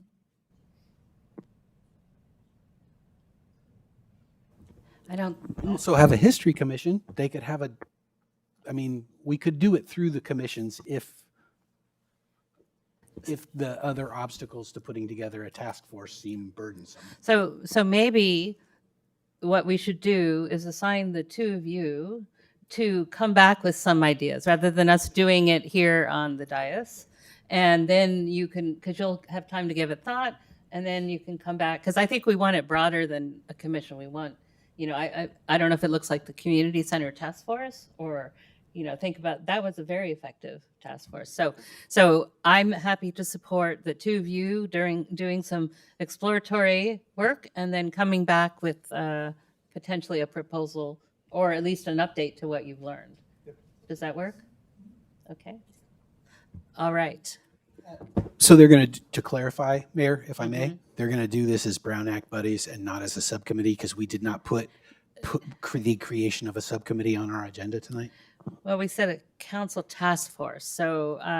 Well, I will defer to you and the yeah, city well, attorney. no, let's defer to the city attorney. If we want them to go and do some homework and they would come back with suggestions of what the task force looks like. And then you could create the task force or create the subcommittee at that time. Okay. So for now, we're Brown Act buddies. All right. So yes, for now, the vice mayor said with his red button that for now they're Brown Act buddies. Okay, good. I mean, I love the idea. I'll put it in my calendar, but just don't ask me to organize. Yay.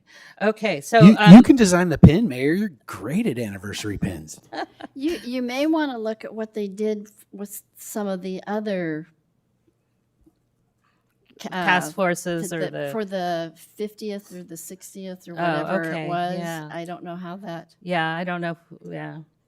Oh, yeah. Go ahead. The city attorney missed the portion of the discussion where we identified that it was likely to be a Brown Act body as soon as we put the task force together, because they're going to be seeking city funding as well and potentially having the participation of a council member. Sounds like it's JVAC all over again. Okay, so you've got marching orders, and that you will let us know. Well, actually, you'll just let the city manager know, I guess, when you're going to come, when you're ready to come back with the report. So now let's move on to item number 6, City Council strategic goals. Mr. Maginot, that's probably you. Good evening, Council. I don't have a presentation, so this is your discussion on your strategic goals. I do have them that I can call them up if you want to see them on the screen. Well, I think it would be helpful to have on the screen while we're talking about them. I have them open on my computer. First of all, do we have any public comment cards for our goals? No. Okay. I'm happy to kick us off. Do we have any questions for staff at all before we start discussion? Nope, not seeing any questions. All right, I'll kick us off by saying that I think our 5 goals that are in the packet are probably still mostly applicable. I do think that we need to mention something about our general plan update, which will be consuming the next year or two and is very important. I'm not sure where that fits in. And I also think we need to add a goal or something to do about managing change, especially downtown. I'm not proposing wording for that, but I think those 2 things, general plan update and managing change, need to be included. So those were my thoughts. They're not, I'm not suggesting wording, but colleagues, handing it over. Go ahead. So I think we need to change the wording on that public safety goal, because we are contemplating some disposition for the facilities that may be impacted by the wording there. I agree with the mayor that, a goal about managing change effectively for the residents and stakeholders is important.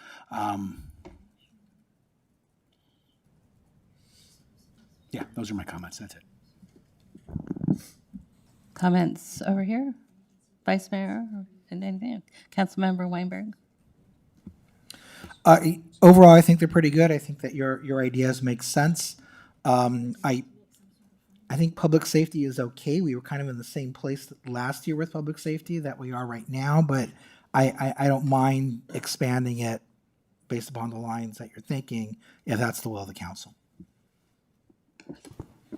Yeah, you brought this up in the Q&A. In fact, on the public safety, as long as it's being reworded, I would like to explicitly call out emergency medical services as well as fire and police, particularly considering that 95, a big percentage of the fire calls are actually emergency medical services. I think that managing change is a worthy goal. I probably would include revising the general plan under that. I think, right, because I think revising a general plan isn't really a strategic goal. We got to do it. It's clearly going to take a lot of time, but these are things that are deliverables that the community cares about, public safety, things like that. Doing the general plan is a method to get to those goals along the way. So I'd be supportive of the some wording about dealing with change, which would be an umbrella that I would anticipate would include. Okay. Do you see it fitting in one of the current umbrellas? We got 5 of them, or would it be its own? I think it might be its own. Yeah. I think so too. So yes, go right ahead. Is any part of the general plan update actually coming to us this year? I mean, it's in process. That decision was made last year, and I think it was the right decision, but it wasn't one of our listed priorities. If it's not going to come back, if no part of it will be ready to come to us this year, then I don't know that we need to address it.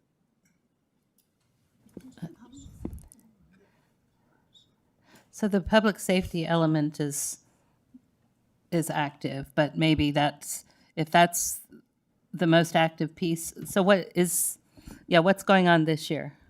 That's a good Well, point. we did update the public safety element because that was for fire safety.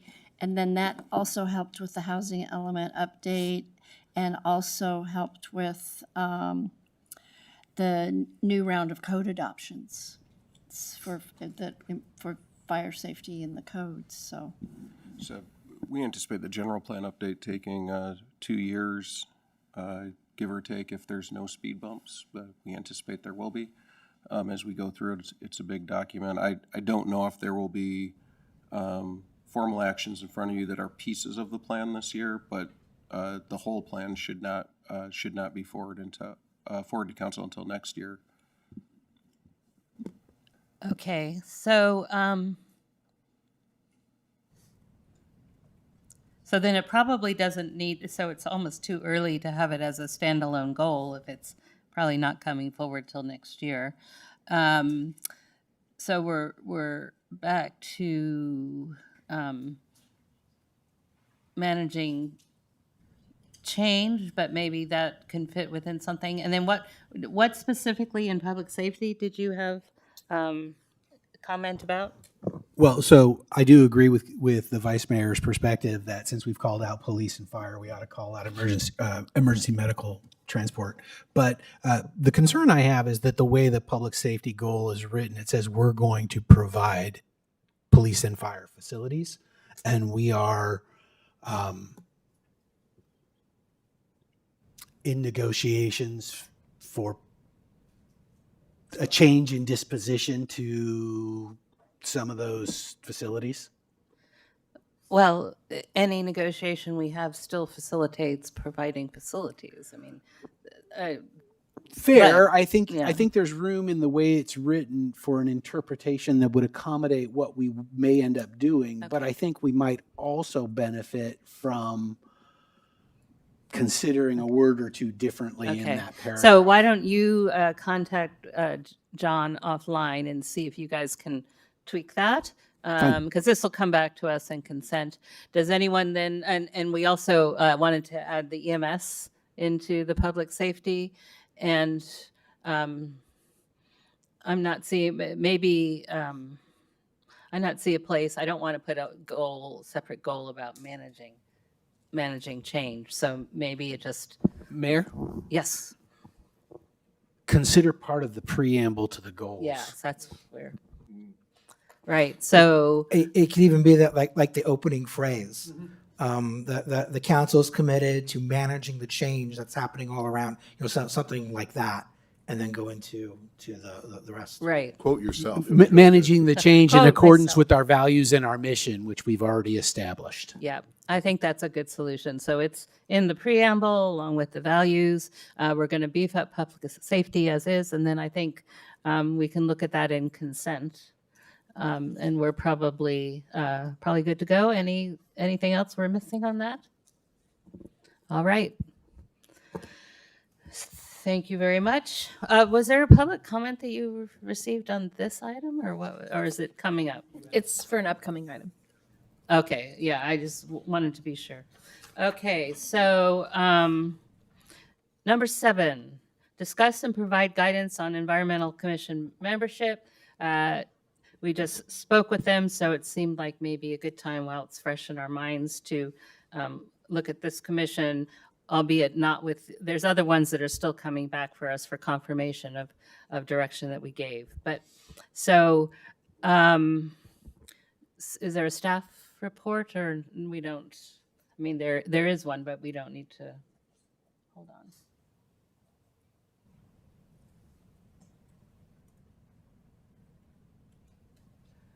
So what we left open when we went through the commissions was the Environmental Commission to wait on the discussion that we were having with them. And I think we wavering. I don't know that all of us support it, but some of us support 5 commissioners, some of us support 7.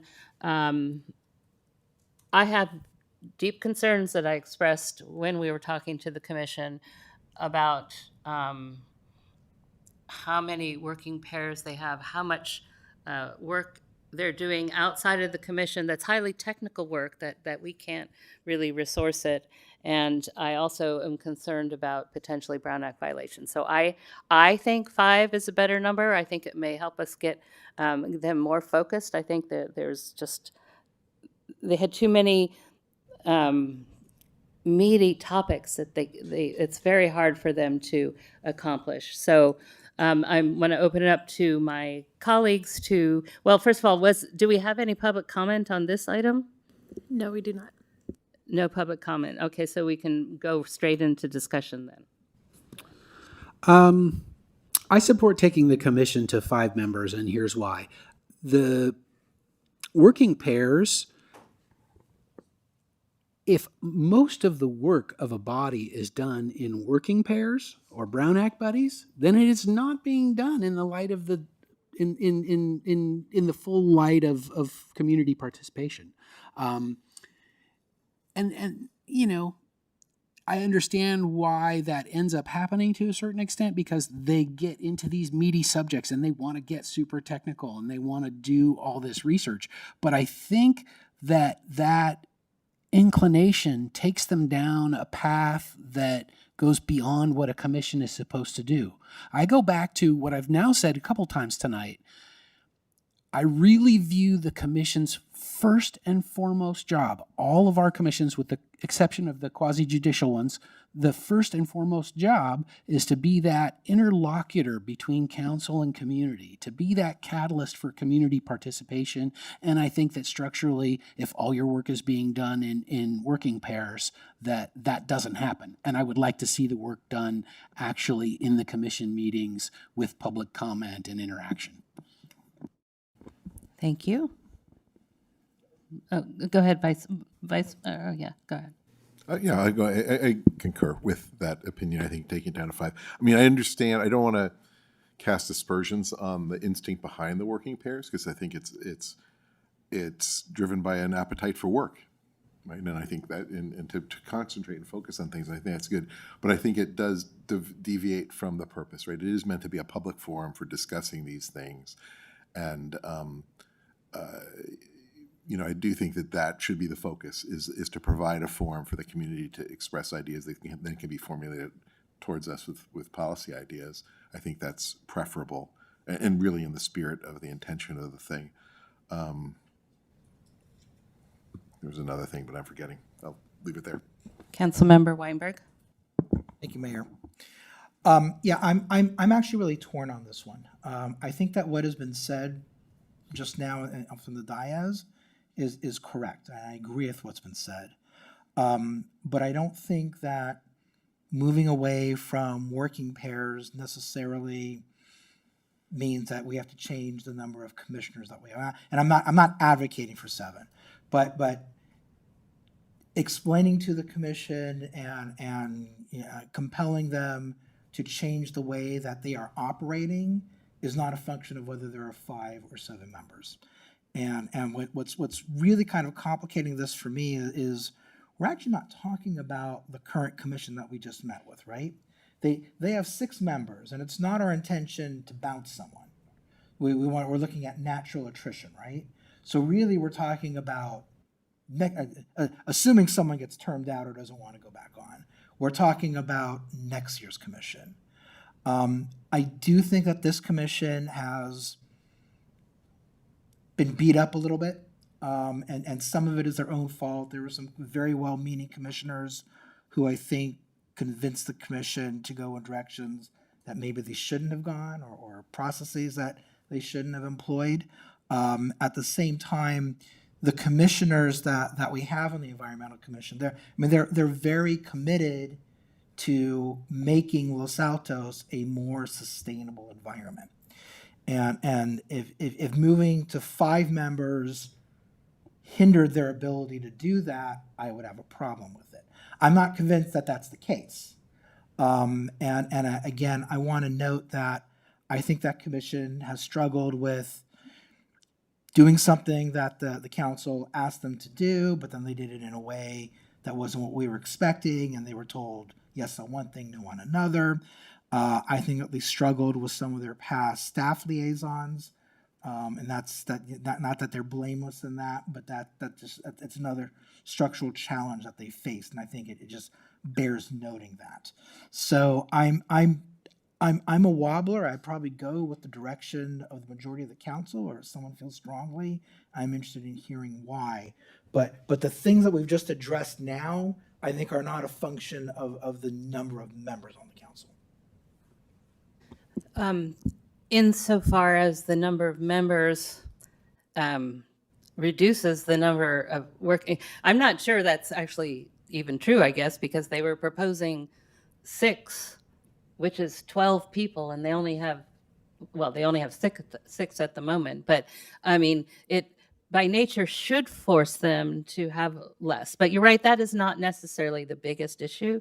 The biggest issue is, I think, that they, and I expressed it during the joint meeting, is they take the most advocacy forward position, which is not necessarily practical for us as we implement policies for our community. And I did not share it, but I've had an exchange. I did share with our colleague who's the liaison with one of the members, and it just, I was kind of unhappy with that exchange, but I mean, it's okay. We had an exchange. But I just feel that with 5 commissioners, they might understand where we're trying to have them go a little better. I think with 7, it's just kind of all over the place. I think the reason why the working pairs comes up is because that was one of the main reasons that 7 was advocated for, right? Was the notion of we need 7 because we do all our work in working pairs. Yes. And that's a line of reasoning I just don't agree with, right? I say this as we just agreed to form a working pair, so there you go. But nevertheless, I think that shouldn't be the normal order of business, that the notion is that the commission does the work of the commission with maybe a little rapporteur work, but nothing else. So 5 is the number I support. Oh, go right ahead. I'm curious. I want to put staff on the hot seat here. Hearing what you've heard from us, which I don't think is anything new. Do you have any ideas? And you don't have to go into details right now. But is the functioning of that commission the way that the council is concerned about? Is that something that staff can address with that commission to reorient it so they're not just doing the working pairs, they're doing things as a whole, and that they're not taking necessarily the most extreme positions? How do we get from here to, is the only way to do that to clean house? I hope not. Or is this something that's reasonable for the council to ask staff to do? Oh, it's a reasonable request. I think it would start working with the staff liaison first, and then the chair of the EC, and then working through the comments made this evening and the direction that council gives, but it's a reasonable request. Okay, thank you. And then, Mayor, in response to your comments, I don't disagree with what you said. I'm not convinced that going from 7 to 5 addresses the zealousy issue, but maybe it would. You know, what we're doing right now has not gotten us what we want, so maybe that change is what we want. However, I would like to observe that if we are not getting commissioners that are looking at issues the way that we want them to look at it, that is at least in part our fault. And when we are recruiting, when we are interviewing, that is our time to explain to applicants, hey, we're not looking for an advocate per se. We're looking for someone to look at issues from multiple perspectives and maybe propose policy choices in a light that gives the council an understanding more of what the pros and cons are. That's on us.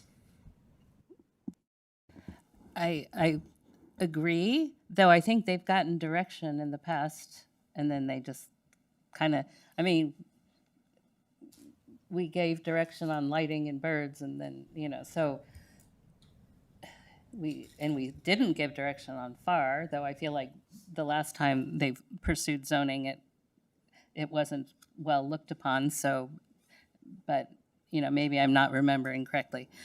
Anyway, I'm more comfortable with 5. And our liaison will help with some of that, because I think sometimes the messages are just not well received. Because, again, we're looking for pragmatic things that can make a difference, but that we can implement without things that I don't know how much time, without a proposal coming forward that's dead on arrival. I mean, the description was apt, unfortunately.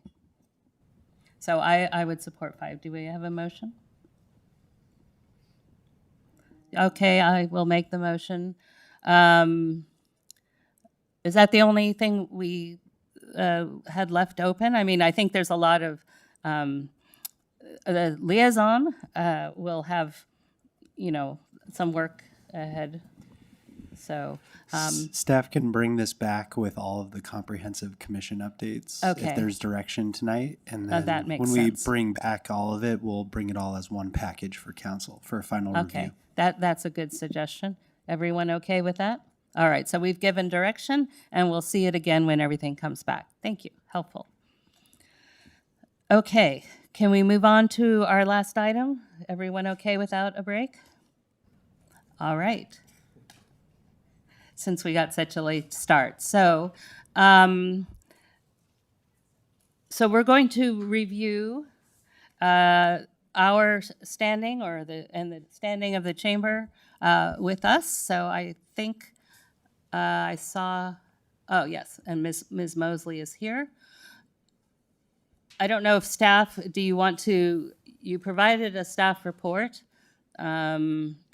You asked some questions ahead of time. We didn't get any answers, but I hear there was some response after we were already in session today. Do you want to introduce the item, or do you want me to just have my colleagues ask you questions? Staff's happy to answer any questions you have. I think the report covers most of it. All right, thank you. So before I call Ms. Mosley up, do we have any questions for staff? Actually, I shouldn't say I'll call you up because I don't know if you want to come up, but if you're willing to come up, then you can do that. So no questions for staff? I asked a number of questions in the Q&A, and I don't need to reiterate all of that. The responses, such as they were, are in the packet, and that came out. Yes, so I do recommend that anyone interested in this topic look at the Q&A because there were quite a number of questions. So with that, Ms. Mosley, if you want to come up, I think you should speak and then we can accept public comment. Because I think we'll have some questions for you and then we can take public comment.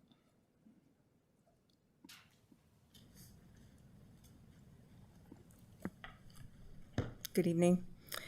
I should say that there were responses submitted to the questions that you had provided. Due to the way the calendar has fallen, this last week was winter break and a number of my board members were not available. Our board meeting was held today, and so we met, conferred, the board reviewed the questions that you had submitted to us, and we provided a response to those questions with board approval and support. So that's why there was a delay in the receipt of answers to those questions until this evening. We had asked staff if we could defer the item to another meeting so that there would be time for the board to respond appropriately. I think you can imagine were the situation, different with staff reporting on some sort of item without council approval, that you would prefer that things be managed in the same way. So that's the explanation of the timing. Okay. Do any of my colleagues have questions for Kim? Are you asking us to kick this over to another meeting? I mean, if you haven't had time, which I would presume you have not had time to review the responses to the questions that were provided by the Chamber Board, then my answer would be yes.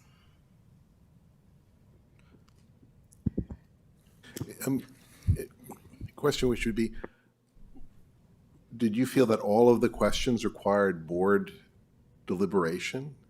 So one example would be the question about insurance. In my business experience, requests for documentation of insurance coverage are routine.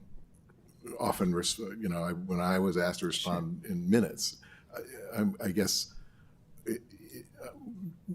I can understand perhaps some, but what am I misunderstanding there? It's just under the circumstances. I think it's important that the board demonstrates support for me and my leadership and for, the platform that we all stand on together. And so it is normal, prudent for me to receive approval for any statement that's made before council when it comes from the chamber or from the board of directors. If there's an urgency here, then we got to go forward with it. I get that. There is an urgency. I can talk about it. Okay, but if the grand jury were to send a questionnaire to the city, I wouldn't want the city manager to just fill it out and send it off without discussing with us first. But if there's an urgency, I'm willing to, then that changes things. So I'll ask you a question, and and then I feel that this is urgent.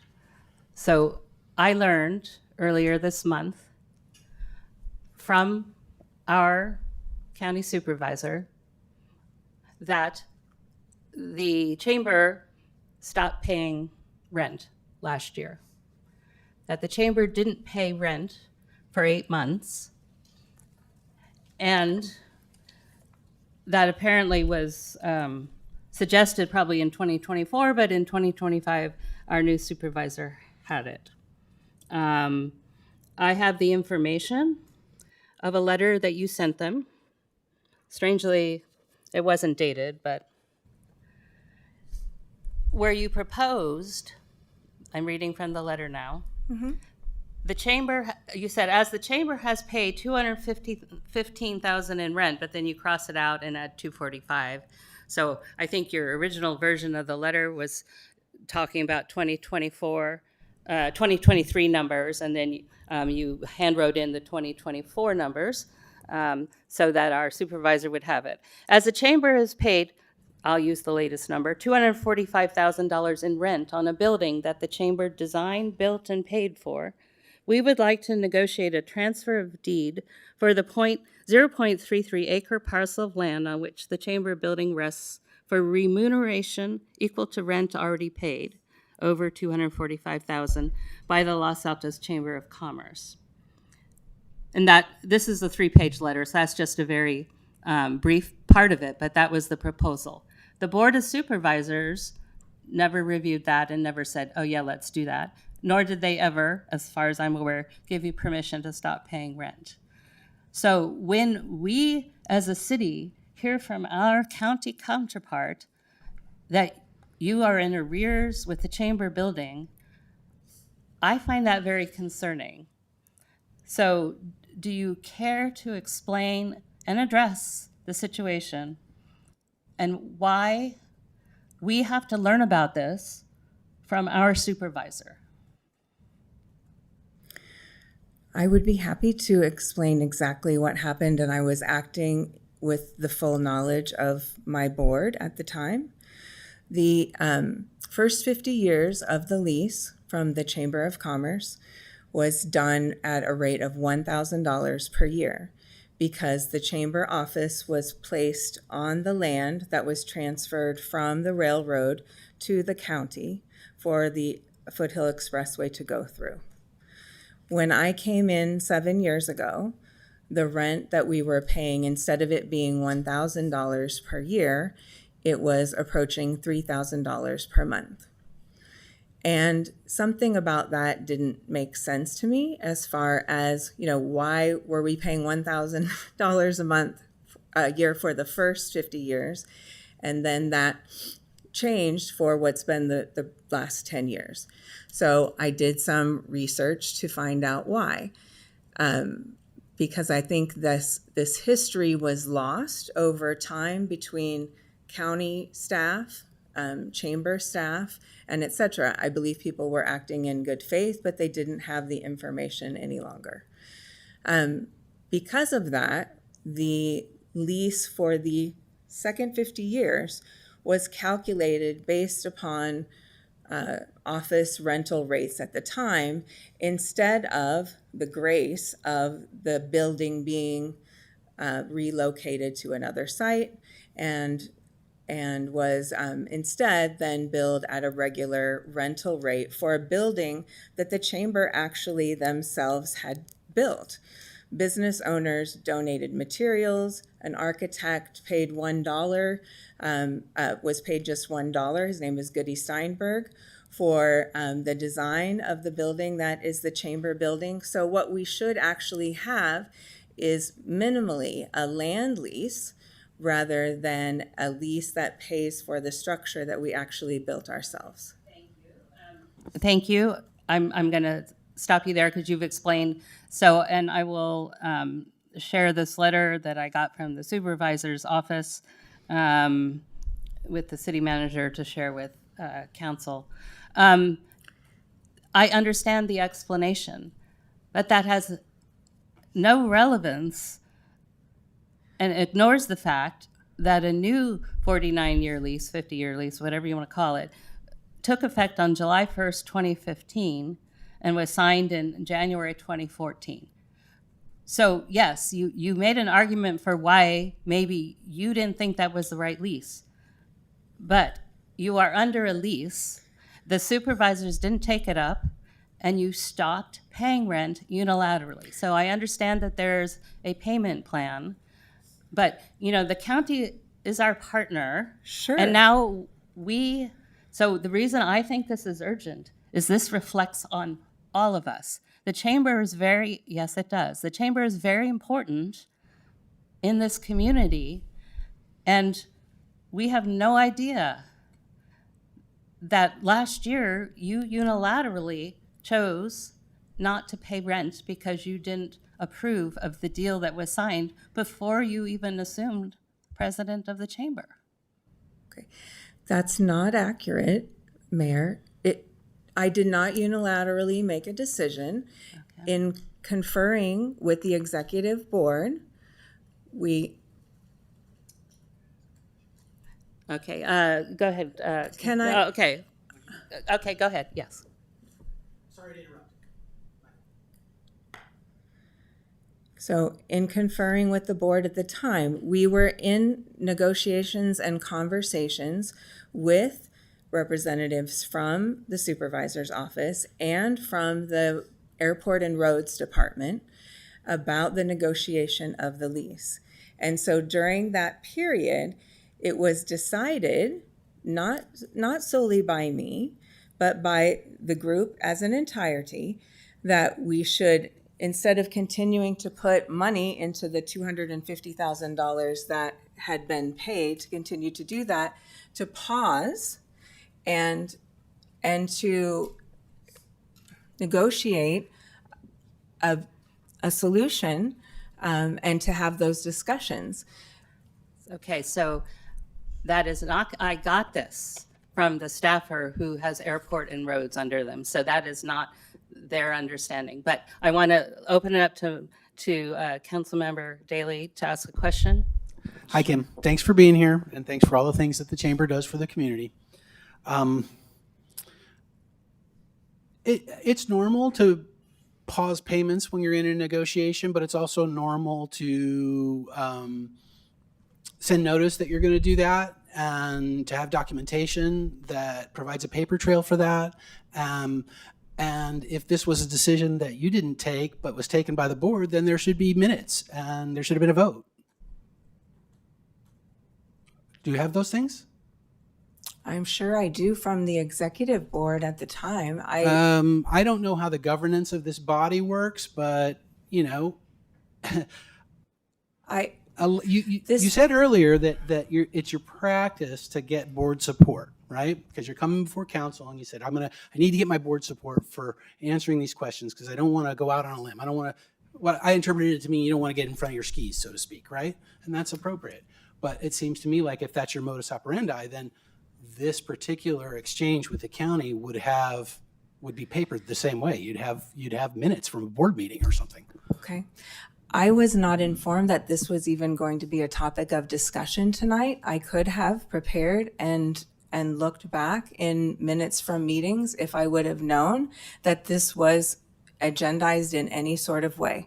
That's fair. There was no notice of this whatsoever, and so what I'm sharing with you is just. So what I'm asking is that you could maybe follow up with that, right? Just after, that's a follow-up item.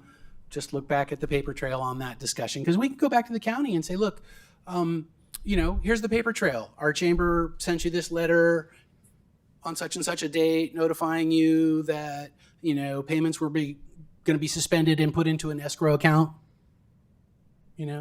or something like that. Because we'll advocate if it's appropriate and if we have the right, tools to do so. But I'm not sure that we do. And the main thing that was actually on the agenda tonight, which is we've kind of gotten lost here, is we're evaluating our contract with the chamber. Yes, and this ties into that. This ties into the Yes. contract with the chamber. But what doesn't tie into our contract with the chamber is why we've gotten so many letters of support for your leadership.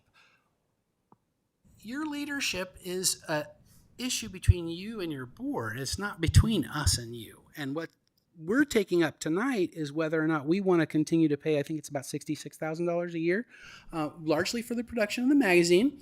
The last magazine that came out. We nice already looking production, decided but- that, though. No, there's other. Okay, so let me. So this is germane. I'm sorry, Yes. Mayor. I'll Yeah, give you yeah. the floor back. Okay. I asked my question, which was about where's the paper trail for this decision, but I don't expect you to have it in your pocket now because you didn't know you were going to need it. But please, take note of that. And I did not lay out what is under consideration today, so I will take responsibility for that and back up to that.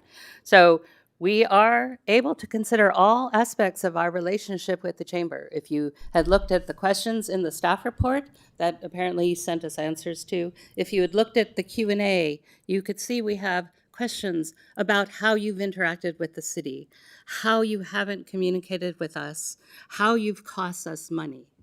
And so those are concerns. And so in our other remaining areas of partnership, we already did away with the 67.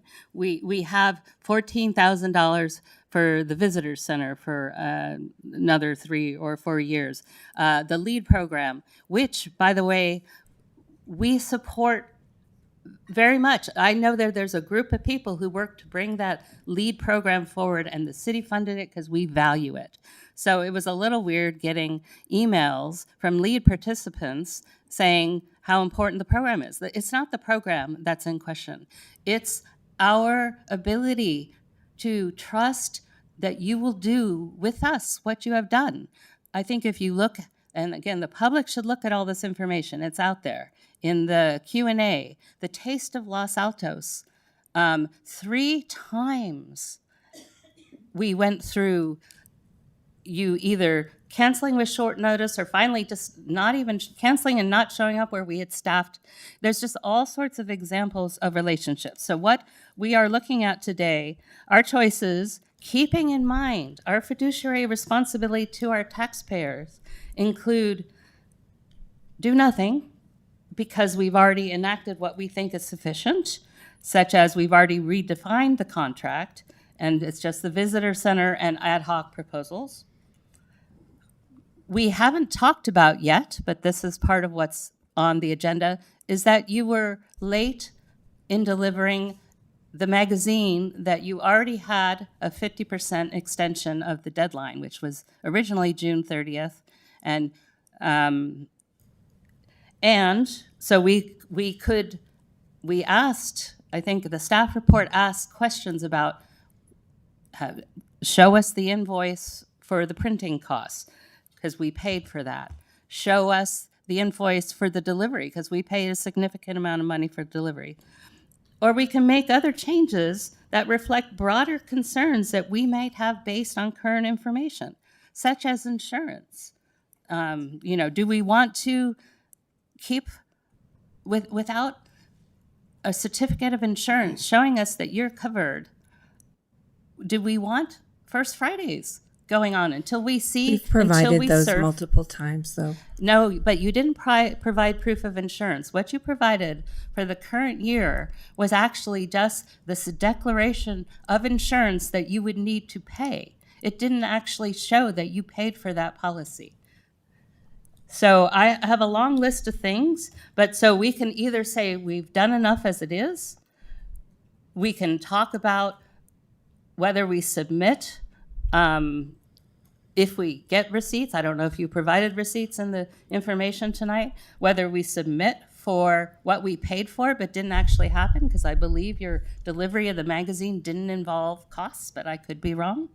Or we could make any other broader changes, because I think your impression of what happened on the county is not consistent, at least it's not consistent with what I'm hearing. And if you lose the lease, there's connotations and there's repercussions to all of us. So that's what we're talking about tonight. Mm-hmm. My apologies for not starting that. Well, if I could just make one last comment regarding the lease. There was a period of time where the rent was not paid. And in my conversations with the representative from the Airport and Roads Committee, he'd asked about that. And so we agreed, yes, it is prudent, clearly, to continue to pay the rent. And what we did was we made a payment arrangement then for any back rent that would be paid in $500 additionally. So we are not past due on the rent whatsoever. We have continued to make the payment arrangement for the last several months. I don't know exactly how many off the top of my head. I would need to go back and look. It's probably 6 to 8 months that we have been on that payment arrangement. Vice Mayor, go ahead. So just to point out, right, in a sense here, the issue is not so much about the rent disagreement and whatever. It's about maintaining trust between the chamber and the city. And I would just point out, this would have gone very differently if when your group, whatever governance group, decided that the correct next step was to withhold rent pending an agreement. A simple email to the mayor or to the city manager saying, hey, heads up, we're in this dispute. You may hear about it. We're going to withhold rent. We're hoping to get this resolved, just so you know, right? You're not legally required to do that. I get that. Yeah. Right? But when we find these things out other ways, it makes me uneasy. I did have a conversation with, at the time, I think Mayor Daley, we had talked about the negotiations that I was having about the lease. So I know that we had a conversation. Did you inform him that you were withholding rent? No, we had a conversation about trying to get the county to give the land to the city. Yeah, there was no discussion of rent at the time, and you said, "Hey, we've been talking to the county about the disposition of the land as well." I wasn't trying to withhold any information. I'm not other things at the time. I just want to make that clear. I understand that. I'm offering advice about going forward, because that's all. And I understand what you're all saying. of us can control is what's going forward, right? Is that I think we're in an unfortunate situation. There's this saying that trust is earned by the thimble and poured out by the bucket. Right, and we're sort of unfortunately in that sort of situation, and we need a lot of thimbles as quickly as possible to try to get that rebuilt. Right, a particular concern for I'm sure all of us, right, is we have a real duty about the taxpayer money, and part of that duty is that when we're granting money to 501c6s or 3s, whatever, is that those organizations owe the taxpayers transparency and timeliness with their financial reporting.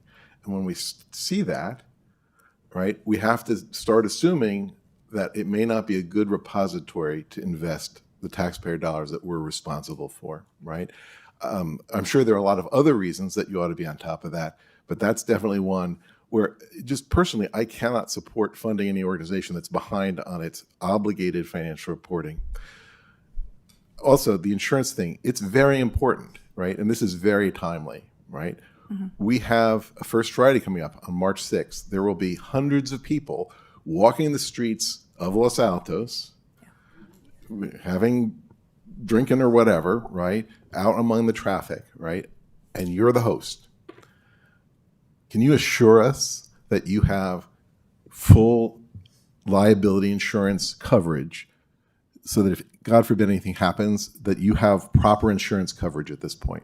Absolutely. Yes, we've had continuous coverage prior to the time that I came to the chamber and to this date. Good. Then I will look forward, as I'm sure my colleagues will, to see the documentation. Absolutely, as promised. Councilmember. Thank Thank you. you. I have one more thing that I think is very important. I think, some of this, it's also urgent that we get this out in the open, because there seem to be people who know some of this and they're trying to keep their heads down. Again, transparency, especially when taxpayer money is involved, is important. So this thing I want to get out to. The Chamber Foundation, so you have both the Chamber organization, 50C36, right? Yeah, that's a 6. And then you have the foundation. Yeah, and then you have the foundation, which is a 50C3. 501c3, sorry, I'm missing the ones. The foundation was delinquent most of last year. And in fact, when I first discovered this on Charity Navigator, it says, review before proceeding, confirmed delinquency. The organization appears on the most recent records of the state, et cetera, et cetera. You started receiving notices beginning July 2024, notice to register.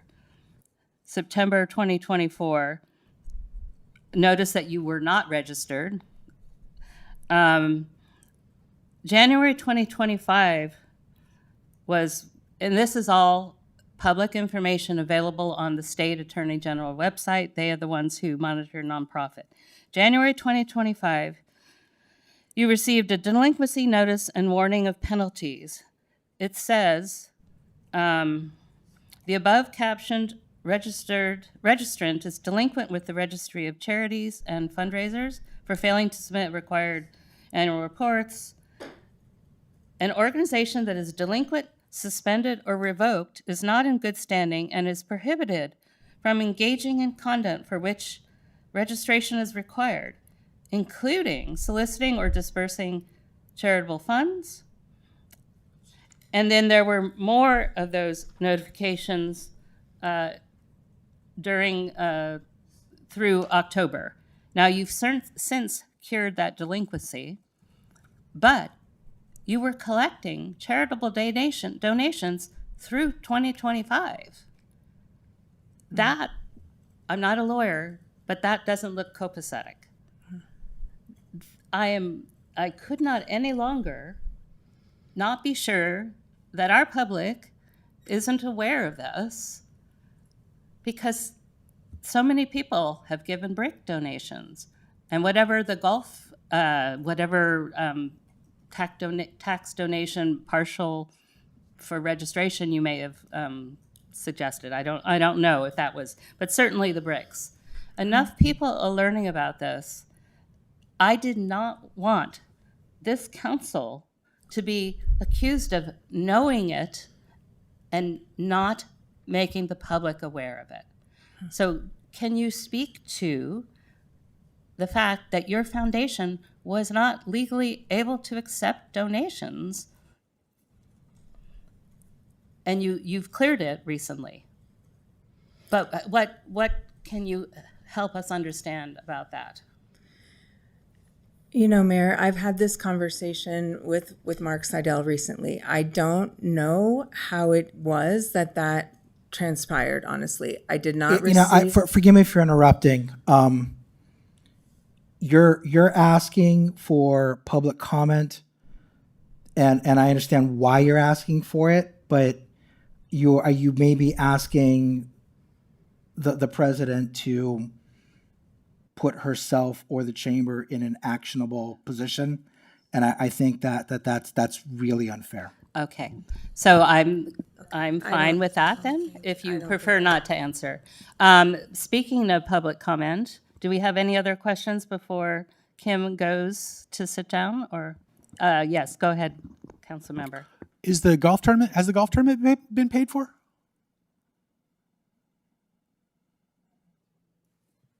No? Yes?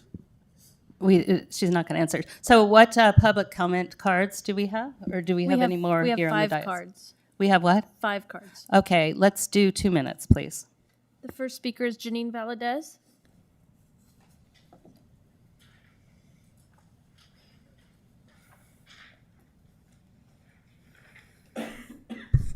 Hello, Janine Valadez. I'm a library commissioner, not here in that capacity. Thank you. Yes, I came here to support the LEAD program because when I read the agenda item, I was concerned that it might be under threat for funding. I don't see any other organization in the city ready to take on that program. So yes, you can read my public comment about it. It is stunning. It's my second time. I love it. And I think a lot of that has to do with the open-mindedness of Kim and her team and Sandra McGonigal. So, but now my public comment is going to focus on what's going on here. I think it's appropriate for y'all to ask questions. I think it's inappropriate to land them on her here. The board needs to be accountable for its conduct. If we have malfeasance on the table, if we have a lack of duty on the table, if we have loss of fiduciary consideration, the board is accountable. We should rake them all through the coals. Understand the history of the board. There have been disruptions in that board, not all good, therefore not all bad. Therefore, this is a bigger issue than something that's going to be adjudicated here without consideration, without giving. I agree with the analogy with city manager and council. That is the wrong person to slam. Maybe she's done some things wrong or been a little bit lazy. I don't know, but the board is accountable at this time. Thank you. The next speaker is Nicole Cruz.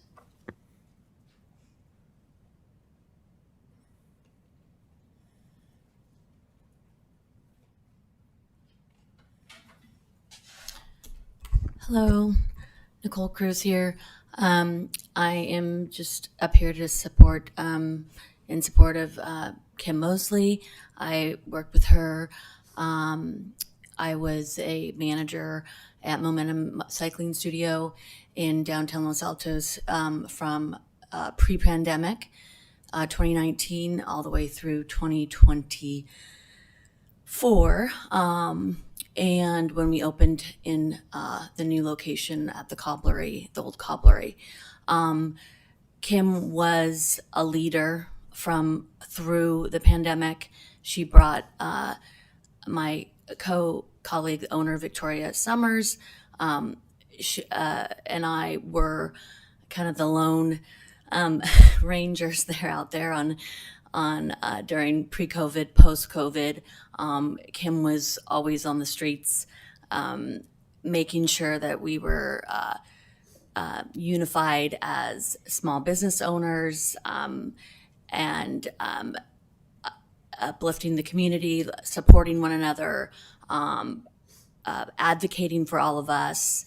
And I just wanted to, she was a true leader during that time, where a lot of people were barely struggling and, struggling and almost having to close doors, which many had to, but she was always there for us, to support us. And I know that she's been a true community leader, supporting the small businesses throughout, and continue to through post-pandemic, bringing everything kind of back to, where it needed to be, the outdoor seating, and bringing back the farmers market, and just it Thank went you, from ghost Ms. town Cruz. to anyway. So I'm just here to and also just putting us on the map internationally too with our international endeavors. Thank you. The next speaker is Eric Steinley.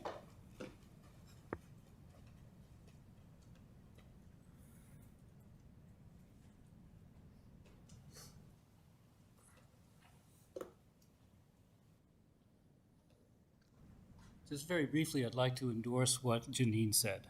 I think that particularly since people usually don't complain they can't hear me.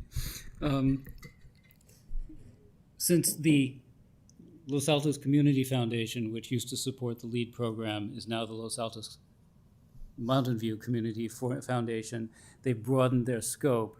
I was in the last LEAD class that ended in 2020 with the pandemic, and then there was the gap, and now they've started it up again. I think it's an extremely important thing, and finding an independent group that isn't the city, but that is focused on the city, is important in maintaining the LEAD program. So I think the relationship between this council and the community foundation is an important one and should be the focus of whatever goes forward. And maybe one of the solutions is to focus on that part, don't worry so much about some of the other things, and make sure that works, and then build out from there. But that's one of the most important things that we do as a city, and it has to be done, can't be done by the city, it has to be done by some independent group, and they're basically the only game in town. So maybe that's the best place to start. It's a relatively small amount of money, but it can be a way of working through some of these issues. So I think that would be a way to think about it. Thank you. The next speaker is Freddie Wheeler.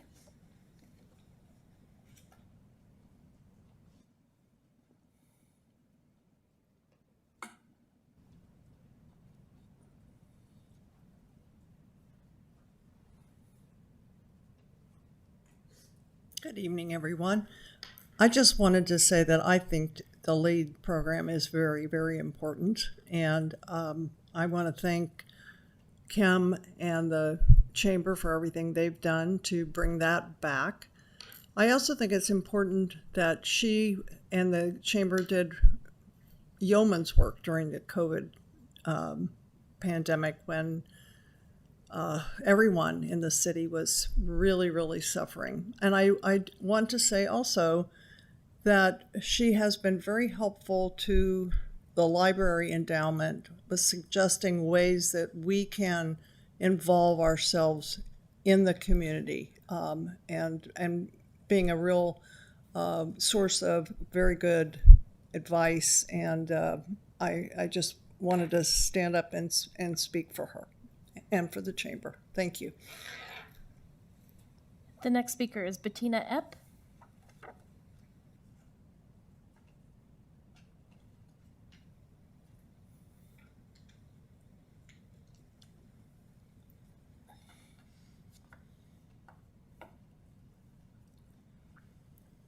Thank you. My name is Bettina Epp, and I'm just here to personally vouch for Kim. She has been a great asset to this community before, after the pandemic. She's the glue that holds everybody together. She makes her rounds. She goes to events. Personally, I think she's awesome. Some people might disagree with me, but I think she's wonderful. I work in a restaurant. She comes by to check on us. She checks on the owners. She checks on retail businesses. And during and after the pandemic, she was just wonderful. She held us all together. She made sure everybody got business. And I think that's just a great thing to do. Thank you. That's it? Okay, thank you for all the speakers. And I do want to remind everybody that we did pay and support the LEAD program. And that's one of the reasons it's back. So that's really not that's not on the question in front of us tonight because we paid for the current ongoing session. So, colleagues, I will say that Ms. Mosley did a great job in the pandemic. She and I served together on Planning Commission. I've known you not quite a decade now, but a while. This year, though, I don't quite understand why the things that have happened. And it's caused me discomfort to just keep on with the way the current thing is, which is why we're here tonight to discuss what, if anything, we want to change. And I go ahead, Vice Mayor. You have some suggestions? Well, I don't particularly want to take an action this evening. I think there's a lot of new information flowing in. I think there's a lot of emotions running high. None of that is conducive to good decision making, and I would just as soon let some things take their course with the urgency of, for example, making sure insurance is placed for First Friday, some things like that, right? A couple of things to be clear about. Ms. Mosley does not report to us. She serves at the pleasure of the board of directors of the Chamber of Commerce, right? They presumably have sent their representative. We're dealing with her in that thing. I have no reason to, yeah, I mean, it's I think, honestly, unbecoming of that board not to be here to support her, because I think the real question is, you know, that I think what we're trying to do is communicate that there's a serious erosion in the trust between the two institutions. That pains me personally. I think that the City Council, the City Government, and the Chamber of Commerce should be allies through and through, and that should involve just real trust. And unfortunately, we're not there. But I, for one, would really welcome the opportunity to rebuild that trust however we can. The key to that, though, is when people on the one side of the relationship say, hey, I have misgivings, I have worries, I need more information. The right answer is, you shouldn't feel that way, right? The answer should be, what can we do together to share the information required to reestablish that trust? To me, that's the important next step. I believe it can be done. I also think that, you know, the key thing here is, as it stands right now, at least I could not vote for funding anything through the Chamber of Commerce. It pains me to say that. And I do think it could be repaired, and I look forward to seeing it repaired. In a way, I want to be clear about that now, because we're not right in the midst of having to make a decision. So by bringing this up now, we give our group here a chance to fix that problem in time so that when the funding requests come up, hopefully that we're not in this place anymore and we're in a much more constructive place. That's what I would want very, very much. About the LEAD program, it's crucially important. I think it's a crucially important resource. In fact, that's part of the reason why this is so important, right? Because we depend on the Chamber not just for promoting and supporting our local businesses, which is, of course, central, but we also turn to them as our partner to do things like run the LEAD program. And the LEAD program is one of the 2 or 3 main ways that we cultivate people for leadership in our community, and is incredibly valuable. So all the more reason that we have to be on top of these questions of financial transparency and solvency and trust. So I personally don't particularly want to take any action, formal action. I feel like we've done what needed to be done, laying out the concerns. And I certainly hope that not just Kim, who's the brave one who actually showed up, kudos to you, not the most pleasant experience, I'm sure, but I would relay back that because it's really a board issue ultimately, to make sure that we all work together to try to repair this important relationship for our whole community. That's where I'm at. Councilmember Weinberg? Thank you, Mayor.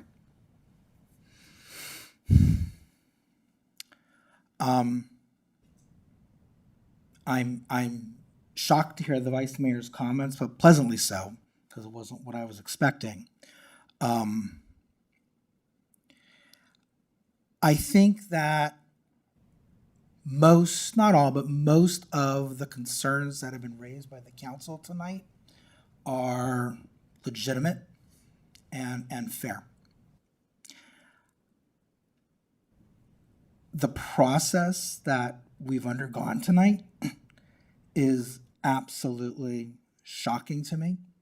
And I am going to be looking at how we do these types of hearings in the future, and probably changing a lot of my perspectives. I don't know why the three of you were given this letter and I wasn't. So I mean, that raises other. I mean, if the letter raises legitimate concerns, and I'm actually going to get to those in a moment, but I don't know why the ball was hit. I mean, the staff gave a list of questions to the president. Why wasn't that letter and the questions about it included? If there are other documents that you wanted to see, I mean, minutes the documents you wanted to see, that's reasonable and fair.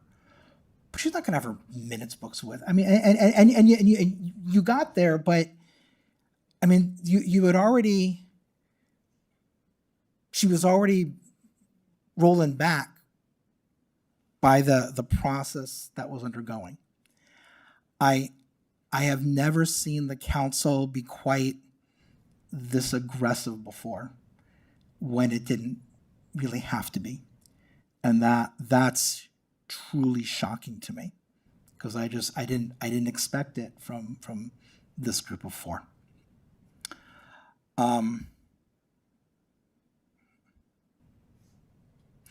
I don't like hide the ball. If there are documents, if there are issues, I think they have to be addressed. But especially since we're government, we can't be hiding the ball. It's just not fair. And in a trial, you can do that if you're doing it for impeachment. And in a way, you kind of were, but it didn't feel fair.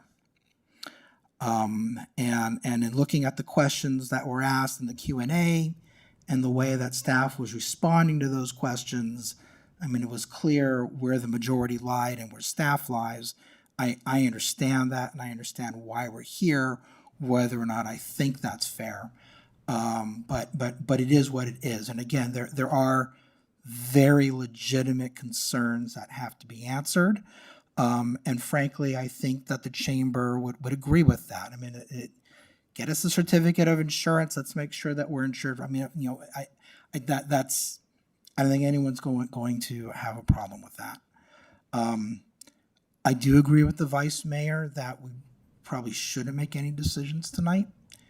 I will say that unless and until the chamber has some kind of understanding with its landlord, I'm nervous about the $14,000 for the visitor center, because if there's no physical location, then there's no visitor center.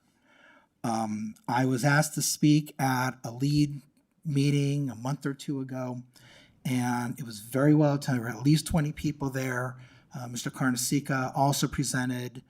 It felt like a LEAD program. They were doing LEAD things, and I think that it would not be in the city's best interest for us to cancel the LEAD program. And I'm anticipating that an answer is, well, we don't want to go at the chamber. Let's find someone else to do it. I mean, who are you going to find to do it? So I hope that my colleagues will think of that. And just in general, I hope that we will be mindful of, even if we feel that we have not been treated right, or that we have been misled or even lied to outright, it's still important for us to treat the people who come to present before us the way that we want to be treated. And I've seen people at that podium who I have thought were weasels. These are people who maybe they're doing bad things, or maybe they're trying to say what they think I want to hear. I didn't get that from the president. And that's not to say that I think we have not been told everything that we need to be told. But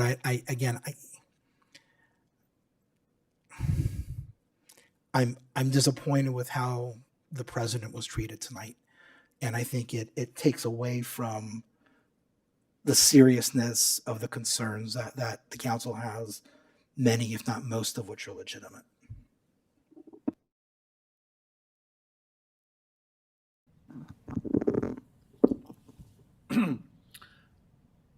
This is a dispute between two organizations. As was said before, the president doesn't report to the city council. The president reports to the board of directors for the Chamber of Commerce. So anything that we have to complain about should be interpreted as a concern or a complaint about the institution itself, and anything that pertains to any individual, the president or any board member or any employee, is the concern of that organization, of the Chamber of Commerce and its board, and not the city council. What is the concern of the city council is the chamber adequately insured? Is it paying its bills and a solid financial partner? These are the things that I'm interested in getting answers to. I don't need to have the answers right this second, because I recognize that it wouldn't have been reasonable for you to be for the president to be prepared to answer all of those questions. So, but we do have a fiduciary responsibility. We have a duty of care. We have a number of duties that we have to uphold. And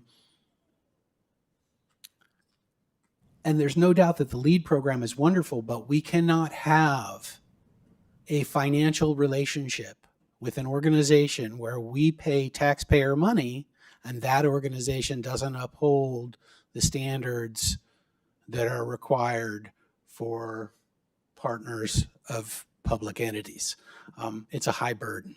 So I look forward to the follow-up exchange of information and closing the loop on all these things, because the bottom line, I think, is that everybody in this room and everybody outside these walls wants the chamber to be successful.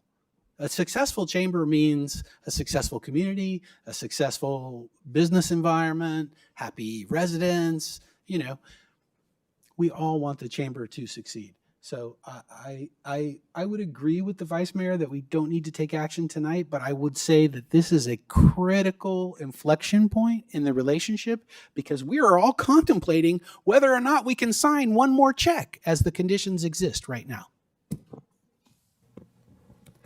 Thank you, colleagues. So I will take responsibility. I think maybe you think I was the most out of line.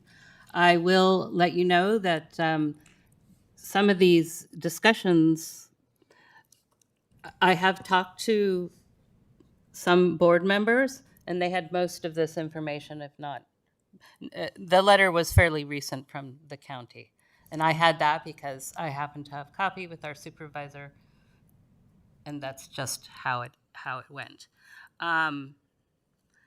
My biggest fear, and maybe it's not going to happen, but is that we look like we are enabling this behavior.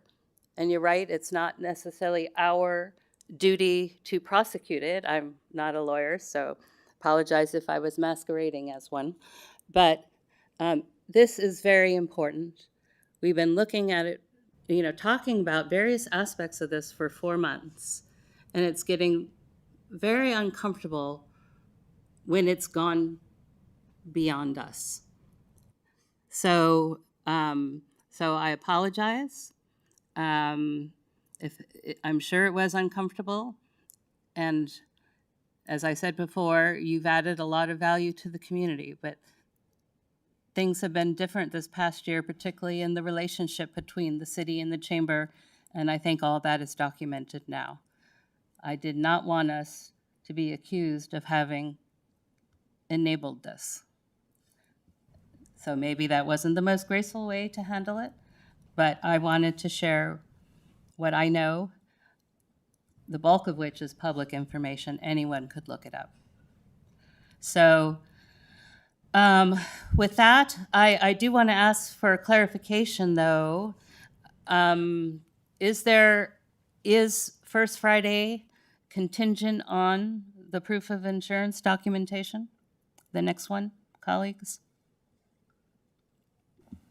I mean, I think it has to be.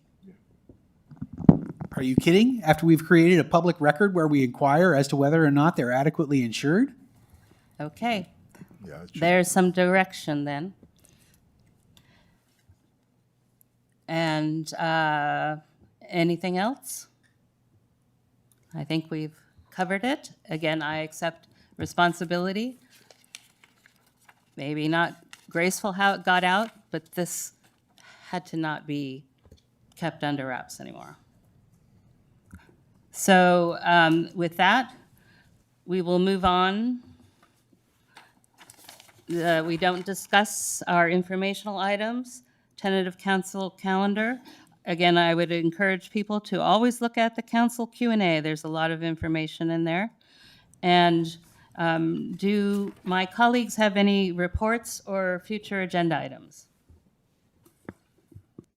Just a really quick report, which is the VTA Policy Advisory Committee. I forget the name of the thing. The thing that I go to from the VTA brought up the fact that there are a number of sort of community shuttles going on, and they proposed that it would be worthwhile to compare notes on those and see if there's some coordination to be done. I know we've had some talks about community shuttles and so forth, so I'll just be keeping an eye on that and reporting back as I learn more. I thought it was an interesting conversation there. I have information about that. You and I should talk about it. Any other? Nope. Okay, so we are about to adjourn to a closed session. So if there's any public comment on the closed session, now would be the time. Nope. Okay, so this meeting is adjourned.